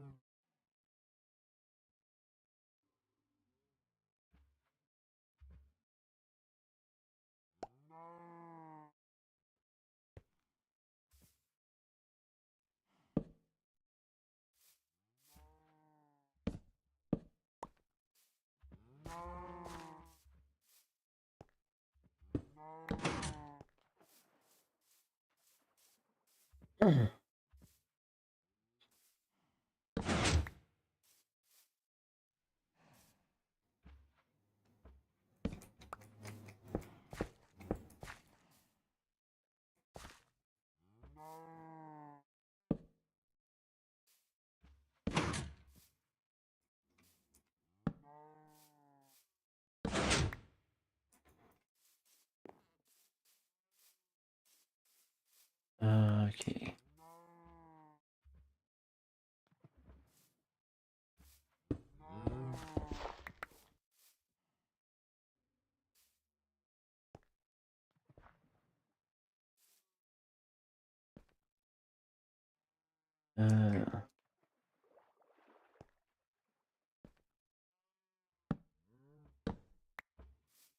What are we trying to do here? Maybe. Sorry for not talking too much. I'm hyper focusing on these. No, I'm maybe doing too much.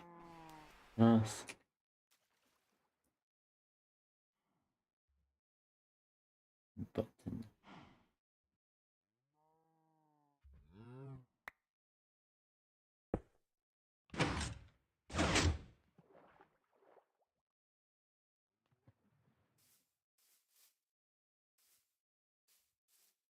And that's what. Not sufficient, but oh well. At least.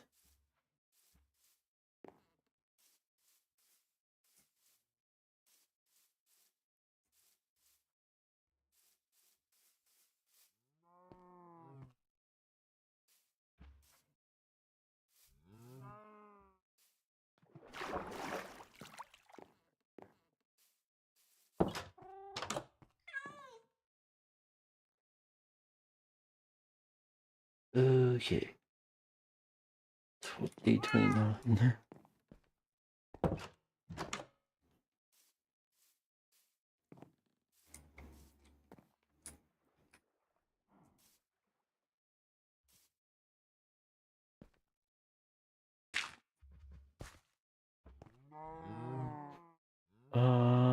Okay.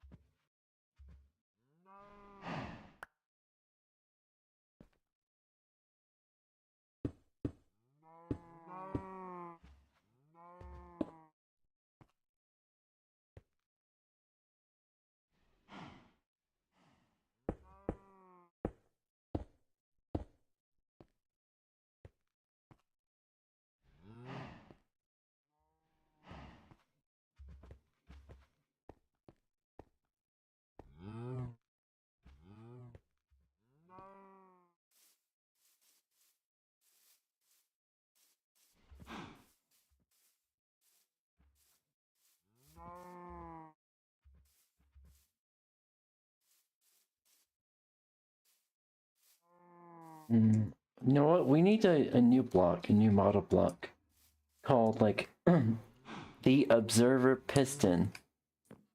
Like observer and piston combined to make it so build much more easier.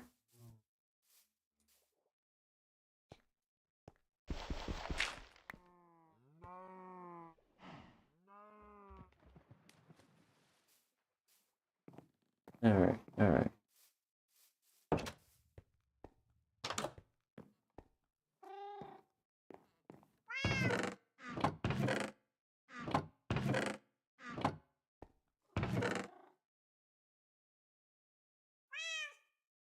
Yes, I know, I know.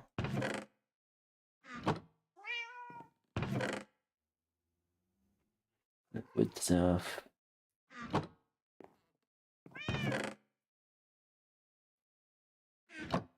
Alright, organizing some stuff here.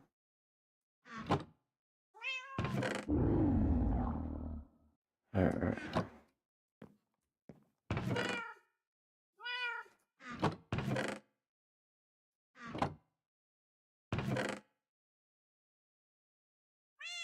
Okie dokie, okie dokie.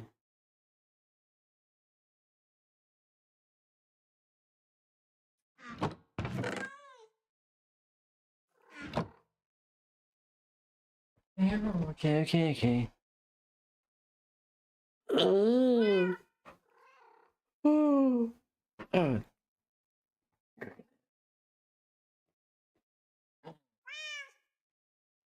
Okay. Oh. Well, what? And you probably wanna.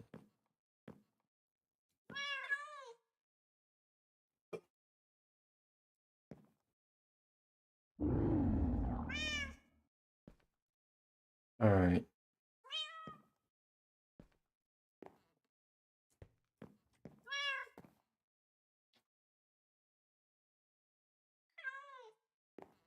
Three.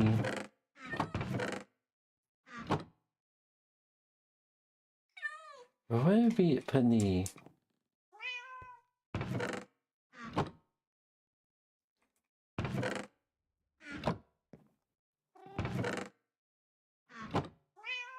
I need to make a redstone chest. I don't even have any, like. I don't think I have space for it.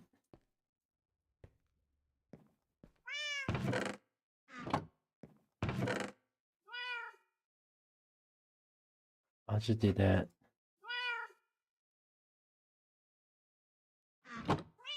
Alright. Meow, meow. Anywho, I wanted to show everyone something that's outside Minecraft pretty much.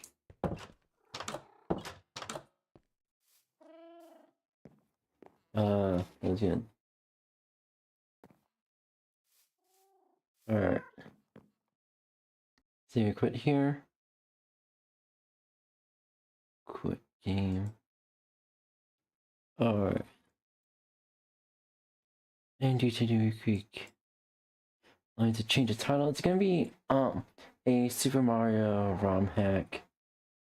So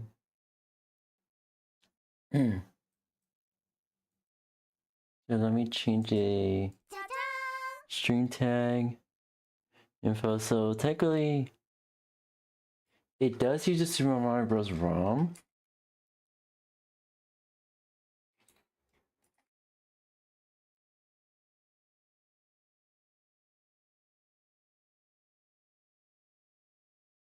Let's use that. Technically it uses the ROM there too, so like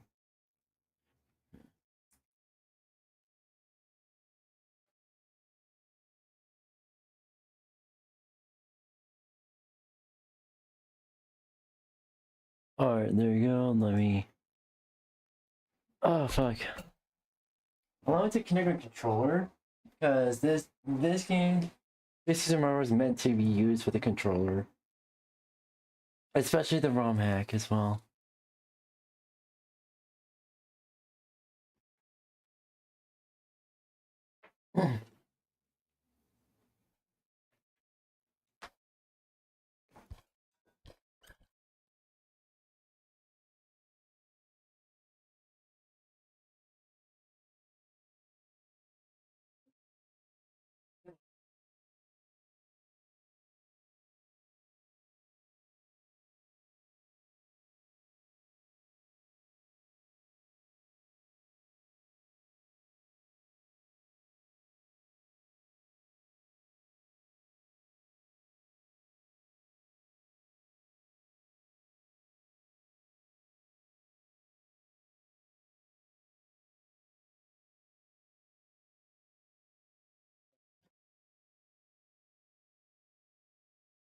Alright.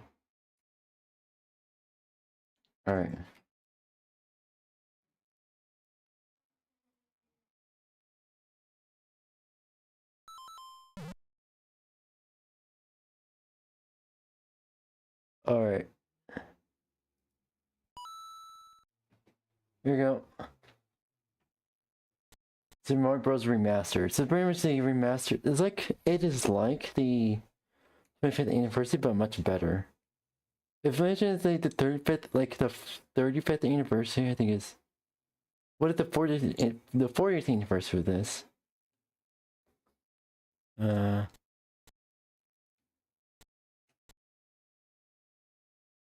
Single level of 1, 2, 80%. I think total with why not?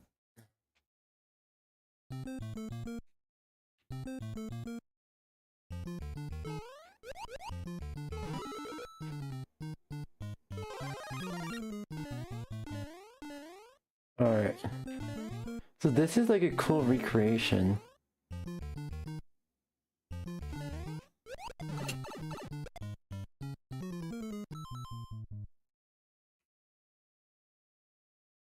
I'm gonna do story to it.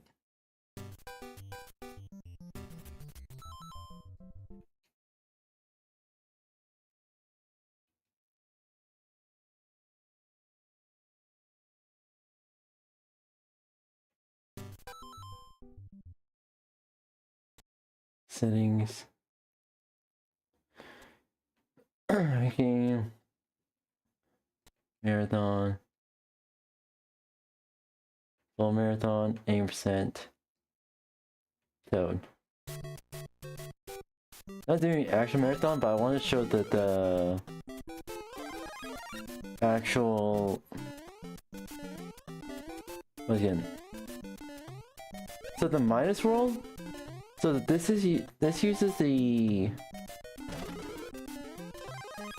I use the US version of the Mario Bros. ROM, but I think the patch uses the. I don't know how to explain this, but pretty much The modifications actually triggers the Famicom minus world, which is a lot more interesting with this version. Well, with the ROM hack here.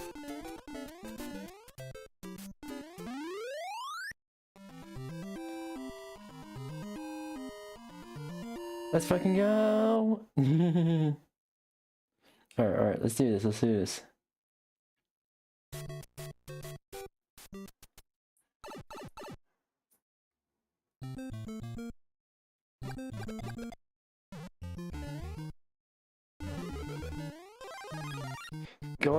Also go backwards here too.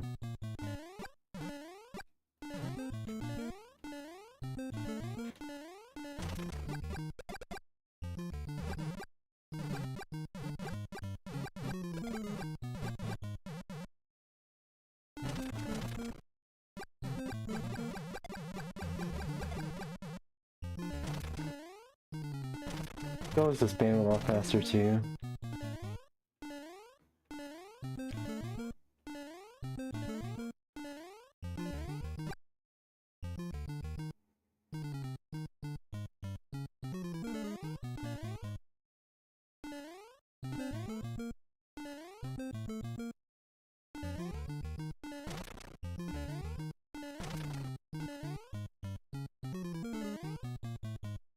It's a lot easier to do this here. Alright, let's do this.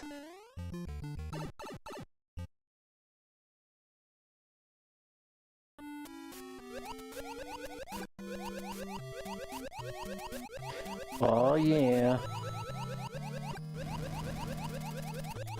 Also, Bowser are a lot scarier in this version.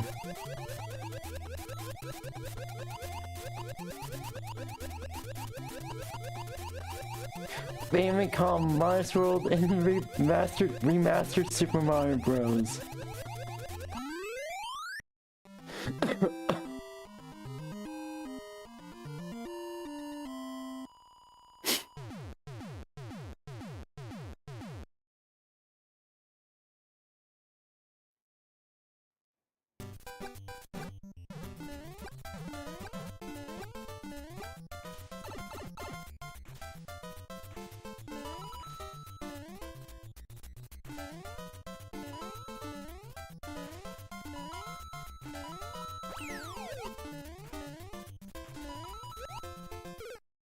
You bitch!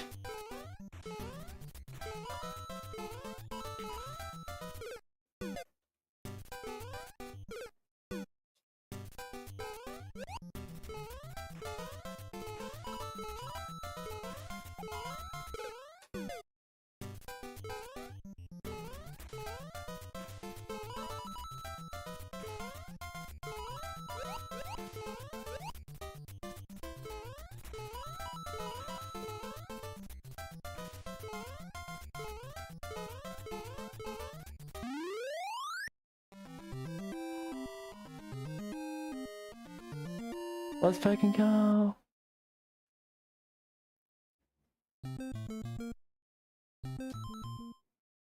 What's going on there? This will always give me the hardest issues.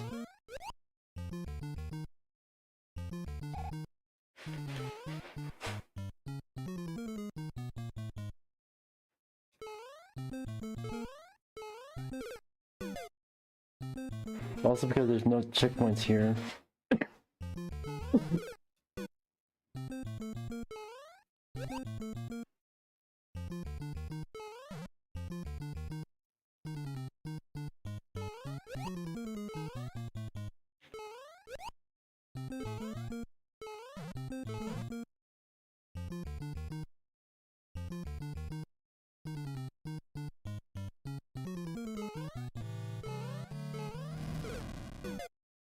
A bitch.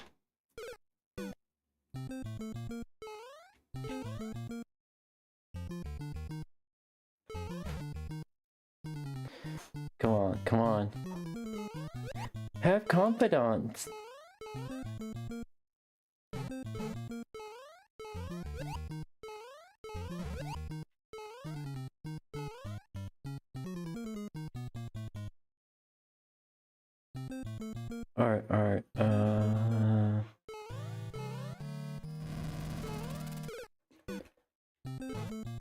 No confidants.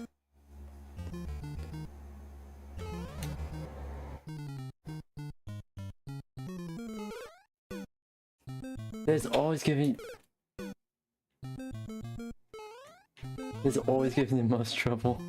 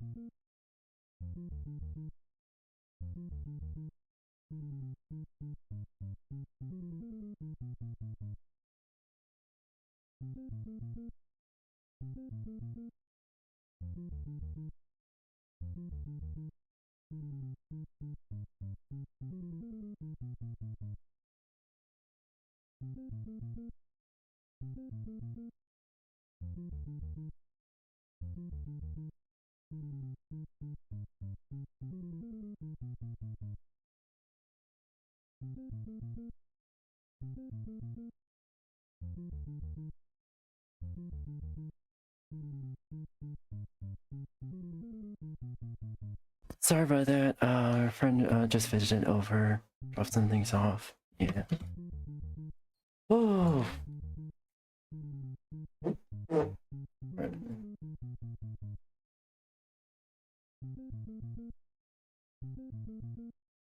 Alright, where the fuck is... There it is. Oh, I'm fucking freezing.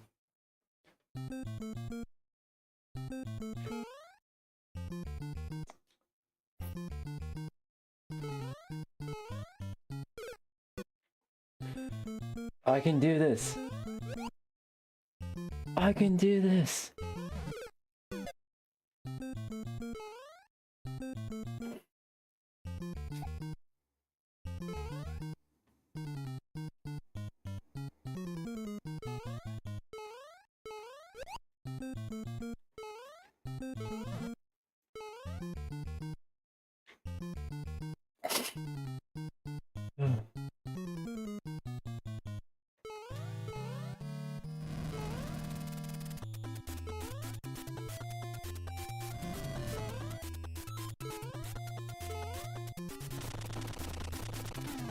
There we go. That's always funny.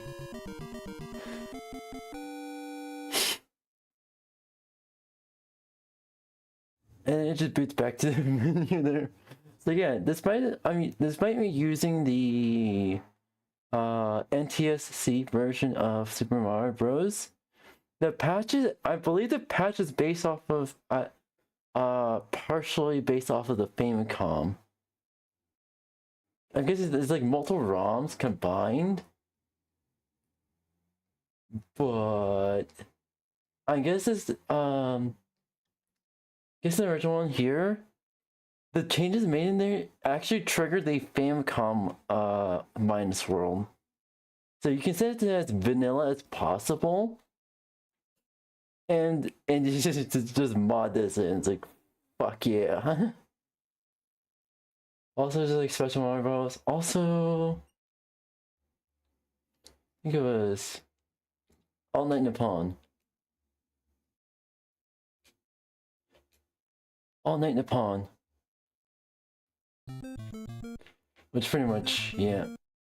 It's like a mix of Super Mario Bros, Super Mario Bros Lost Levels, and additional changes.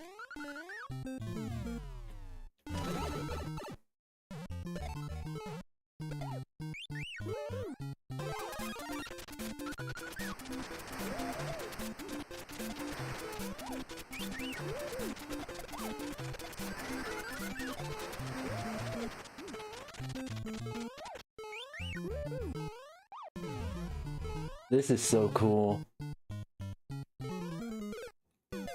How the fuck?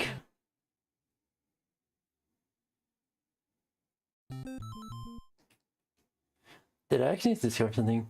Also, also the actual title change is based off the last game you played. Oh, oh, so cool. Oh,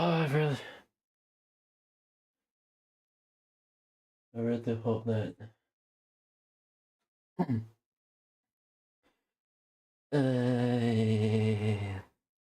Fuck.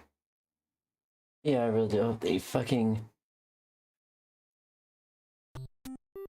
Also, a lot of achievements here. Okay, so what do you do? Alright. Yep. There we go. Oh. Fuck.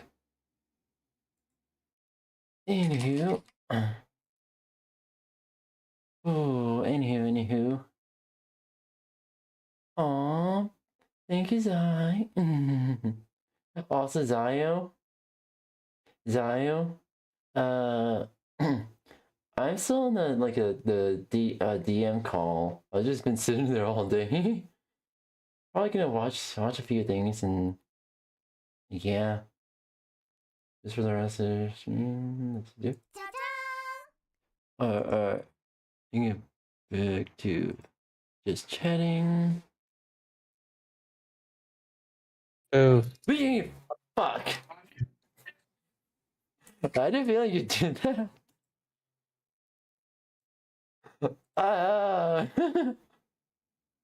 Jesus Christ. Oh, fuck me. Hey, literally making a heart skip a beat. I'm so sorry about that. Right now, I'm trying to keep my mic muted because my dad's like listening to his stuff. I see. Fair. At the same time, I'm so sorry for scaring you. Squish your face, squish your face, Squish your face, and squish your face too. Yeah, you can mute your mic if you want. Alright. Okay. Alright. There we go.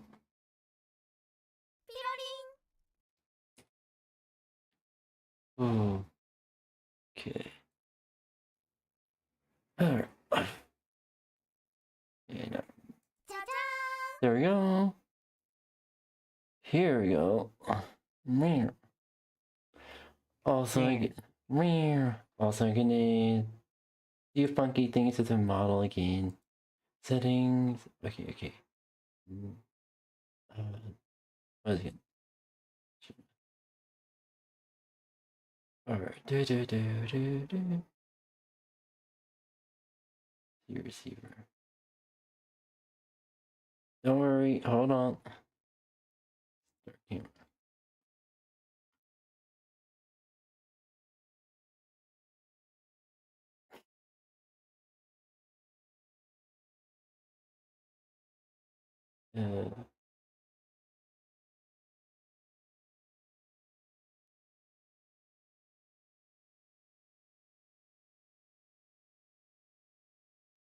Alright, there we go. There we go. Blah. Alright. You're good.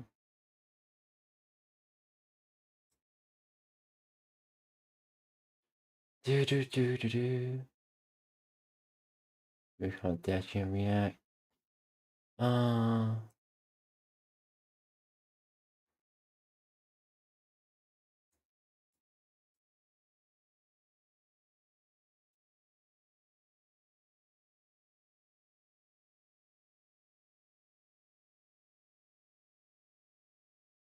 Let's go.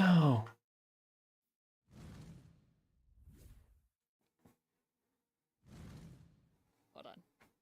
All right, so.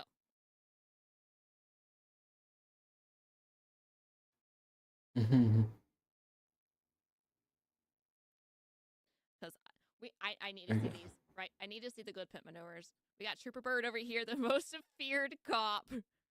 They say gravity works harder when Trooper Bird steps on the gas. They don't fear the badge, they fear the man behind it. Is he Chuck Norris? Is he the new Chuck Norris? This is your Arkansas The State new Police. Chuck Norris. All right, Officer Bird, let's go. What Number started one. as a simple speeding stop quickly turned into No. something much more serious. While working alongside the FBI, a trooper was alerted to a black pickup truck barreling down McCain Boulevard, going 45. Is it one of those squatting trucks? I'm sorry, I hate them. I hate them with my guts. With my guts. Squatting drivers? Any squatting truck, I immediately Squatting just truck? don't like you. Oh yeah, squatting truck. Yeah, I hate those. This is my question. What's the purpose? It's not really squatting that much, but you can tell it is squatting. Because I know it's going to up a little bit on the Trooper hill, Bird is Robocop at pit maneuvers. Oh I shit. hate squatting trucks. I don't understand. Why? Why? Why are you looking up at the sky? You're not going to see the little car in front of you. That's the question. You know, like, why? Oh, okay. We'll have to be careful with that one if we look at it. I try to be careful with the videos that we watch. Yeah, there's two birds. This one, I'm pretty sure Jacob is the yeah, they're not related. Jacob is our guy, right? I'm pretty sure it's our guy. I mean, it was all back and forth.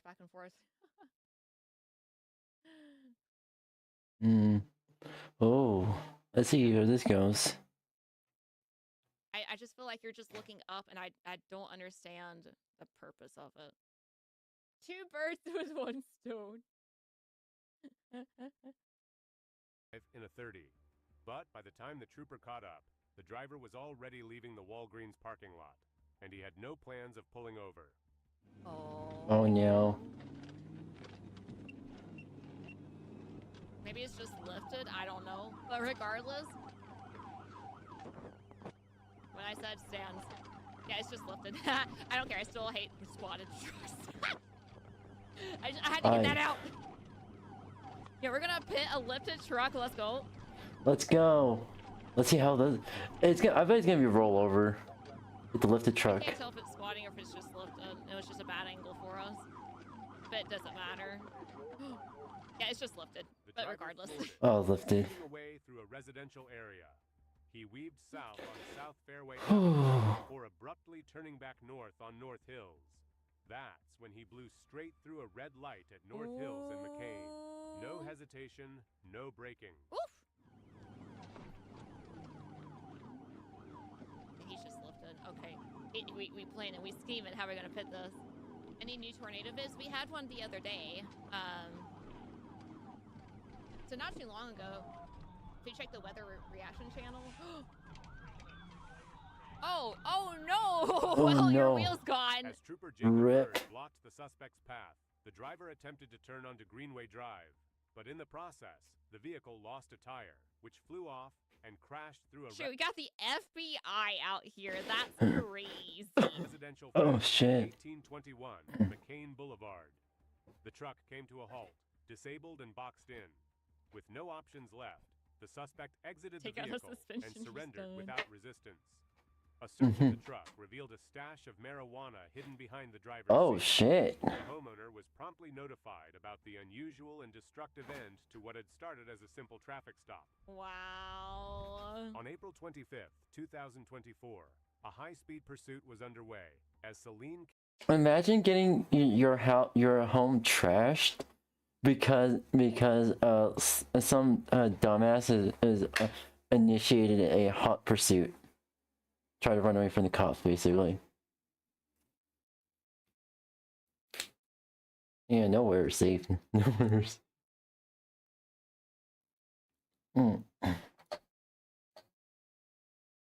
County deputies chased a fleeing suspect through the streets of Bryant, Arkansas. The white Chevy S10 had been spotted speeding north Hey, there's your lower truck. on State Oh, Highway wow. 183, weaving dangerously through traffic as it attempted to evade law enforcement. Mm. Or maybe there's just no audio. Free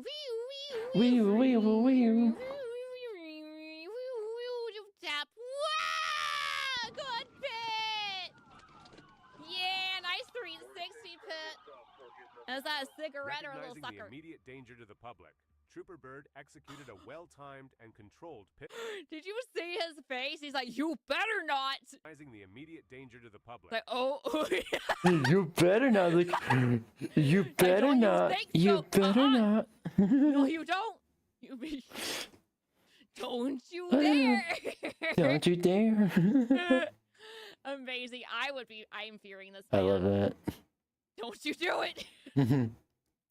I fear this man, but I also just. I fear him and respect him. I admire him so much. Trooper Bird executed a well-timed and controlled pit maneuver. The maneuver forced the suspect's truck off the road, causing it to spin out and come to a stop near the First United Methodist Church in Bryant. Oh gosh, hi, random Thanks to guy. Trooper Bird's calm and calculated response, the dangerous pursuit was brought to a safe conclusion without any You injury. didn't have your hat on. Ooh. On December 3rd, 2022, Trooper Jacob Bird was on night patrol when he received information about a high-speed pursuit involving a fleeing SUV. Without hesitation, he moved to intercept and quickly became the primary unit in the chase. Oh, Officer Bird's here. Oh, no, immediately promoted to a primary. From that moment Primary. on, the suspect's worst nightmare was no longer the flashing lights. It was Bird. It was the relentless force of Trooper Bird closing in. I love Officer Bird. Trooper Bird. Ooh. Ooh, first. It would be an honor to be pitted by the Officer Bird. Mr. Bird, pit maneuver me, please. Ooh. It would be an honor to do an arm wrestle game with a Trooper Bird. No hesitation. Oh, we testing out the waters. Oh, we caught that bumper. Oh, he knew. We caught Trooper that Jacob bumper. Bird didn't waste a single second. Sure didn't. With precision Oh, and wow. confidence, he executed Ooh. a perfect pit maneuver, sending the Rip that I was car. about to say, I'm Rip. like, or Trooper Bird, you're barely moving him at all. But shoot, he caught underneath that bumper, and then the pit happened. It was like a little tease, and then we had the actual pitting maneuver. Okay, Spirit. Okay. 10 out of 10. 15 out of 10. Dragon Smith. the suspect's van crashing into a wall before it burst into flames. So he has primary, Fortunately, that's true, no one yeah. was injured. Regardless All of occupants inside the SUV Mr. were Bird taken first. into custody. Once again, the legendary Trooper Bird proved exactly why he's considered one of the greatest to ever wear the badge.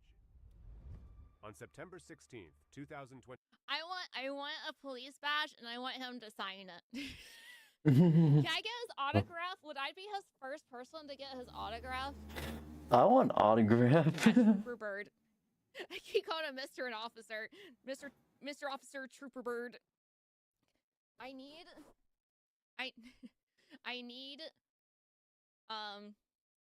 his autograph and a picture with him.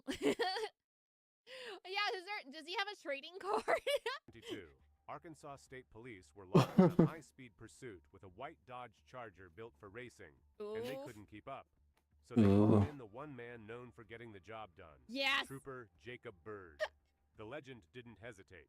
He jumped into action, took over as the primary unit, and was ready to show once again why he's in a class of his own. I got M64H. We got a lot of chargers right here. Were we all street racing or something? Ooh, I hear that. Oh. Yo, he's got an Insta. You know, that's probably the dumbest thing you can do is have your Instagram username on the side of your car, and we get it clearly in. So true. That's true. So if you happen to get away, we know exactly where you are and what you're doing now. That's so bad. If they show any bit of their face in any of their pictures on Insta, or if they They're like, hey, how do you say this? If they get a warrant, they could actually request. Technically, Facebook owns Insta, so in a sense, they could just ask Facebook. Facebook. Yeah. That raw speed alone would be enough to escape. But what do you think? Meow. Anyone outrun Jacob Bird? No one. Drop your thoughts in the comments below. below. No, because no one can outrun Mr. Officer Trooper Bird. Oh yeah, we saw Dork. this one. You're my dork. Oh yeah, that's right. He got pushed. And bam! Bam! Yeah! Let's fucking go! I need to see really fast. Hold on. God dang it. I'm not sure if I can get a good angle. I think I tried it last time.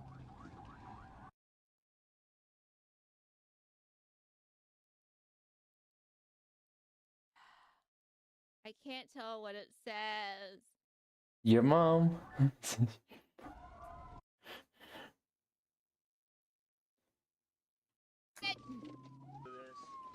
Because I was gonna say, don't follow that guy. He's a bad influencer. Yeah, it's too Point fuzzy. and laugh at him. Oh, that definitely would have been too blurry, so I'm not even gonna try. Oh. Hey, how's it feel to The get hit pursuit twice? came to a close after not one, but two perfectly executed pit maneuvers by Trooper Bird, forcing the Charger to a stop. Without hesitation, Sorry, you can't go in Bird there. stepped out, Closed. approached the vehicle, and placed the suspect in handcuffs. Just like that, another wild chase ended by the legend himself. The legend. On May 22nd, Awful. 2024, Ooh. Jacob Bird was on routine patrol when he spotted a white Dodge Charger at a traffic light, a vehicle that had been reported stolen just days earlier. Without hesitation, Bird began following the car and attempted to initiate a traffic stop. But the moment the driver realized who was behind him, he made a sharp U-turn and hit the gas, turning the situation into a high-speed pursuit. Bonk him right there. Darn it. He's probably waiting to see because it's a stolen car. Ooh. That's okay. If my car got stolen, the only permission I give to pit my vehicle to stop it would be Officer Trooper Bird. And I would keep that thing too. I'm sorry, the car's totaled. It can still drive, but it's basically totaled. No, I'm keeping it. Hey, Officer Bird, can you sign here on the dent that was caused by the pit maneuver, please? Oh my god. The suspect immediately began driving erratically, reaching speeds of over 100 miles per hour, doing everything he could to shake off reckless move. Yeah,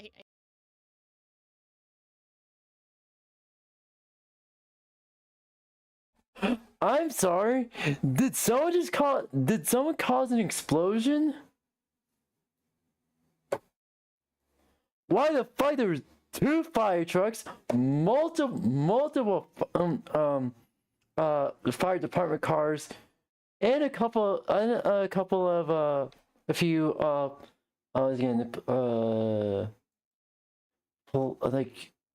police vehicles as well? What the fuck happened? Also, Zai, if you're trying to say something, your mic is mute. Seriously, what the fuck happened?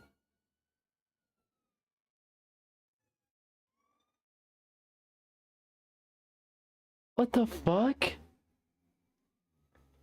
Holy shit. Yeah, we did get the rest route. I don't fucking know what's gonna happen. Lives at risk. It was clear this chase needed to end, and fast. Yes. Yeah.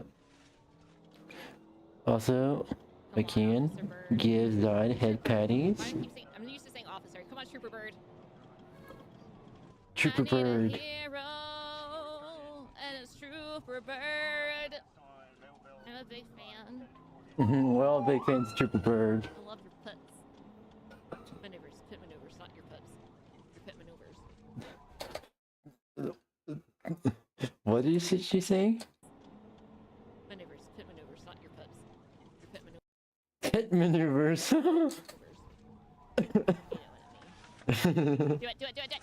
Do it. Honestly, I swear, I couldn't keep my cool doing this. Yo, I'm in the way and I'm gonna move. There wasn't a whole lot going on, but nonetheless. Dang, just right, boom. Like, nope, you're not hitting that car. It stopped.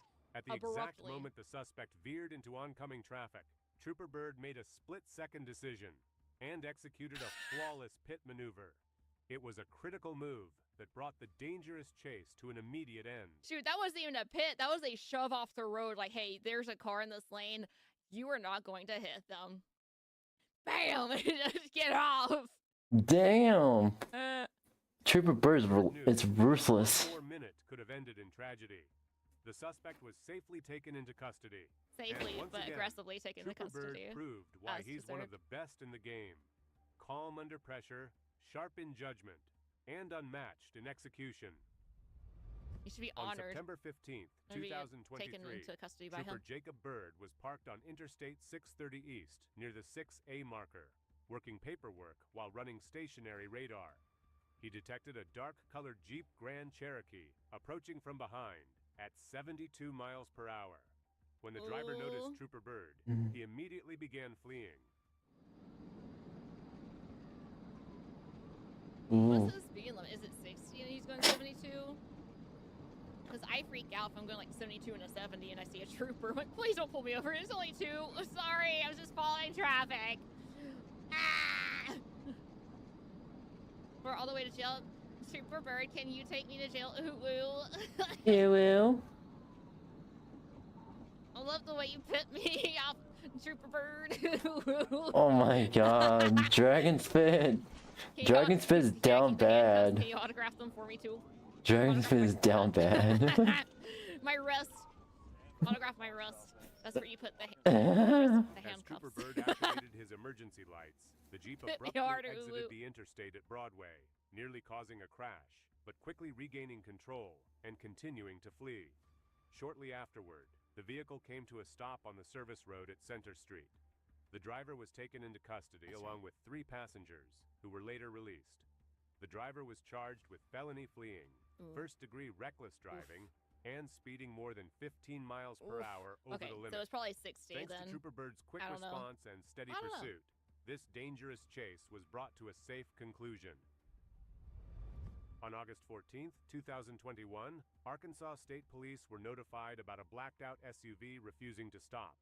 Initial attempts to pull the vehicle over were ignored by the driver. That's when Trooper Jacob Bird stepped in. Just comes out of nowhere. The primary unit, and following the pursuit with full focus and precision.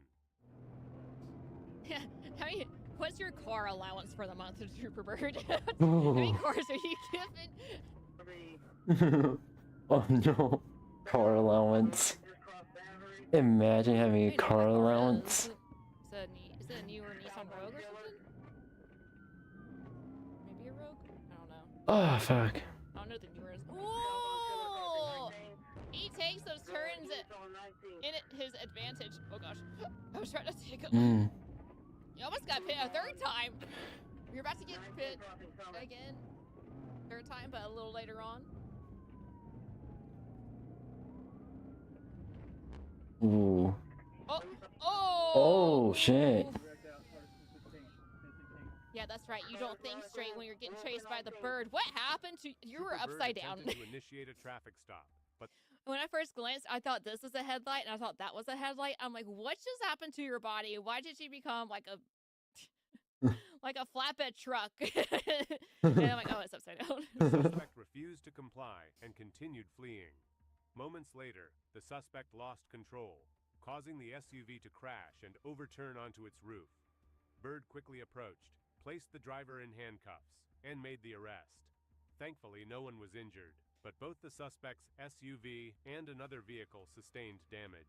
Good. Yeah, do you think he has On like May a little 1st, light thing like Batman? 2023, Officer Bird, we Oh. need Trooper you. Jacob Bird Shine the were light. involved in a pursuit of Light a the stolen beacon. vehicle. When they attempted to initiate a traffic stop, the driver People pit refused themselves. to comply He's so and good. immediately began fleeing at high speed. Yeah, I think it might have been a Nissan Rogue or like a different. I don't know like any of the Yeah. other Nissans very much. That's a. I Have don't ever. remember what it is though. I don't see him a whole lot. Is it a? Is it Dodge? Is it Caliber? Dodge Caliber? Or is it a Nissan? I can't tell. I can't see the badge. Oh. It's like a hatchback of some sort. Might be a Caliber. Oh shit. Oh, there's the Caliber. Good pit! Yes! See, with his pits, he spins them all the way around, and I love that. And spin me round and round. Troopers quickly Just spin me round and round. Do do do do. dangerous chase to a close. If you've made it this far into the video, let me know in the comments. I What will! are your thoughts Not. on this wild I'm scared. episode and the legend himself, Trooper Bird? Can you imagine Oh, my fuck. comment? I love you, Trooper Bird. I made it all the way to that part of the video. I love you. I stayed to the Damn. end. Damn, Dragon spit down bad. 2023, Trooper Jacob Bird was patrolling westbound on Interstate 30 when he spotted a white Toyota Camry speeding behind him. After confirming the speed with radar, he began He needs following his the own vehicle channel. as it continued onto I-630. That's He needs an off. Does he have his own channel? Because I'm going to actually look and see. Because if he does, he just needs to get videos edited like this and all he has to do is just upload them. I would subscribe and everything. I'd become a member. Oh my god. Dragon spit's if I down become bad. like the highest member tier, do I get an autograph? when Trooper Bird initiated a traffic stop. But what happened next was anything but routine. 630 West of Main Street, Arkansas, Albury, Union, 7th Ring, AMU 73F. Something similar. Maybe like the actual police department, maybe.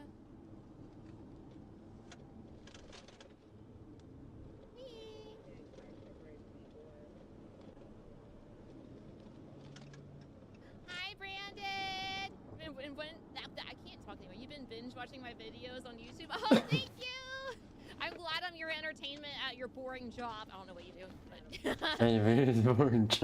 I hope your work's going well. Thank As you the for Camry stopping came by. to a stop at a red light, Trooper Bird stepped out and began approaching the vehicle. Yo! But just as he reached the rear corner, the light turned green, and the suspect floored it. Dang it. The chase But the thing is, the suspect stopped at the red light.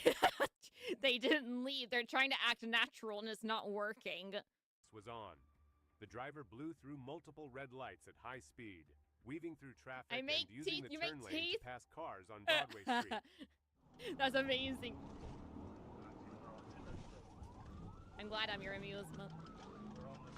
When you make those canines, those, gosh, what are they called? What are the big teeth called? Oh my gosh, why did I forget?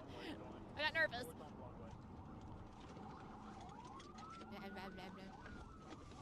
Oh.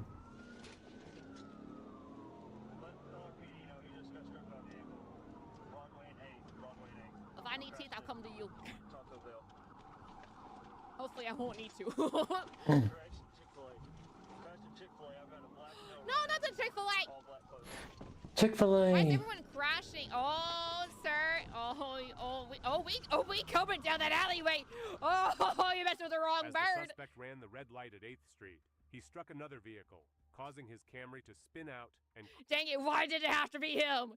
Why did it have to be him? That's what's going on in his head, probably. crash into the You outdoor might want to stop seating that. You might get area in a of coma or Chick-fil-A, concussion. scattering debris across the sidewalk. Despite the crash, the suspect jumped out and fled on foot. Trooper Bird Maybe he just immediately really gave likes metal chase, music. pursuing him through alleys and side Metal streets. music. After a determined Very, pursuit he's so spanning metal, several he's hitting blocks, it. Bird successfully caught and arrested the suspect. He's gonna end up State with a Police concussion Trooper for Jacob sure. Bird Yeah. initiated a stop on a Nissan Sentra for speeding and displaying a fictitious license plate. But just moments into the stop, the driver suddenly fled, kicking off a high-speed pursuit. Yeah, Vaughn. That's perfect. Sorry, I just came back. I had to go get a snack. That's fair, that's fair. Mwah, love you, babe. By the way, I just checked. I checked a little earlier. It's still arriving Monday, by the way. Yeah, that's fair, that's fair. Well, a friend can stop by and give pretty much give me a roommate 3 thermostats, one for my room, one for her room, and one for the kitchen. So like I know a little bit. I can just record the temperature of the kitchen area, and then in the next hour I record temperature of my room. Yeah. Thank you. Have a good night. Because the one you were driving 70 and a 60 when you passed me by Children's Hospital. Has this guy been hit before? Look at the back. 2, the tags don't belong to the car. Do you have a driver's license on you? No, sir. Why not? Do you have an ID? Yes, sir. What is your name? Can I see your ID, please? Didn't even let him finish the name. License plate at? It's my girl's car. I can call her for you. What's her name? Angel Love. Okay. What's her dad's name? Sylvester Love. Okay.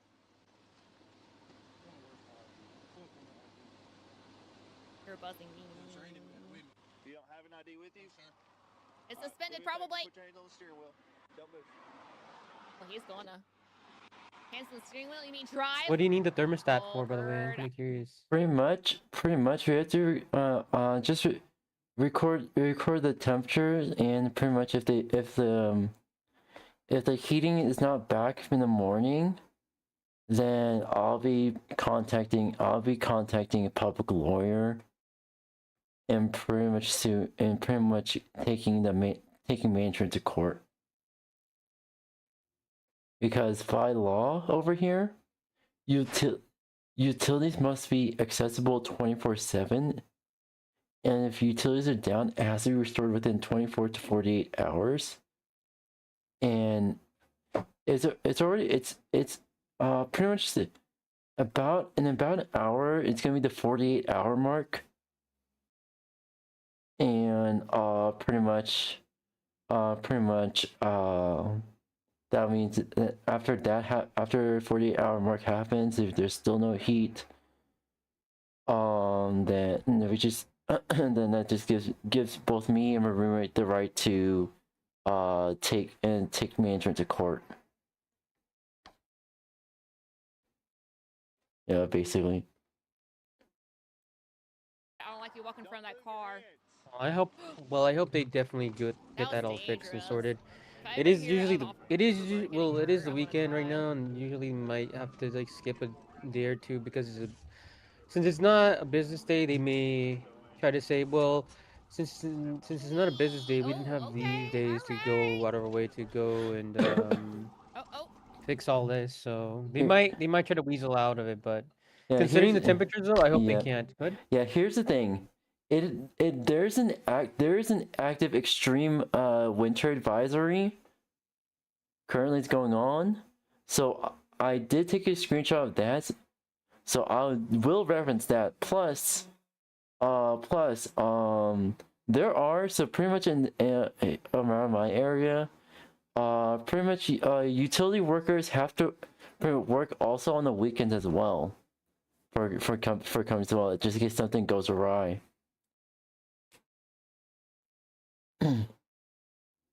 Oh, didn't know that, but I hope in that case they do go out of their way to fix it. To fix the heating situation then. Yep. Plus, utility workers over here are considered like government employees. So pretty much extra pay over here. Plus, I used to be a traffic control crew member. Was pretty much. I'm back. Took a hard nap. Aw, hi Arky. I bet you were. Anywho. So basically, I used to be a traffic control crew member, and I had to work the weekends as I had to work the weekends myself as well.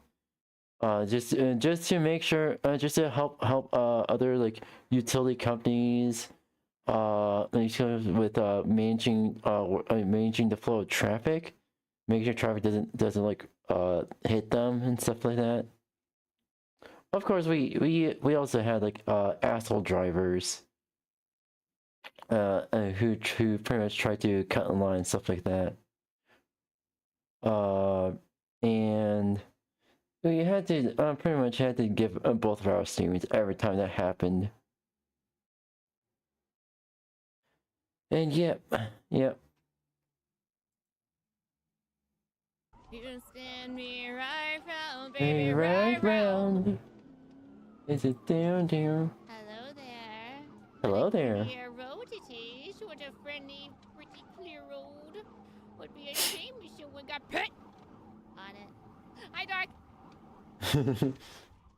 The suspect drove recklessly from the moment he fled the traffic stop, weaving through traffic, ignoring red lights, and pushing the Nissan Sentra to dangerously high speeds. Is it 40 miles He an hour? swerved across multiple lanes For without that car? signaling, cut off other vehicles, and showed no regard for public safety as he raced through intersections and residential streets, And a clearly parking determined to deck. escape at any cost.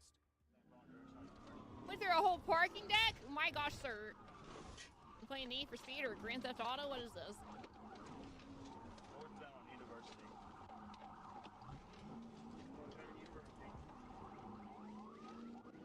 Oh, that's not the right side of the road. Okay.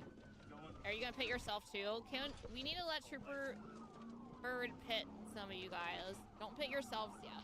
Let Trooper Bird have some fun too. Jesus Christ, Dragon.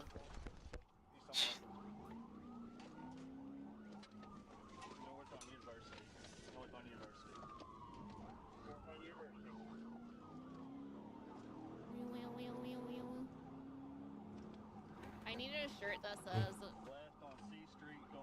Trooper Bird's biggest fan. And then Arkansas. Wait, where's the other bird at?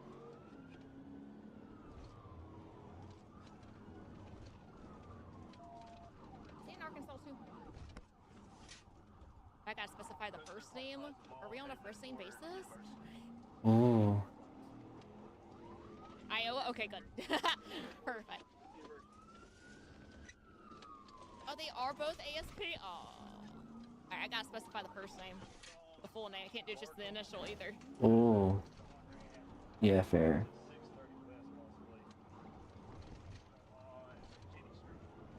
Well, yeah, maybe I can call him Jake, but I don't want to offend him. I don't want to offend Troop Bird. I would have to ask. Oh, don't stop at the stop sign. You're chasing a bad guy. What? I couldn't do that. Oh, shit. No, Troop Bird. Yeah. Oh. Bonk. Yeah, close that door. The chase came to an end near Baptist Hospital, where the suspect bailed out. Oh, were you scared that you might actually have to be taken to the hospital? Were you just hovering around there just in case you got pin maneuvered intensely? Out of the vehicle and ignored Trooper Bird's commands. After a brief physical struggle, the driver broke free and fled on foot toward a nearby apartment complex. Get up! Trooper Bird, assisted by backup units, quickly caught up to him and placed him into custody. Nice. A handgun was later found inside the suspect's vehicle, and he was transported to the Pulaski County Regional Detention Center to face scary. multiple charges. Don't run from the bird shirt. Don't I need it. run from the bird shirt. Maybe you can post it in the Discord and at me. Oh, we need that. Don't run from the bird. Are you in the Discord? Post it at me, but also say Spit told me to do this. Spit told me. Man, so young. No, I want more! More!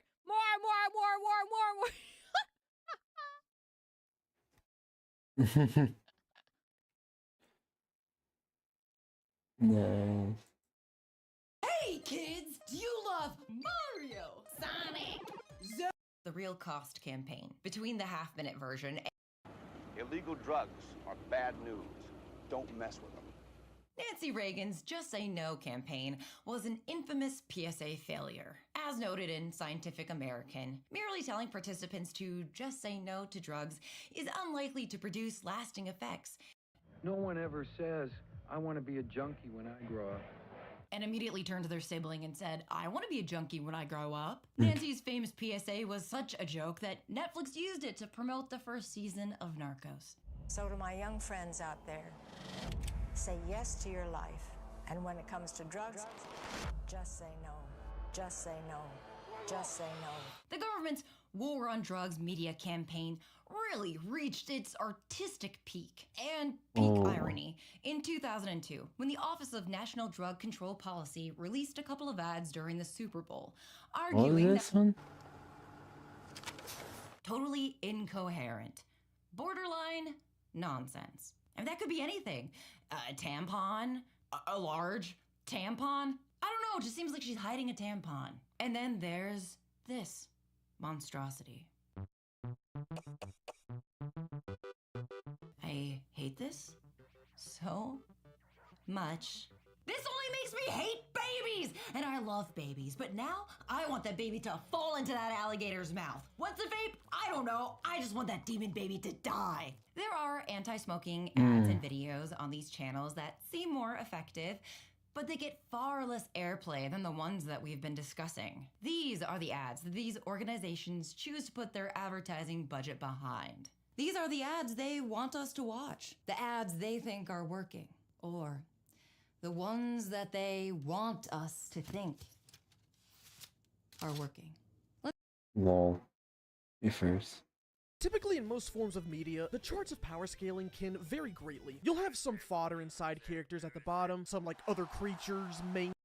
Let's see what We this is. start our journey the same way just about every Archon's journey begins, with loss. These wishes were recorded back in January of 2024 during 4.3. On the first attempt to attain the Shogun, we got a Diluc, which meant that the second account resulted in us getting Tighnari. But since I already had a Tighnari account beforehand, I knew we had a guaranteed way to obtain Raiden now, so I just bit the bullet. We also got some 4-star weapons while doing these summons, which meant that now none can contend with the supreme power of the almighty Raiden Shogun. And the Favonius Lance. Huh? The first obstacle to contend with the Shogun's power was Amber's Temple. And as I attempted to perform the Amber's skip, we Temple. slipped between the cracks, making it so that our mom's back was now broken, and making it so that we can't leave. This event quickly made me realize I was not in the mood to deal with this, so I ran over to Kaya's domain to really start this challenge. This time, the Shogun was able to clear the skip just fine, and she even one-shotted almost all of the enemies here. Things are looking good, but looks can really be deceiving. Since we completed the skip on the first try, I figured maybe she'll act right for Amber's domain, and that was thankfully the case. Unfortunately though,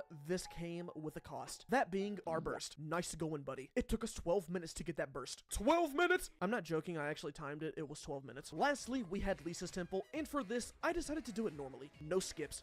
What's that?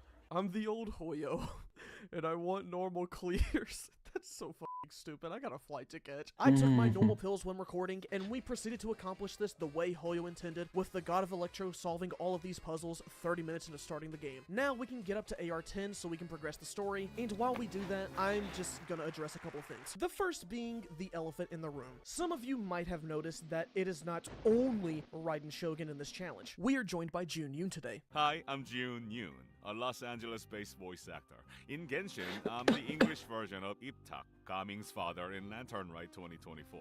I also voice a bunch of NPCs all around Inazuma and Xiaowing Village. And I'm the voice of Kujo Takayuki. Some of you might know, the man who says, you know, 𝙂𝙚𝙣𝙚𝙧🖼🢛 For legal reasons, June cannot replicate that voice in this video. But let's get back to the aether elephant in the room. We have the Traveler in the first slot with us. The Almighty is here because I thought it would be funny. It's a visual The joke. Almighty. He's not providing any other use besides being an adjective. Granted, this video is not showing you every hour, minute, and second I had to endure for this entire run, but let's just be so funny right now. I've had to go through at least 3 of these runs before, and I've scraped the bottom of the barrel with Lisa, Mona, Barbara, and Mona. The Shogun is nowhere near the levels of them. I'm a savage!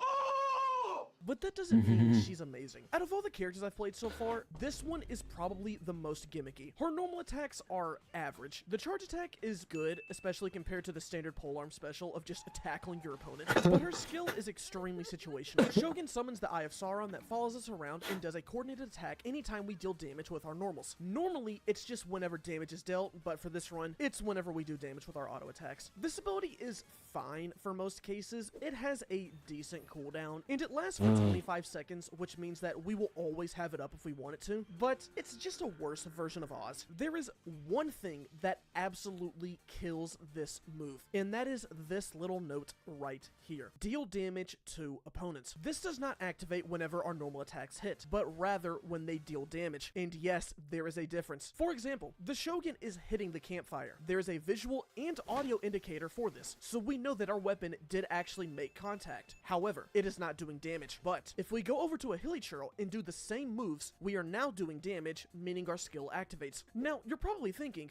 Miss Defeat, you're so funny and attractive, but you're not fighting campfires the entire game, so what's the problem, Baka? And you would be correct. We are not fighting campfires, but shields are basically the same thing. The coordinated attack does not work on shields, which means that our damage to elemental shields is terrible, legitimately awful, and you will see this come into play much later on. The last thing to talk about this character is The Muso no Hitotachi! gathering truths unnumbered and wishes uncounted. Shogun unleashes the What the Muso no fuck? Hitotachi, dealing I didn't expect to see Chad Sands. massive damage and letting us have fun for about 7 seconds. The initial hit does really good damage. The autos and charge attack then get changed to electro damage, and they have decent numbers to start out with. Plus, we get energy back whenever we do attacks. Overall, it is just a net positive compared to the normal auto attacks. The only issue with this burst, however, is that it is a gluttonous beast. This is 90 energy, as much as a physical copy of a Switch 2 game. I hate this economy. This I burst hate this is what economy, makes me this character too. good, but it can be a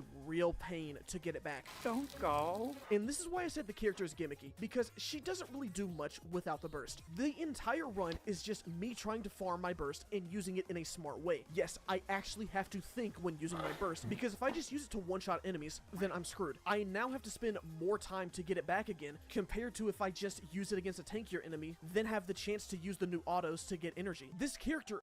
Yeah. We are at a point now where there are genuinely way too many people on the roads now with cars. Car crashes and dangerous driving are seen as unavoidable. It's just an everyday part of modern life. That's not a lane! That's a shoulder! When our car is coming out. Oh, snap, sorry. Sorry, I'm on. There are so many people that are behind the wheel that should not be anywhere near the steering wheel of a motor vehicle. Jesus Christ. So many people are encountering dangerous behaviour on such a frequent basis that it's basically become the norm. Why is bad driving so normal? Maybe it's just me, but I have you wanna noticed how know. people have gotten exponentially worse at driving in the last few years? It seems like pretty much every time I get on the road, I have to use 110% of my brain power just to make sure that little Johnny doesn't hit me when he veers into my lane because he's watching brain rot TikToks. And honestly, it's not even just freeways, it feels like it's everywhere. Even parking lots feel like they've practically become lawless zones. They've become like the Wild West. For example, if I have the misfortune of being in a Walmart parking lot during rush hour, I feel like my car gets hit at least 10 times as I'm trying to leave. It's like everyone thinks we're playing a fun little game of bumper cars, but lethal edition. Feels like anytime I drive my car further than 15 feet outside of my home, it's like, Not Bumper Cars Lethal Edition. like I'm auditioning for Mad Max Fury Road, which actually reminds me of a video I saw recently where something very similar to what I'm talking about happened. You're gonna try to go around and then... Go! You got this! You got this! No, he speeds up! He's sped speeds up so fast. Yeah!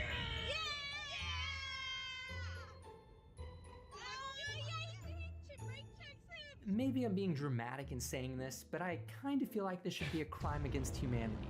For a few reasons specifically. First off, this van is using a box truck to block the road and not let anyone else pass, and from what I can tell, there is no good reason for doing that. The only logical reason I can think of based off of this video is that this person wants to condemn everyone to a life of slow driving just because they think everyone should drive slower. It's either that or that they're a max ranked rage baiter. Another reason that I think this is a crime against humanity, preferably punishable by tar and feathering, is that the van speeds up intentionally to not let anyone by. Bro is straight up gatekeeping the lane in front of him. So while I typically, in most cases, don't recommend escalating a road rage situation by speeding in front of someone and then brake checking them, in this case, it doesn't feel totally undeserved. If you're like me though, at this point in the video, you think this interaction should be finished, like it's over. I mean, the Odyssey lost, it got passed, it was great, and in my opinion, I think they should gracefully accept this defeat that they've been handed, probably by never driving a car ever again. But unfortunately, the Odyssey is a sore loser and tries to continue the battle. Yeah! He's gonna go around! Is he gonna go around? I think that's what he did to me! Look, he's gonna go around! Oh, yes! Okay, we're gonna stay our distance so that we don't get in a crash. Finally! The van tried to get in front of the other car again, which by the way, if his point was to make everyone else drive slower, assuming he's not a rage baiter, we could logically conclude that maybe it was for everybody's safety. Maybe he just wanted to make everyone feel safer by driving slower. If that's the case, wouldn't his whole reaction be completely contradictory to the whole purpose he was driving slow in the first place? Like his solution to someone making a dangerous situation is making the situation even more dangerous? Am I getting that right? That's what Russia does with their nukes. I think their whole thing is just threatening to nuke people and escalating situations that way in order to de-escalate them, I guess. The only difference is that Russia probably wouldn't let a driver like this out of their cage, if I had to guess. He'd probably be sent to the gulag, the one with the Demogorgon in it. Oh no. Which, to be totally fair, yes, that was an anecdotal type story. I mean, it's not like every bad driver is represented by this guy. I mean, as far as I'm aware, this guy isn't the president of the Bad Drivers Club. My point is that you could call this type of driving an outlier, even though I fear for my life 97% of the time I'm on the road. But we can actually empirically show that people are getting worse at driving. Let's talk about some stats. In 2011, American traffic deaths hit a 62-year low at 32,479 fatalities. Coincidentally, that's the same year that Katy Perry released her hit song, Firework. And I'm not saying that's the reason for the 62-year low in traffic fatalities, but I'm just saying it might be worth looking into. But by 2024, that number was at about 39,939, which is the same year we got Willy's Chocolate Experience. And I feel like that right there is a great representation of how driving's going. Bad and makes me question a whole lot of things. And as you can see with this fun little graph, within the last few years, there has been a huge increase in traffic fatalities on average. And even though there's a downward trend here, 2025 still looks like it'll have over 35,000 traffic deaths. I mean, they only have 3 quarters calculated and it's already at like 28,000 or somewhere around there. And like I sort of mentioned earlier, for the longest time, I felt like maybe it was just in my head that people were bad at driving. Like maybe I was making that up. I guess somehow I thought I was the problem. Like I thought I was making up all this bad driving. Meanwhile, every time I would go on a little driving adventure, it would go something like this. Just peacefully driving home after work when? Why is she looking at me like it's my fault? Dude, girl, come on. Let's just keep driving and go home. Fast forward to a few minutes later.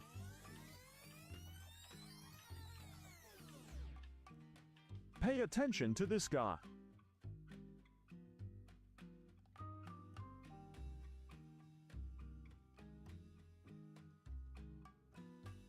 Jesus Christ. Yeah.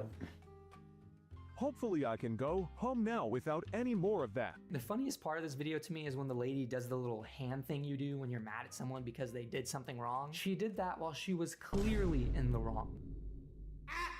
I feel like it's not even debatable. Like, it is just factually she's in the wrong. And I feel like that's something that a lot of people do, where they are clearly in the wrong, but then they blame someone else for not being right. I don't guess. fucking Like, the understand their amount of times logic I've gotten at to a all. stop sign at least 15 minutes before another car, and then this car decides to go before me, and then when I try to go, they give me the hand.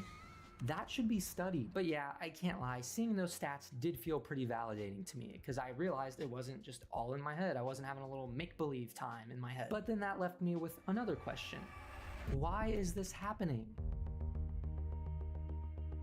Well, one of the most obvious reasons, and I'm sure this is a reason that everybody and their pet rock was thinking about, is smartphones. And this isn't just some kind of boomer mad at Gen Z type moment. This is a legitimate issue. I was kind of joking earlier, but not really, when I said that every time I get on the road, I feel like I have to watch out for little Johnny because he veers into... I had situations where the light turned green and the driver in front of me was looking at his or her phone. I wait 5 seconds and I honk the horn. And he's like, oh shit, green light, let me go. Like, come on.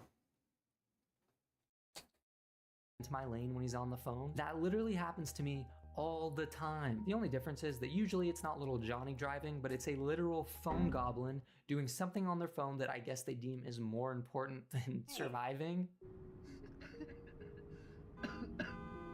Yo, dude, what is this guy doing, man? Learning to drive, doofus. Wow, nice one, man. What did Jerry send me, bro? My God, man. Jerry always sends me the funniest vids. Yo, man, keep your eyes on the road. Come on. How phone goblins look too. And on top of all of this, it seems like there's a kind of mass cognitive dissonance going around. So many people know that being on their phone while driving is bad, but they do it anyway. Here's the thing. My mom did that. She was on her phone while she was driving. Even my old roommate, one of my old roommates did. Both of my old roommates did that. I was like, why the? And I called them. I was like, hey, stop being on your phone. Look at the fucking road.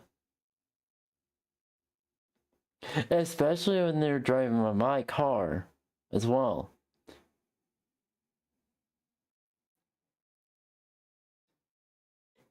I think one time I called and said, look, I pretty much I told them to park in the parking lot.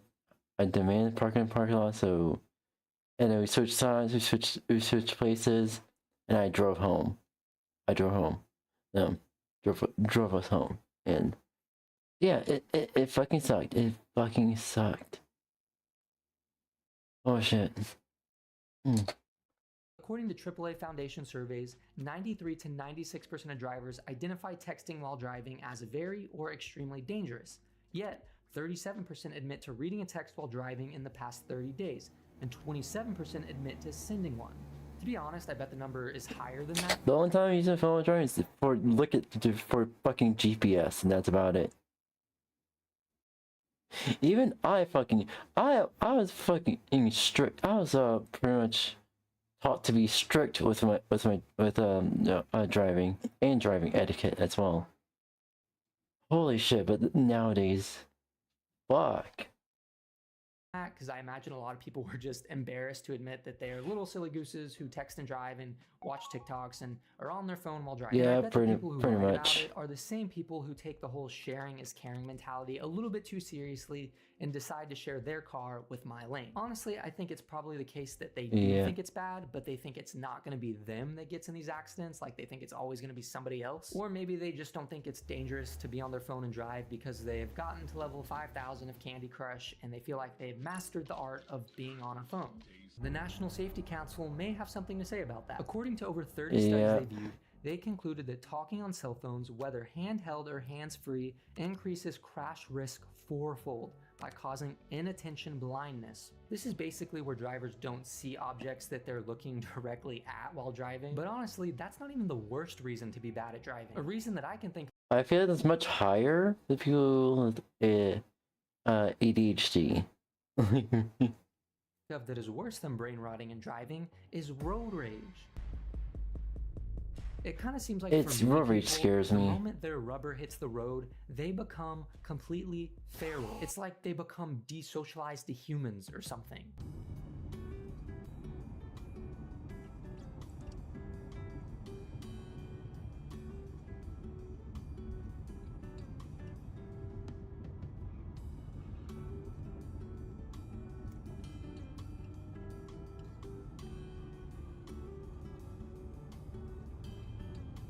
Wow. I had a road rage incident one time where I was pretty much, I don't know what the fuck happened with this old guy, but pretty much what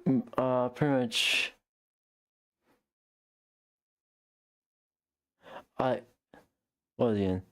But pretty much he again, I don't know, I remember details anymore, but I just like parked, like it just parked like behind. I parked like behind, not a park, but like it was a red light. It was a red light, so I stopped. And I think it was not behind. Oh, I was in front of the red light, looking at the red light. It was changing and stuff like that. But I don't know what the fuck went through his head. But pretty much, he just started knocking and pa pa pa pa pa. And it's like, and all I did, I didn't even put that. I never put my window down. Never. I pointed at the dash cam, and I pointed back because I used to have two. I think it's used to, but because I figured I had to record stuff with the rear commission cars with the rear camera. I forgot my car had like the recording feature of the rear camera. I was like, I have two dash cams. I don't remember what he said or was complaining about. But pretty much I was flabbergasted. Because he was making no sense whatsoever. And he stopped road raging and it says to speed off. Go in front of me and speed off. Nearly causing a car crash himself, by the way. So yeah. And moreover, I've always wanted to say that word, people seem like they get mad at everything. Are you driving too slow? You suck at driving. Are you driving too fast? You suck at driving. Are you driving with your eyes closed? You get arrested. I don't get it. I don't know what's going on. A AAA Foundation survey found that 96% of drivers engaged in at least one aggressive driving behavior in the past year, with 92% admitting to behaviors that put others at risk. Since 2016, cutting off other vehicles has increased 67%, and angry honking has risen 47%. It's very comforting to know that I don't do angry honking. I just do valid call it honking. the 96. It's not just like, oh, this. I want to avoid using my horn as much as possible, but I think 2025. Did you mention? 2025 was the most that I've used my horn and the car horn in a long time, pretty much. It's like, I don't understand what the fuck. 6 out of 100 drivers I'm around are perfectly willing to put my life at risk because they're cheesed off that Speed Racer passed them on the freeway. I mean, at this point, they might as well start selling a battle pass. Here's the thing, I haven't taught to just let people pass me, because I'm much safer that way. For driving, because you're practically in a battle royale. But it's not even just angry driving that's gotten worse. It's also violent driving.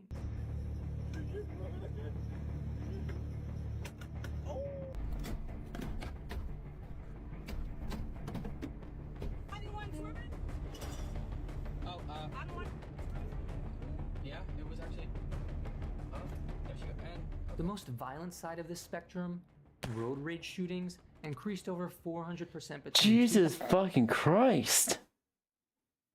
I've seen a lot of road rage, but holy shit, road rage shootings are the scariest ones out there ever. 2014 and 2023, with 141 people killed in road rage shootings in 2022 alone. And by 2022, someone was shot in a road rage incident every 16 hours. That is an absolutely crazy number to hear. And I think part of the reason this is happening is because people can get away with it. People are so used to being able to do whatever they want. They feel like they can drive however they want without any consequences. And we're really starting to see the effects of that. And this behavioral decline coincides with a dramatic decrease in traffic law enforcement. TransUnion research documented a 13% national decline in traffic citations in the last 5 years. And city-specific data tends to reveal even worse drops. In San Francisco, for example, citations fell 90%. In New York, moving violation citations dropped to 35%. If we look at Portland, for example, for a while they didn't even have a traffic division. In Texas, DPS stops fell 39%. Jesus So it fuck. seems pretty clear that people have gotten used to acting buck wild and treating the roads as their own personal little sandbox. And one thing I tell a lot of people, and I genuinely mean this, is if I could have any superpower, I would want my superpower to be the ability to take people's licenses away. Like somebody starts driving badly, boom, they can't drive anymore. They go to jail. We all make fun of them. End of story. That's it. Another annoying thing is that crashes aren't just happening more often, but they're getting worse. Yep. State Farm reported a record $13.4 billion auto underwriting loss in 2022, with CEO Michael Tipser. I think it was pretty much for me. I think it was one time I was parked at a intersection, not on the back roads basically. It was a Y-shaped intersection, so I was looking left, right, see if there's any cars going on.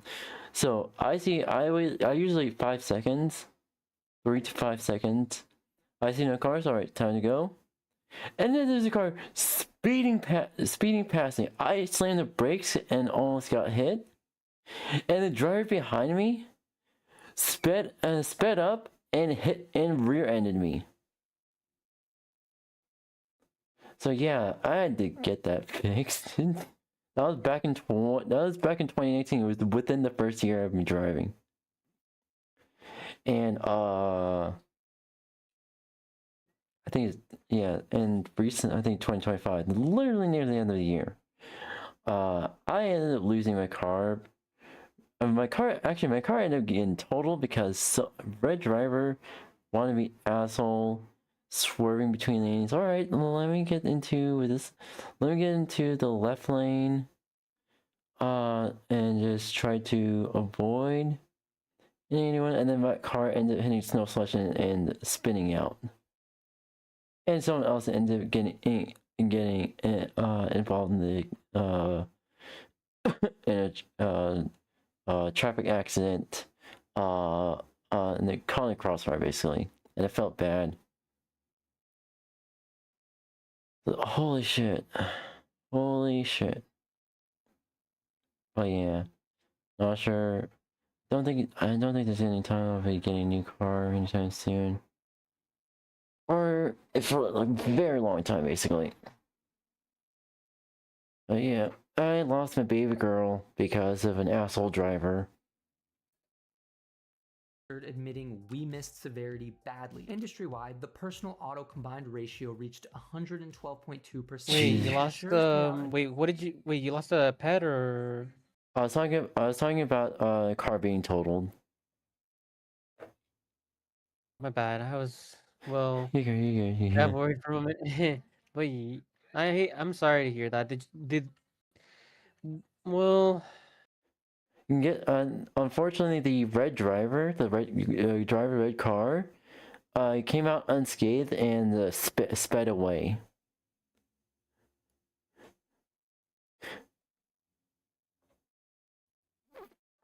They're assholes. Did you have a dash cam?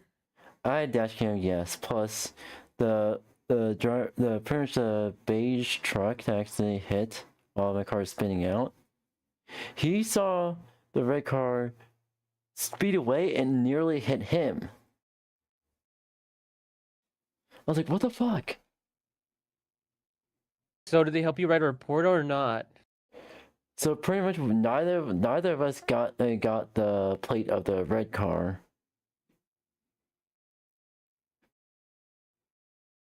I didn't even get to see the badge of the car either. $1.12 for every dollar collected in premiums. And look, I get that people hate insurance companies or whatever, but I don't think the way somebody should go about getting them out of business is by crashing into other people. Call me a crazy radical lunatic. The road rage in this video kicks off when an entitled... I had this okay, so this moment right here in the video, I had this happen to me a few months ago, before car got totaled. Pretty much. I think it's a black SUV that tried to get into my lane, and it's about to hit me, and I had to honk on the horn, and it's like they snap back to reality and jerk the wheel back left and back into their lane. I was like, what the fuck? Karen tries to cut off a trucker in a right turn only lane. The trucker blocks her move. I see. I'm sorry to hear that. She floors it. Ooh, second ended off The worse. semi and slams on her brakes, coming to a complete stop like a maniac. She then holds up traffic, refusing to budge. You're not ruining my day. You're not ruining my day. Rage does the trucker wouldn't let her cut him off in a right turn lane. As you'll see, they have their license. Driving related is getting worse. It's like our new norm is being chaotic, evil drivers. And when something becomes a cultural norm, it becomes hard to change. So is it even possible to fix this bad driving epidemic? Well, let's talk about a time when we did change the social norm. The anti-drunk driving campaign represents the most successful traffic safety norm change in American history. In 1982, 25,165 people died in impaired driving crashes. By 2023, that number had fallen to approximately 12,429. That's a decline. Here's the thing that I feel like that's happening, that's been happening since at least 2019, or pretty much since COVID. Pretty much even when I got my driver's license, I got my driver's license during COVID, pretty much. And I was more expecting the whole parking section and then the road section of the driving exam. I did the park section flawless. 100% the parking section. And then when the examiner came and said I passed the driving exam, I asked, wait a minute, what about the road part exam? I was like, it's COVID.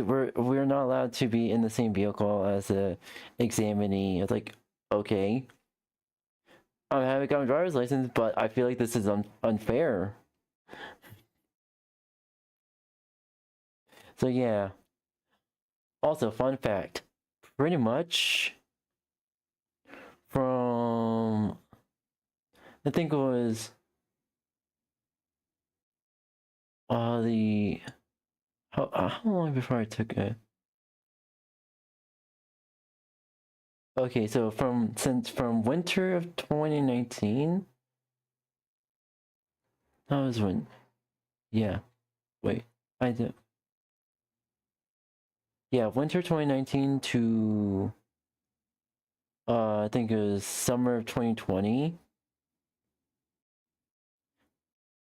I got my driver's license in winter 2019. No, I got my driver's permit in winter 2019, and got my driver's license near my birthday. So I'm assuming it was around summer of 2020. So I had a permit for 6 months, and I went through hardcore training for driving. Now think about how the fuck did I even get my driver's license after 6 months of training? Isn't it supposed to I know it's some amount of hours or so like that, but like this is like a few years or so. Like, are we supposed to do like it for a few years? I don't know. I don't That's know. wild. Yeah. Yeah, I think it's for my older siblings. It took them a year or more to get their driver's license. Cause the thing is, my older sibling failed the first time on both the permit and the exam, but got on the second time. I got mine on both first tries. I'm happy that I have a driver's license, yes. But I feel like COVID gave me an unfair advantage. Exceeding 50%. That's the upside. That's not a bad thing. It's not a bad thing, yes. I'm glad that I got the aggressive training to pretty much be a strict, morally good driver. But yes, I had my little bit of trolling moment. Mostly trolling Corvette drivers. I love that. The change was even more dramatic. From 5,215 deaths in 1982 to 1,392 in 2023. That's a decline of 73 to 84%. But how exactly did we achieve this? Well, this campaign actually succeeded because of multiple different things. MAD and similar organizations humanized victims by putting names and faces to statistics. And this shifted framing from being accidents to preventable crimes. There was minimum drinking age laws, administrative license revocation, sobriety checkpoints, and public awareness campaigns like the Friends Don't Let Friends Drive Drunk.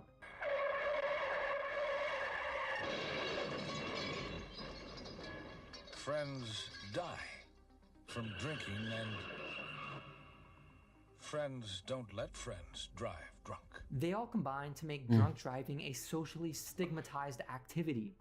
If you can even call it an activity, I don't know if you would call it that. 7 in 10 Americans reported attempting to stop someone from drunk driving, which means this behavior became something that was socially policed. So I guess one way we could go about fixing this whole bad driving issue is by making fun of everybody who's bad at driving. Let's just collectively make fun of them. That's not gonna work nowadays. Pretty much the only way to work nowadays is to send a find the identity of the bad driver, send the footage to their workplace, send the footage to their HR, and send the footage to their insurance company or their insurance. Even if it is not directly involved in the accident or cause of it, send it to their insurance. Find their insurance and send to it. Call them silly, goofy names, and tell them that they're no longer invited to our birthday parties. I feel like that would be a pretty good start. Crazy road rage ends in an accident. What are you doing?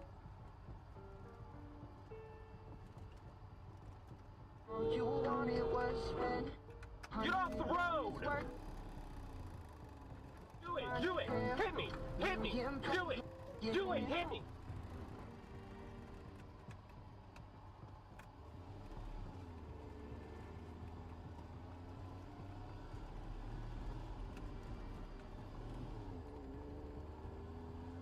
Two cuties on one stream. Yes, fame. We're honking at this guy, and he took it personally.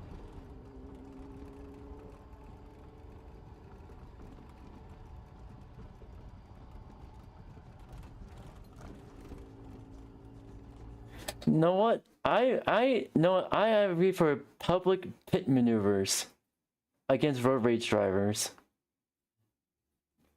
Yes, this will cause a lot more citations, but at the very least, this will give the road rage driver a lesson. And the cutest is the one in front. What do you mean the one in front? Fame? What do you mean the one in front? Come on, what do you mean the one in front?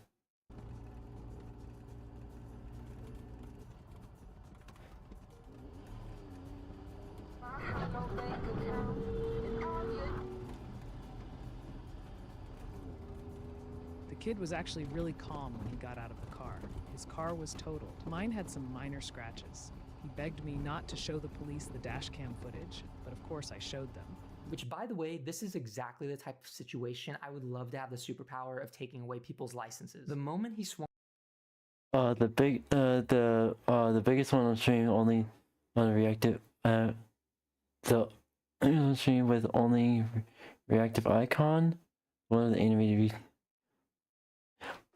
wow. Also, it doesn't work. Doesn't work very well, but yeah. Meow. You're cute. Anywho.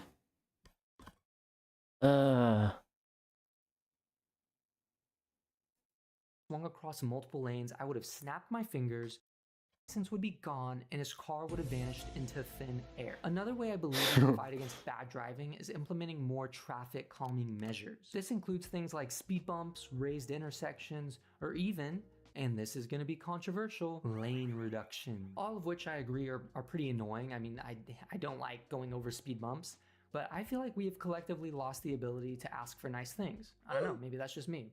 You know what we should do? We should have 2 speed bumps per road. One at the beginning of the road and one at the end of the road. Or at least like intersection speed bumps, basically. No, Fame, you're cute. You're super cute. But we kind of really suck at driving. I think we should probably implement more of these things until at the very least we collectively get better at driving. And actually, traffic calming measures do show a lot of success across multiple different studies. A 2025 systematic review of 24 studies across 10 countries found overall crash reductions of 28%. Imagine lying on stream. I'm not lying if it's the truth. Can't be me. Come on. It's not lie if it's the truth. Crash reductions of 33% and pedestrian crash reductions of 18%. And if we look at Sweden, for example, I know they're not a one-for-one comparison to the United States, but they have achieved great results with their Vision Zero program. This is basically a system where responsibility is shifted away from solely being on drivers to also being on the people who design roads. In Sweden, this program has achieved an 80% reduction in road deaths since 1970, despite traffic doubling, with a current fatality rate of 2 per 100,000. Which that is among the world's lowest. So honestly, I don't think it's insane to say that bad driving itself isn't a disease, but rather a symptom of a few other things. The decline in law enforcement on roads, smartphones, and just an overall higher level of distrust.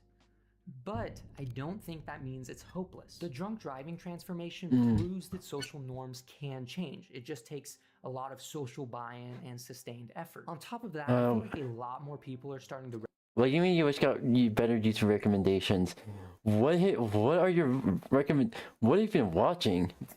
recognize this is becoming a serious problem because I feel like I hear way more people talking about it. So who knows, maybe in the not so distant future we'll be able to drive on roads without feeling like we're in the middle of the Hunger Games. But yeah, that's all I see. I use the bathroom real quick. How do these freaking kids not know about freaking cartoons? It's getting so crazy out here, man. I remember when I was a kid, I used to be watching Chowder, Clarence, Camp Lazlo. I was watching all the cartoons on Cartoon Network. But now it seems like kids don't even care about cartoons. They care more about Skibbity Toilet, 𝙂𝙚, and even just stuff that's just on the internet, you know? Which I don't think is wrong, but it's just like, man, it feels like a crime not knowing about cartoons. But in today's video, I thought, why not check out this video from TommyandMG titled The Ending of Gen Z's Era. I saw that in the thumbnail, it had a kid saying, what's a cartoon? So yeah, we gotta check this out, man. We need to ASAP. Hey, what's your favorite cartoon? YouTube. I watch YouTube. No, cartoon. Cartoon? Mm-hmm. You don't watch cartoons? What are cartoons? Damn, what? I'm not that old. Is it like when they have ads? What? Holy man. Cartoon Network, Nickelodeon. Hey Arnold, you ain't never seen Disney Channel? Max and Ruby. What? Ruby and Max. Nope. This feels so crazy, bro. It feels like, lock this kid up, bro. I'm gonna be so real. Lock him up. Lock him. Nah, I'm playing. I was scrolling on TikTok, I saw this clip, and it officially solidified to me that Gen Z's era is officially over. After Man. years of making fun of millennials, it's officially caught up to us. And although the last Gen Z year is 2012, which only makes someone born then 13 now, guess what? If you know what a cartoon is now, you're officially what the kids call, and I'm gonna be referring to things from now on as what the kids call it because I've reached that point, unk status to Gen Alpha. Man. It's so wild that It's crazy that unk status is knowing what a cartoon is. But back then, that used to be a childish thing. Now the children don't even know what cartoons are, man. I can't lie, they're missing out. grew up with things similar, and Gen Alpha kids are in a complete different stratosphere. So I want to talk about some of the things that Gen Alpha won't grow up with or what they'll have to adapt into society with. And one of the main things I feel kind of bad for them is having to grow with constant cameras 24/7. I can't even envision a world anymore without social media or people recording things in public. And yeah, although most of Gen Z also grew up with a lot of cameras in our face, I would say for most it was a mix of an offline childhood with an internet world. Like for Facts. I'd say my childhood was pretty much offline. Like I was playing outside a lot. I would hop on the technology here and there. You know, we had the Wii when I was younger. I never had like a PlayStation 3 or Xbox 360, but when I got the PS4, man, oh man, that's when my life took a turn. You know, I was online a lot. I was playing the game. I was connecting with people from different countries and stuff like that. Yeah, I was outside a lot, but it seems like, I remember one year, it was Halloween, and I didn't see any kids outside, and I was like, what the heck? Like, where are they? Where are the kids, man? It's crazy, man. Kids aren't going outside to do outside activities as much as they used to. At least it seems like. We were still watching cartoons on TV and had our childhood networks we watched, waiting for a new episode to drop and watching it on TV. I remember like clockwork pulling up to the TV at night to watch the new episode of regular show. Oh my God. Also still touching grass and having the whole block just vibe. Bro, the day, I'm telling you, the average day when you're younger is like going to school, right? You wake up early, go to school. It's a boring day. Get home, do your homework. You got to get it done ASAP because you're not going to do it if you don't do it right when you get home. Let's be so real. None of us do it. So get it done, get you a little snack, go outside, play with the homies, and around like 8 p.m. you got a new regular show episode. Oh, amazing. That's like a peak day. That's a peak day. Nowadays, people can't touch the sunlight around their neighborhood without disintegrating into pieces. The Man. online world we grew up in was mainly YouTube and all the OG YouTubers. Just watching whatever the type of content they posted. A famous YouTuber could post anything back then. Impact. Literally, bro. Shout out Expert Thief. I was watching him all Welcome the time. back. I missed you. Low-key, I'm watching the Super Bowl right now. I just saw Green Day play right now in the Super Bowl. I'm happy. Nice. Nice. Oh. Blah. Well, what time is it? Yeah, I think it'd be ending stream. End stream.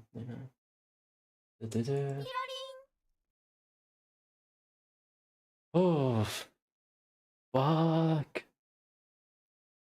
So cold. Okay. Cold. Yeah, I'm freezing. Still freezing. Oof. Yeah. Anyways.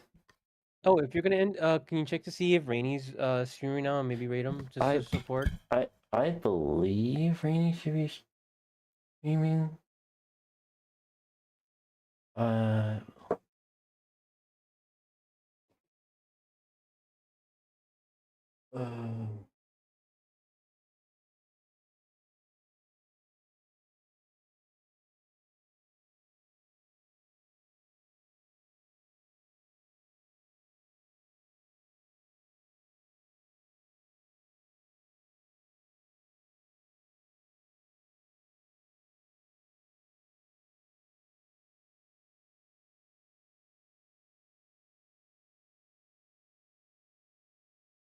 Allow me to get back here, but switching the two.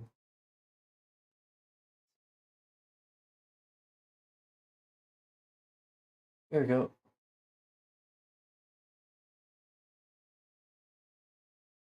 I believe so. Rainy's not streaming right now.